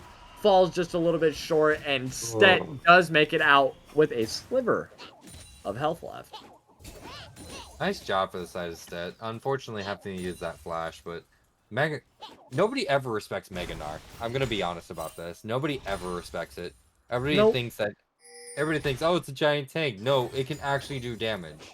And also, ILY with the nice gank here. Jumps out of it. There goes the smoke screen to slow him down. Stet can't quite make it in there in time. Misses the Q, unfortunately. Voperto is going to go ahead and force them to back off, and that's going to be all she wrote for that engage overall. Oh, never mind. Hold on. ILY doesn't want to give any kind of farm. Just absolutely taking everything away from Voperto this game. That's so unfortunate. Voperto is not used to this. Like, who are you? Where's the ILY that I've been versing for the past couple of games? Because this is not you, boo. Please.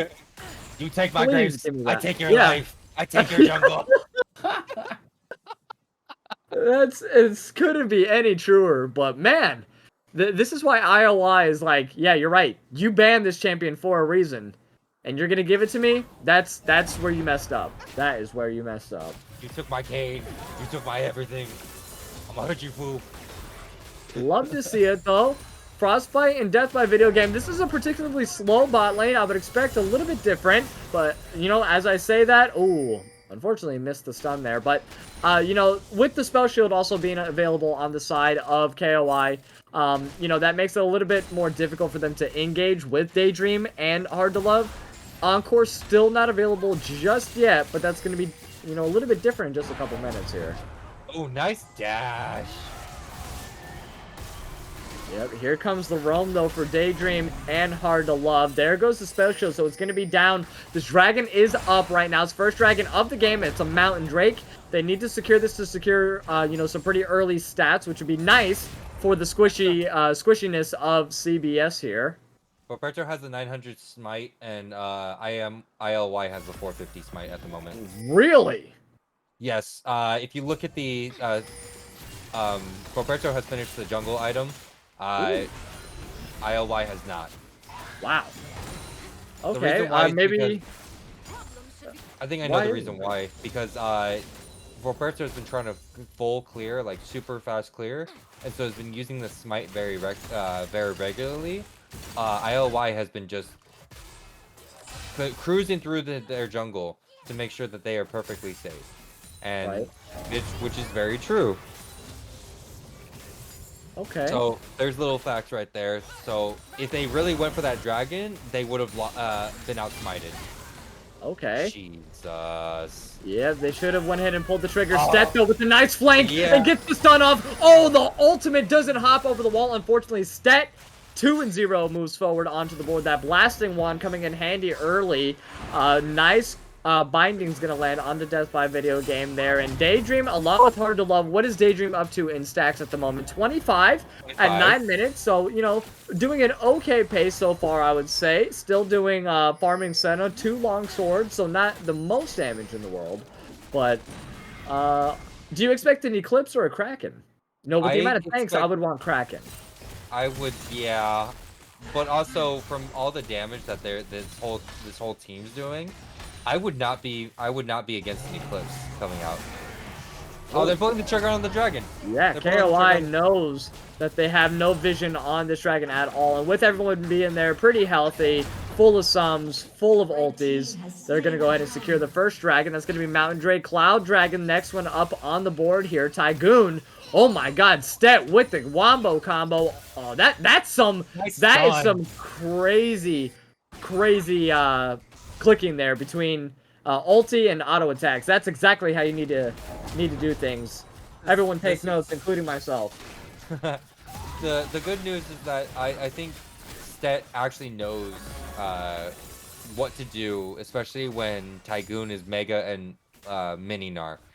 Some people don't. Oh, this. I'm sorry, Roberto's just there. Ventro's not having a fun time. No. But, I mean, he's keeping up in farm, which is really all that matters, but... Yeah, he is definitely not having a good time. And Frostbite with the nice binding of Volperto with the flash forward and the stun. The Encore's going to land on 2 members, though. But unfortunately, the Black Shield falls a little bit too late there. No other follow-ups here from the side of CB Starlight. Great Encore, though, to stop that engage. I love that coming in. Daydream, along with Hard to Love Sustain, still has the heal, still has the flash available from Hard to Love, but... the Dragon's not going to be up for a couple minutes, so they have nothing to worry about objective-wise. That was crazy good from CB Starlight reaction. And no exhaust on from Daydream as well. They did not pop their exhaust. And ILY is just like, I like your jungle more than I like mine. Yeah, I think Ventro's or not Ventro. Actually no, never mind. Loperto wasn't even there. ILY, yeah, just loves the jungle, loves the counter invade. Look at the 22 different 22 CS difference here in ILY's favor. I mean, that's big. ILY very comfortable on Graves, as you can clearly tell, has no problems stepping up into their jungle at all, whether there's somebody there or not. Oh, looks like Roberto's trying to do the same thing. Yeah, but he has to do it with 2 other members of his party being present. That's the difference. Oh, going for a lane gank as well. We see here Stet trying to set up on the bot lane. Daydream and Hard to Love, though, kind of pushed up a little bit far, so I think this might be a miscommunication. Loperto trying to come through the bot lane. They do get caught out on a ward there. Death by Video Game stepping up in the middle of a 4v3, not knowing anything. Frostbite collateral double kill picked up by ILY, and that is a great pickup by CB Starlight. This Dragon's up in 2 minutes, so still nothing just yet. Don't want to overstay their welcome. That is 4-star and Tygoon in a 3v1. Mega Gnar almost available, so they need to step back. 2 members, though, of CB Starlight doing a great job zoning the rest of Knights of Ishtar, and this is a game 5 going really early in CB Starlight's favor. But hold on, the Mega Gnar with the 1-man stun, but hold on, hitting 3 key members. Tygoon is getting quite low. Meanwhile, we have Ventro going to go ahead and pop the ulti onto ILY, and a big shutdown given on over to Ventro. Meanwhile, the tower doing what it needs to do, and Encore hitting 2 members. Ventro getting taken down really low, and Shamu picking up the kill finally. 2 members down overall, and that is big. Hold on 1 second. They're not done just yet. Death by Video Game getting taken back by Shamu, and a second kill getting taken off, and that is going to be 1 tower as well, given on over to CB Starlight. They need to stop the engage. Shamu, though, doesn't want to stop at all. That's going to be 3 kills. Then Porto is going to go ahead and pick up the kill onto Shamu, though, getting the shutdown gold, I believe, and Daydream is also going to get 1 there. Big kills, big deaths, big trades. 8-2, end of the fight. CB Starlight favors that one, finally. Oh my god, all the action, Lupul. And we're only 13 minutes in. Right? 10 kills in 13 minutes? Oh, Jesus. Check, please. I mean, pause. Let's check the Daydream stacks, though. 51 stacks on the Senna so far, so that's pretty big. Going at a nice, healthy pace from what we saw just a couple minutes ago. Daydream now, almost on that 60 stack, you know, was that 3 times now? I believe that's 3 stacks. Hold on 1 second. ILY is going to engage onto Tygoon here, who does not even close to Mega Gnar at all. The collateral damage and the great setup by Stet. The stun is too big.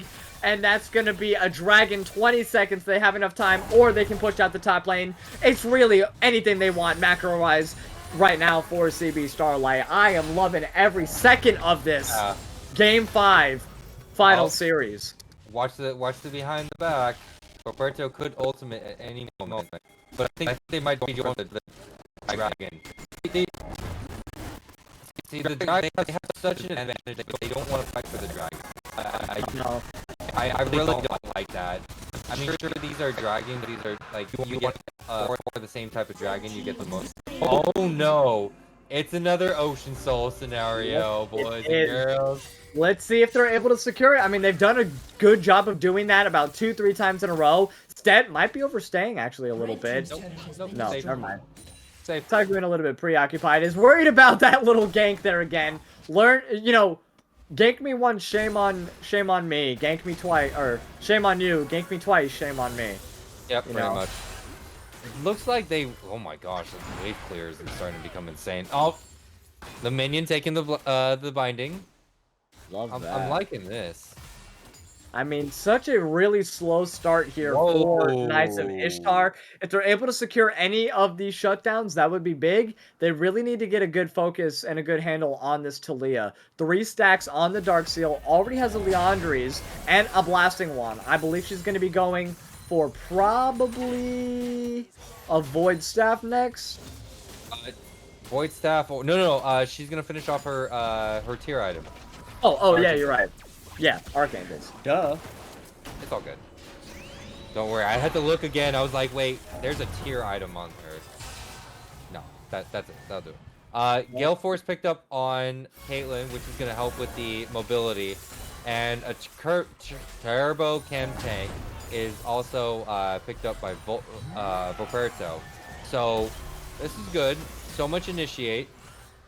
But there's so much disengage from the side of CBS, and they just picked up the second Herald. So now I don't know if Tygoon wants. That's a lot of damage coming in from Stet, but hold on one second. Volperto and ILY are both making the way. The collateral damage would have taken it, but Stet says, nah, fam, I got this. That's still great job. Great follow-up. That just shows you the communication. Hold on one second. ILY along with Vencho might be catching out. I'm sorry, Volperto and Vencho here, but that's a lot of damage. Volperto getting super low. Tries to flash out of there. ILY says, get over here. A big shutdown going on over to Vencho, it looks like. Does not have the ulti available, unfortunately. And a big double kill and another shutdown getting taken up by Vencho, it looks like. Shimuru doing a great job kiting. Hella damage goes on. Shimuru picks up 1 kill. Nice. Is maybe able to pick up the second one. Oh, no, out of range. Just out of range with that Q. Almost getting a double kill there. But still, very nice moves. 2-1 overall and a free tier 1 tower going on over to CB Starlight. They're still looking really good right now early on in game, and I don't see them slowing down anytime soon, my friend. That's a 9K, almost a 9K gold difference. Yeah. Like, what?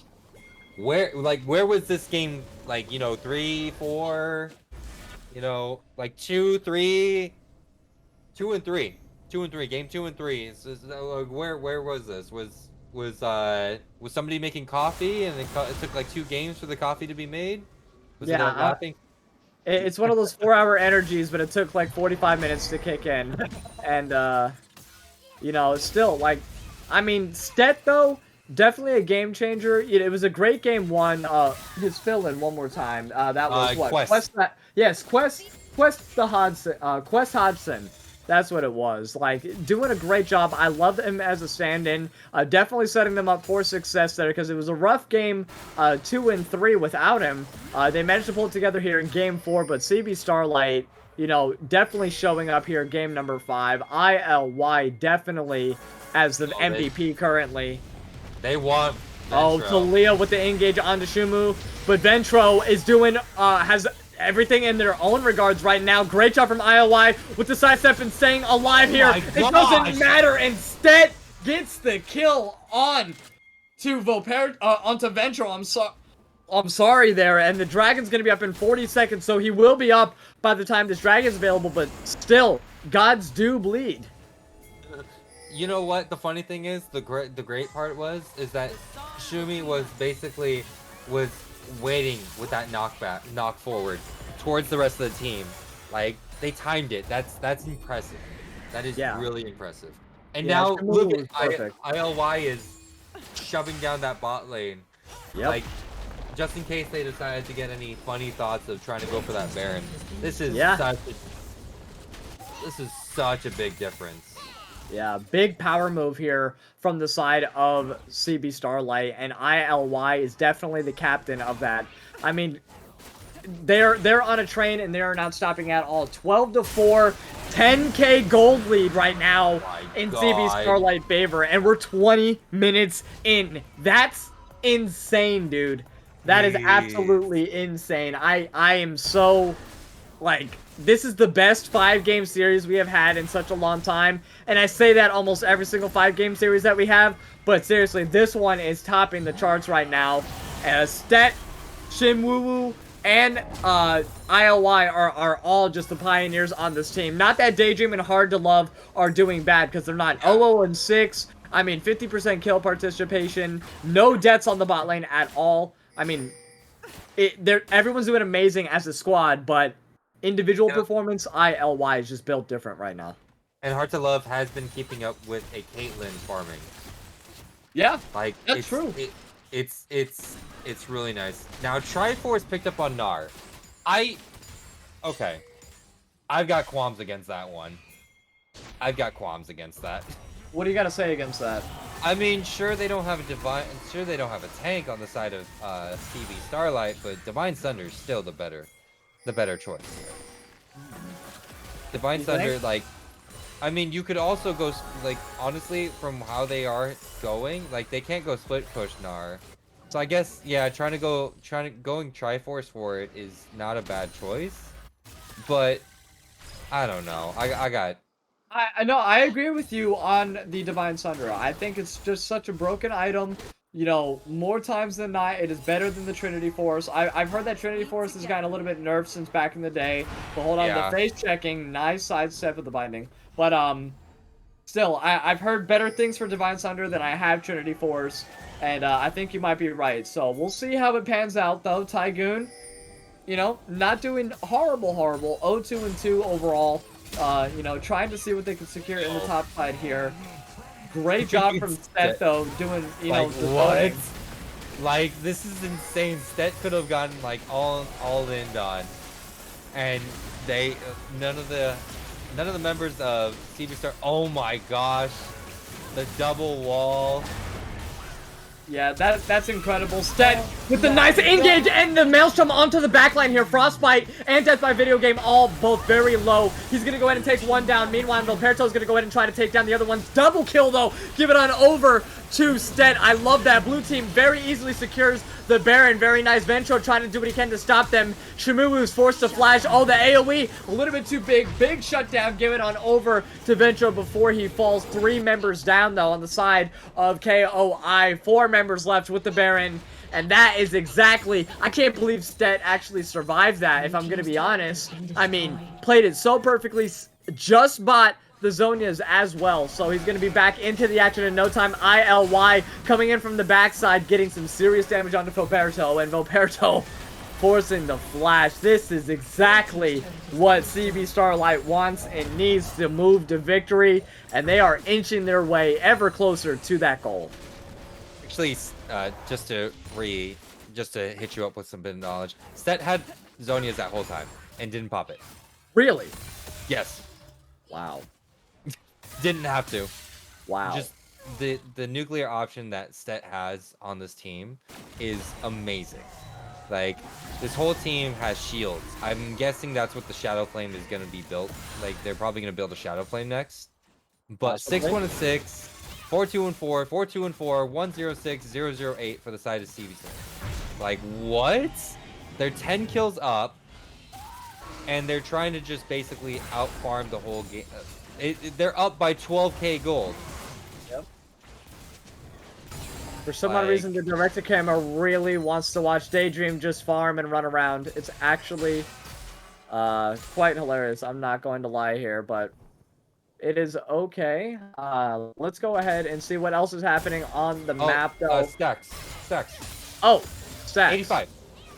86 now. But yeah. You love to see it. I mean, he's already like four stacks in technically. Dragon's gonna be up in 30 seconds. This hold on one second. Ventro's gonna go ahead and do a nice engage. Tries to get Hard to Love out of it, but flashes out of the queue here. Is she gonna remain alive? The encore is gonna be available. Hit 3 members though. That's huge. And a nice ulti's gonna come in. IL was gonna stay alive. Senna with the ulti on the backline to give everyone a shot. way! Giving it over to Daydream. Frostbite is now left alone, but ILY just playing with their food at this point. The bad manners, the gore drinker, and the collateral damage to the face for the 4th member down of Knights of Ishtar. CB Starlight. Gosh, it's done. So commandingly. It's done. It's done. They've commanded this game. They have commanded this game from start to finish. They really have. They have absolutely called this game with no contest at all. They don't care about the dragon. They want to end this as quickly as possible. Down goes top lane tier 3. Down goes mid lane tier 3. The inhibitors are falling in every single lane. Dragon's going to be the next one up on the map. I mean, they're just causing chaos everywhere they go. Another ulti, another Maelstrom. But hold on 1 second. Stat is stopped in his tracks. Forced to pop the Zonias right now. It's going to save him enough time for the rest of the team to follow up. But hold on, the heals are going to be big coming in from Daydream. And from Had a Love. Vencho's now on his heels trying to run. The shields are going to be absorbing a Tycoon forced back into the fountain. And they do walk out of there. All 3 inhibs just in shambles. Doesn't matter. God. The dragon is available to them if they want it, and it looks like they will be going. Holy cow, Lupul. They're just a hop, skip, and a jumping away from the DSS championship finale. Like, they are done with it. And ILY forced to use the smite. Valperso is gonna have that up here for the dragon. Do you want to fight into this team? Don't pull the trigger. Like, think twice before you do. Yeah, see? Oh, they the don't... binding almost gonna land here. Nice. Ulti's gonna land here by... the Encore just stopping Ventro, who's one of the biggest persons here. Tycoon, though, with the teleport, though, and the Meganar ulti shutdown given on over to... Frostbite, it looks like, and only a 1-for-1 overall. They have to back up. Those supers are just absolutely devastating their towers. One Nexus tower is going to fall. The second one looking close behind. Those supers are absolutely just mind-boggling. Oh, the double knockback coming in from Shinuwu. Frostbite, down goes... Death by Video Game. That's going to be 3 members down here for the side of KOI, and it doesn't matter. CB Starlight is going to go ahead and call it. Game number 5. DSS final champions are going to be the CB Starlight group. Oh my god. What an absolute devastation in game number 5 there. I mean, there hasn't been that commanding of a game this entire series, but they were tired of it. They said, we went at this way too long. We are taking this from here. And CB Starlight takes out Knights of Ishtar for the crown. Lupul, nice how do you feel about that, man? Jesus, it was great. It was freaking great. ILY legitimately decided to say, hey, I'm sleepy. Can we end this now? Yeah, it was pretty big, or pretty long, I should say. That's what. Yeah, I mean, Jesus, that was such a great series. Yeah, that was such a great series. It was a fantastic series, and you know, with a fantastic series, at the end of every single one comes a very important question, though. Who are you giving the MVP to overall for the DSS finals? Who's your DSS finals MVP? I'm gonna have to give it to ILY. Really? I'm gonna have to give it to ILY. There's a reason behind this. Okay. There's a reason behind this. Well, wait, hold on. Wait, before you get into an in-depth, analysis, though, let's go ahead. We're gonna cut it to a quick little intermission. I just wanted to hear your thoughts on who you thought was MVP for just one quick second. We're gonna cut it to a quick intermission. We're gonna bring everybody from the side of CB Starlight into the room here, and then we're gonna be able to ask all the questions we want. So we'll be right back in just a couple moments. Lupul and your boy Rylionn will be back with our victors, CB Starlight, in just a couple moments. Don't go anywhere.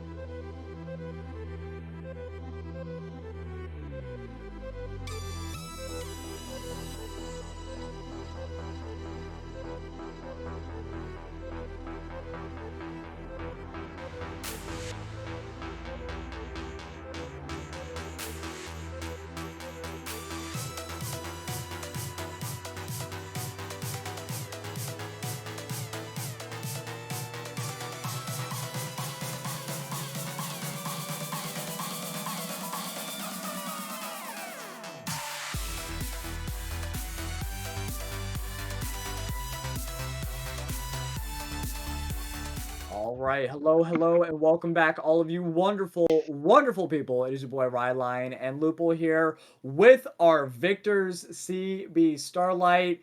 How are all of you doing today? We'll start with the top lane, and we'll go down from there. Stet, how are you doing today, my friend? I'm doing all right. How about you? Excellent, excellent. And I mean, we have a lot of questions. We have a lot of things going on for all of you. So we'll start with you in the top lane there, Stet. Game number one, you had a fill-in. Definitely a great fill-in though, not gonna lie, secured that first victory for you guys, which is really the staple point that you guys needed here. Because you guys had that comeback from behind victory, with your presence coming back. But the difference in play style, were you surprised that you were able to at least get Gangplank, the 2 times in a row that you did? We'll start with that question first because I have a follow-up question with the Gangplank as well. Was I surprised I got Gangplank? No, not really. I have like a 40% win rate, man. I suck. No, I mean you had an interesting build in game number one. Like what made you decide to switch it up in game number two and go actually with the crit Oh, build? It no, was no. a definite difference between the two that is for certain. The game number one, I think you went more for like I don't know what the hell you were going for. You want to explain what game number your first game for Gangplank was? That build? So, the first build, I was like, guys, we went through slide. I could probably one tap towers. And on Bruiser, oh my god, 2-for-1 special. Holy. And then we lost. And I was like, you know what? I was like, you know what? What if I go damage and just kill them? Hey, the results speak for themselves. You so Results actually speak for themselves right there. Yeah, like Mm, everyone in chat was also like kind of like questioning the between game one or your first Gangplank game and your second Gangplank game. They're like, okay, this is the Redemption GP game. Let's go ahead, pop off. You went ahead and went the crit build. That was phenomenal. Thank you for once again. All 5 games were pretty formidable. Game one through 5 there. But what do you think was like the cornerstone? Like, what was the turning point you would say personally in the top lane? For you between you and who was their top lane? I already forgot. Tygoon. Dragoon. I mean, he's a pretty top tier top lane. For both sides. Have you versed him before, or did you guys do any specific like pick bans? Because you didn't really focus that much on getting his champion pool out of there, so you weren't even stressed about the Ornn or nothing until No, game number 5. What was I that mean, about? I think my team said like it was like a crutch or something. I don't know. I thought he stinks. So I was like, I could just play whatever thing scales and then just one lane. Pretty fun. Okay. But I think the turning point in like coming back in the series was definitely when our jungler said, "Guys, I love you. We're gonna win this. And if we don't What? win, we don't have fun time later." So I was like, "No, we gotta get the bag, bro." Like, What? That's a great transition. Lupul also being our fellow resident jungler. Hi. I mean, what questions do you have for ILY? Because I think both of our MVP votes, no offense to anybody else here on this team, definitely went to ILY there. So we'll go ahead and Uh, kick it off to you. okay, so IOY, how you doing? First of all, Yo, I'm doing great.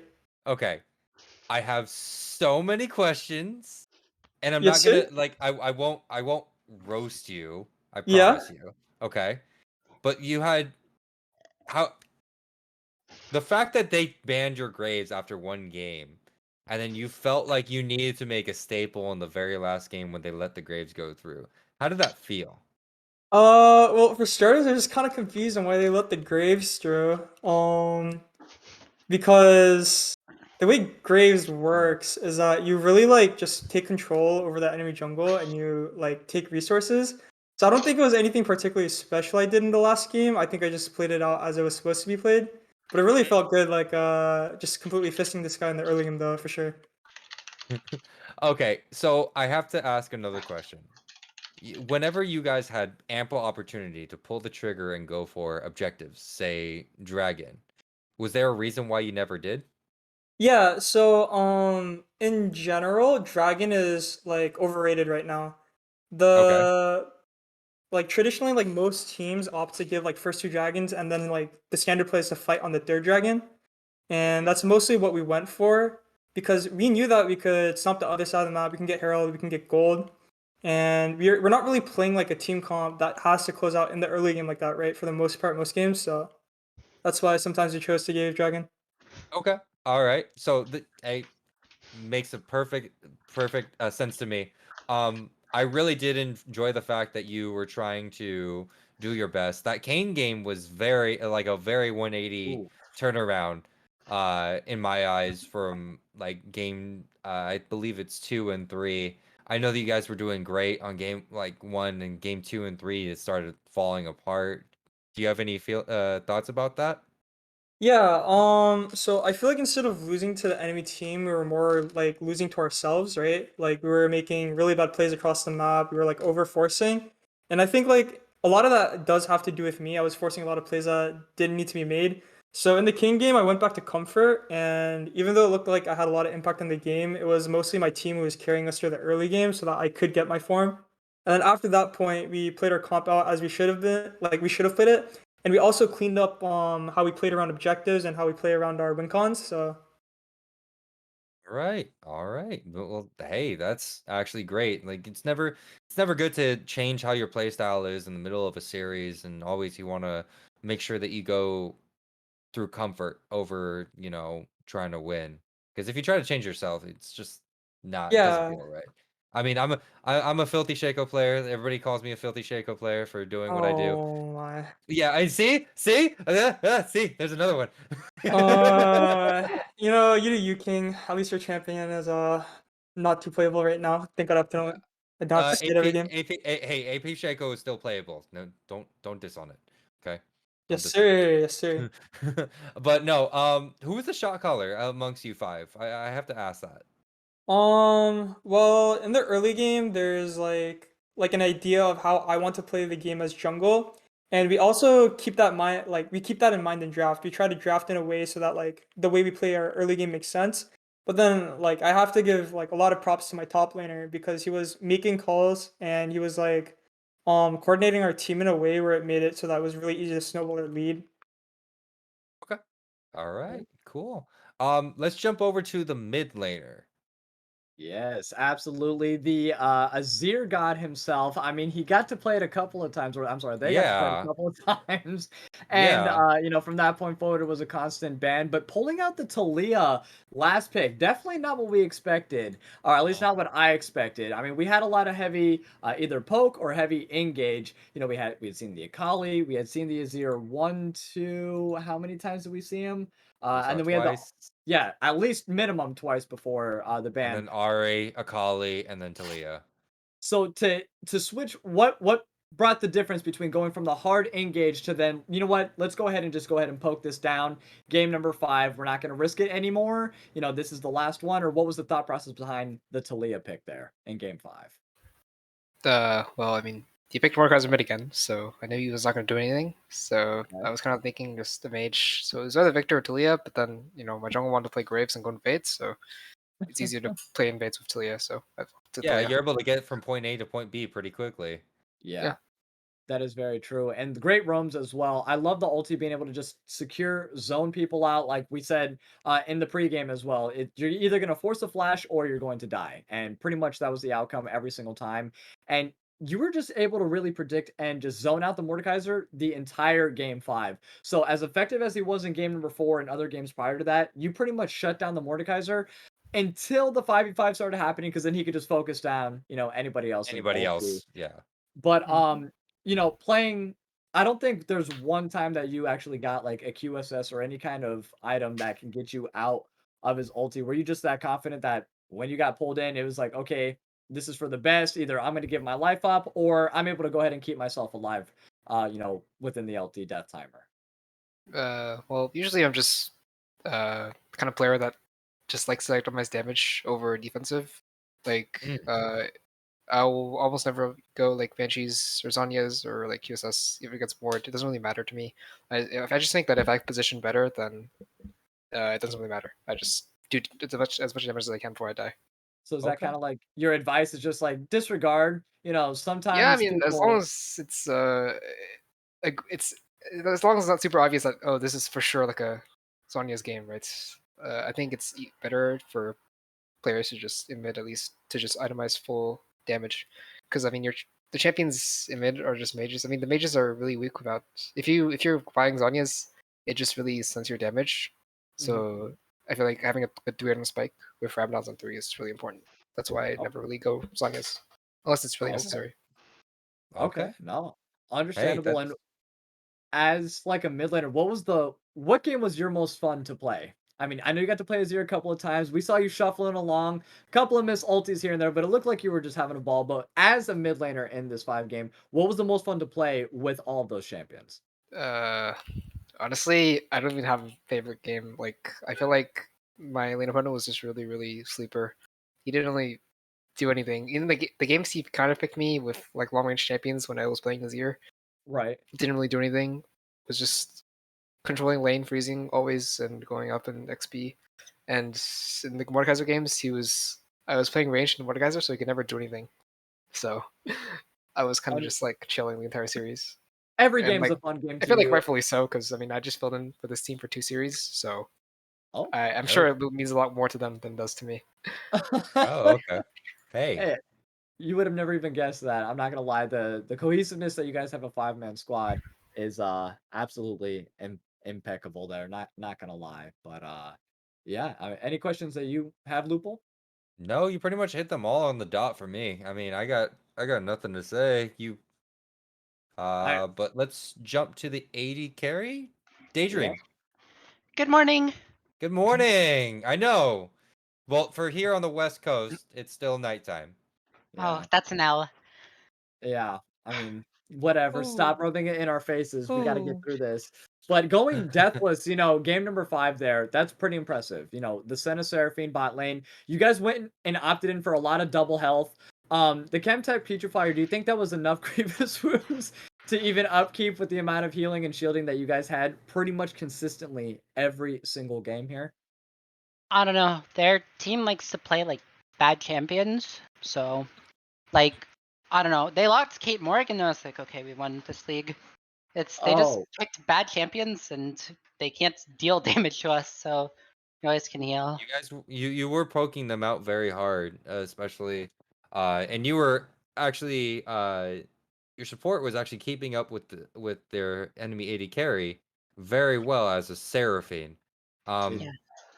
That was one of the things I knew there was a reason why Seraphine was banned for 4 out of 5 games. But how do you feel coming out of this? I mean, this is you guys came out. You're the team captain, right? Just Yeah. Me and support really okay. kind of. Okay, so you guys are co-captains. Yeah. Okay, so how does it feel to come out? Like you guys jumped in week, I think like 3, week 4. I We can't jumped remember. in week 2. Week yeah, it was 2. like Okay, week 2. Week 2. You guys jumped in week 2, and you guys were basically the underdogs. Never knew anything about you, and then you made a grand upset by knocking Pillars out, and then proceeded to win the series when honestly we did not. I'm gonna be honest with you. I was not keeping tabs on you. Yeah. I'm I gonna keep. mean, I'm gonna be completely honest with you. I that's was, if it means yeah. anything. I was You keeping know, that too. honestly, that's why Rylionn is the cooler caster. But Rylan's always the cooler caster. He has a cooler beard. He has a cooler suit. What's new? I Oh mean, no. And the helmet. I'm And the helmet. thankful. I Thank like the you. I'm thankful. tattoos. Yeah. I'm Uh, thankful to Knights of Ishtar for at least like giving us a series. I mean, like I feel like a lot of our mistakes like game 2, game 3 was more of like us losing the game rather than them like really doing anything. But having a series go to 5 is nice. Pillar sucked. I don't know why Rylionn didn't have faith in us, but these guys Oh, these guys man. definitely sucked hey, less. So wait, like, wait, wait! I was the one that actually had faith in you guys, mind you. All right, all right, let it be known. You're That- going up yeah, the no. tier list. You're going up the Until tier this list. series. Until this series. And now you're right back down, my friend. I was going with for most of the series, okay? I don't know. I dumped 8,000 points, you guys, game 5. I just want you guys to know that. I believe my in you God. guys that hard that I knew you guys were just going to go ahead and finish it. Knock up. Moving on. Yeah. But I did like your guys' bot lane duo in general. Like, you guys picked really strong bot lanes. So the Tristana Nautilus game 3. You know, my favorite one and the most interesting one was that Raka Senna. I'm not gonna lie, I'm very shocked that you guys didn't win that game number 2. That game number 2 there, and it wasn't even fully because of like the Jinx early game. It was the Jinx late game. Like, what would you have done differently in game number 2? Would you have stuck with that Senna Raka, you know, bot lane if you had to do it again, or would you change it up and pick like an actual like bot lane duo if you could? The Center Rocka is something that we played before in scrims and matches and other leagues. I feel like what went wrong, we sort of panic picked on like the Xin on 2, but I think we should have won that game. We had like decision making problems. We weren't playing together. Same thing with game 2 and game 3. I feel like both of those games, like we were in a position to win it, and we were sort of our own worst enemies, to say Okay. at Mhm. least. Like I think like a 3-0 was like feasible, but you know, we made mistakes and you know, rightfully we got punished for them. But I'm proud of us for stealing ourselves and you know, playing actual League of Legends for games 4 and 5. Okay. Mm. Yeah. No, I think you guys did phenomenal. And, you know, moving on, speaking of your support there, Hard to Love, Hey, you Noah had some talk. very, Hello. yeah, otherwise known as Noah Talk to those of you that don't know. You know, game number 5, I think was definitely the most pivotal. And, you know, locking in first the Seraphine, was that your call out where you like, they left it open? We I need to mean, secure this. you I have need to this. be absolutely insane to not ban Seraphine on red side. She's the strongest champion on the patch. She's a 3-way flex. Like you just have to ban Seraphine. I'm sorry. I'm a Seraphine one trick, and it's flexible, and she's OP. Well, Maybe they they seem forgot to about it. I'm prioritize not their sure. Janna. You think Janna's I a little bit scarier at the moment? absolutely not. I think I play Jenna in solo queue because I think it's fun. I may have spammed like 17 games of Janna this morning, but um I'm sorry, you can't ban me out. I'm a fill player. I play I support, I play ADC, I can play anything.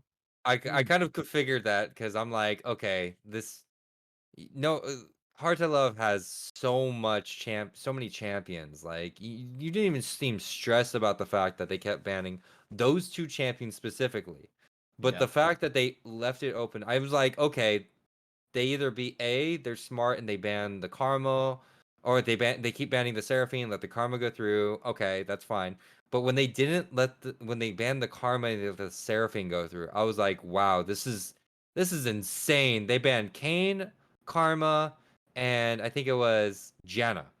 Yep. Yeah, of And I was like, okay, this is insta lock Seraphine. This is gonna be insta lock Seraphine. course. Of He did course. call it, and immediately you guys did it. And I think just the combination between the Seraphine Encore ult and the Maelstrom from Kennen, from Stet in the top lane. I mean that's really all you guys needed.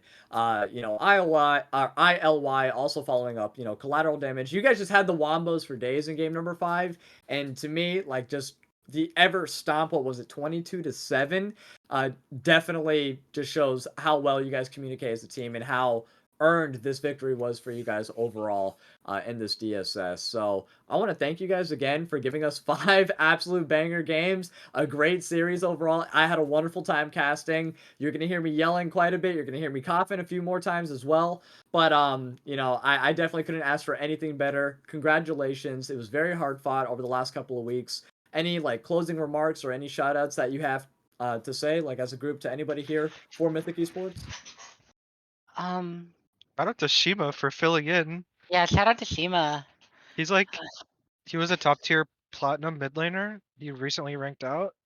We're good friends with him, so he came and filled in, even though he had like so many other things he could be doing.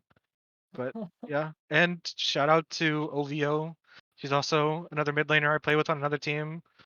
Oh, Shout out to Very Quest nice. for coming last minute. Yeah, shout out to Yeah. Quest. Hi Jesus. Yeah, no, I know Yeah. that Stet had some personal things going on, but Quest Yes. coming in clutch with that first game. Jeez. That was great. Absolutely. Helped secure you guys, locked in that first game, allowed you guys to fumble games 2 and 3, and then boom, locked in games 4 and 5 there. Couldn't ask for anything better. Once again, it was just a lot of back and forth, but you guys overcame. And you know, shout out to Wookie for all 5 games hosting in the background. Sexy ass, I love you. You Take know, yourself a bow. Uh, Take yourself a Yeah, I gotta say thank you all for joining us in the Dreamshatter series. It was a very fun series to kind of cast and just watch over the entire production. You know, it was a little bit bumpy along the road, but we got here, and congratulations to CB Starlight. You guys performed so well throughout the entire series. You guys definitely deserve the spot at the Grand Champions. So thank you all. absolutely. Yeah, thank you so much. Oh, Yeah, thank you guys for having this league. Thank you as Means well. a lot Thank to you. us. Yeah, no of course. problem. Like we have fun casting this. We had a lot of fun. Rylion's might have like a hoarse voice tomorrow. So Totally worth. yeah, Totally worth. you have 2 weeks till SBS finals though. You'll be Yeah. fine. Yeah, we'll totally Yeah. be fine. But once again, thank you to everyone who turned out tonight for the match between CB Starlight and Knights of Ishtar. CB Starlight is our victors though, all the way to game 5. If you didn't see it, you can definitely go back and check it out. But Lupul and myself, Rylionn, as well, casting tonight. Thank you so much once again. We will catch you next time. Have a great evening, everybody. Peace out. Night.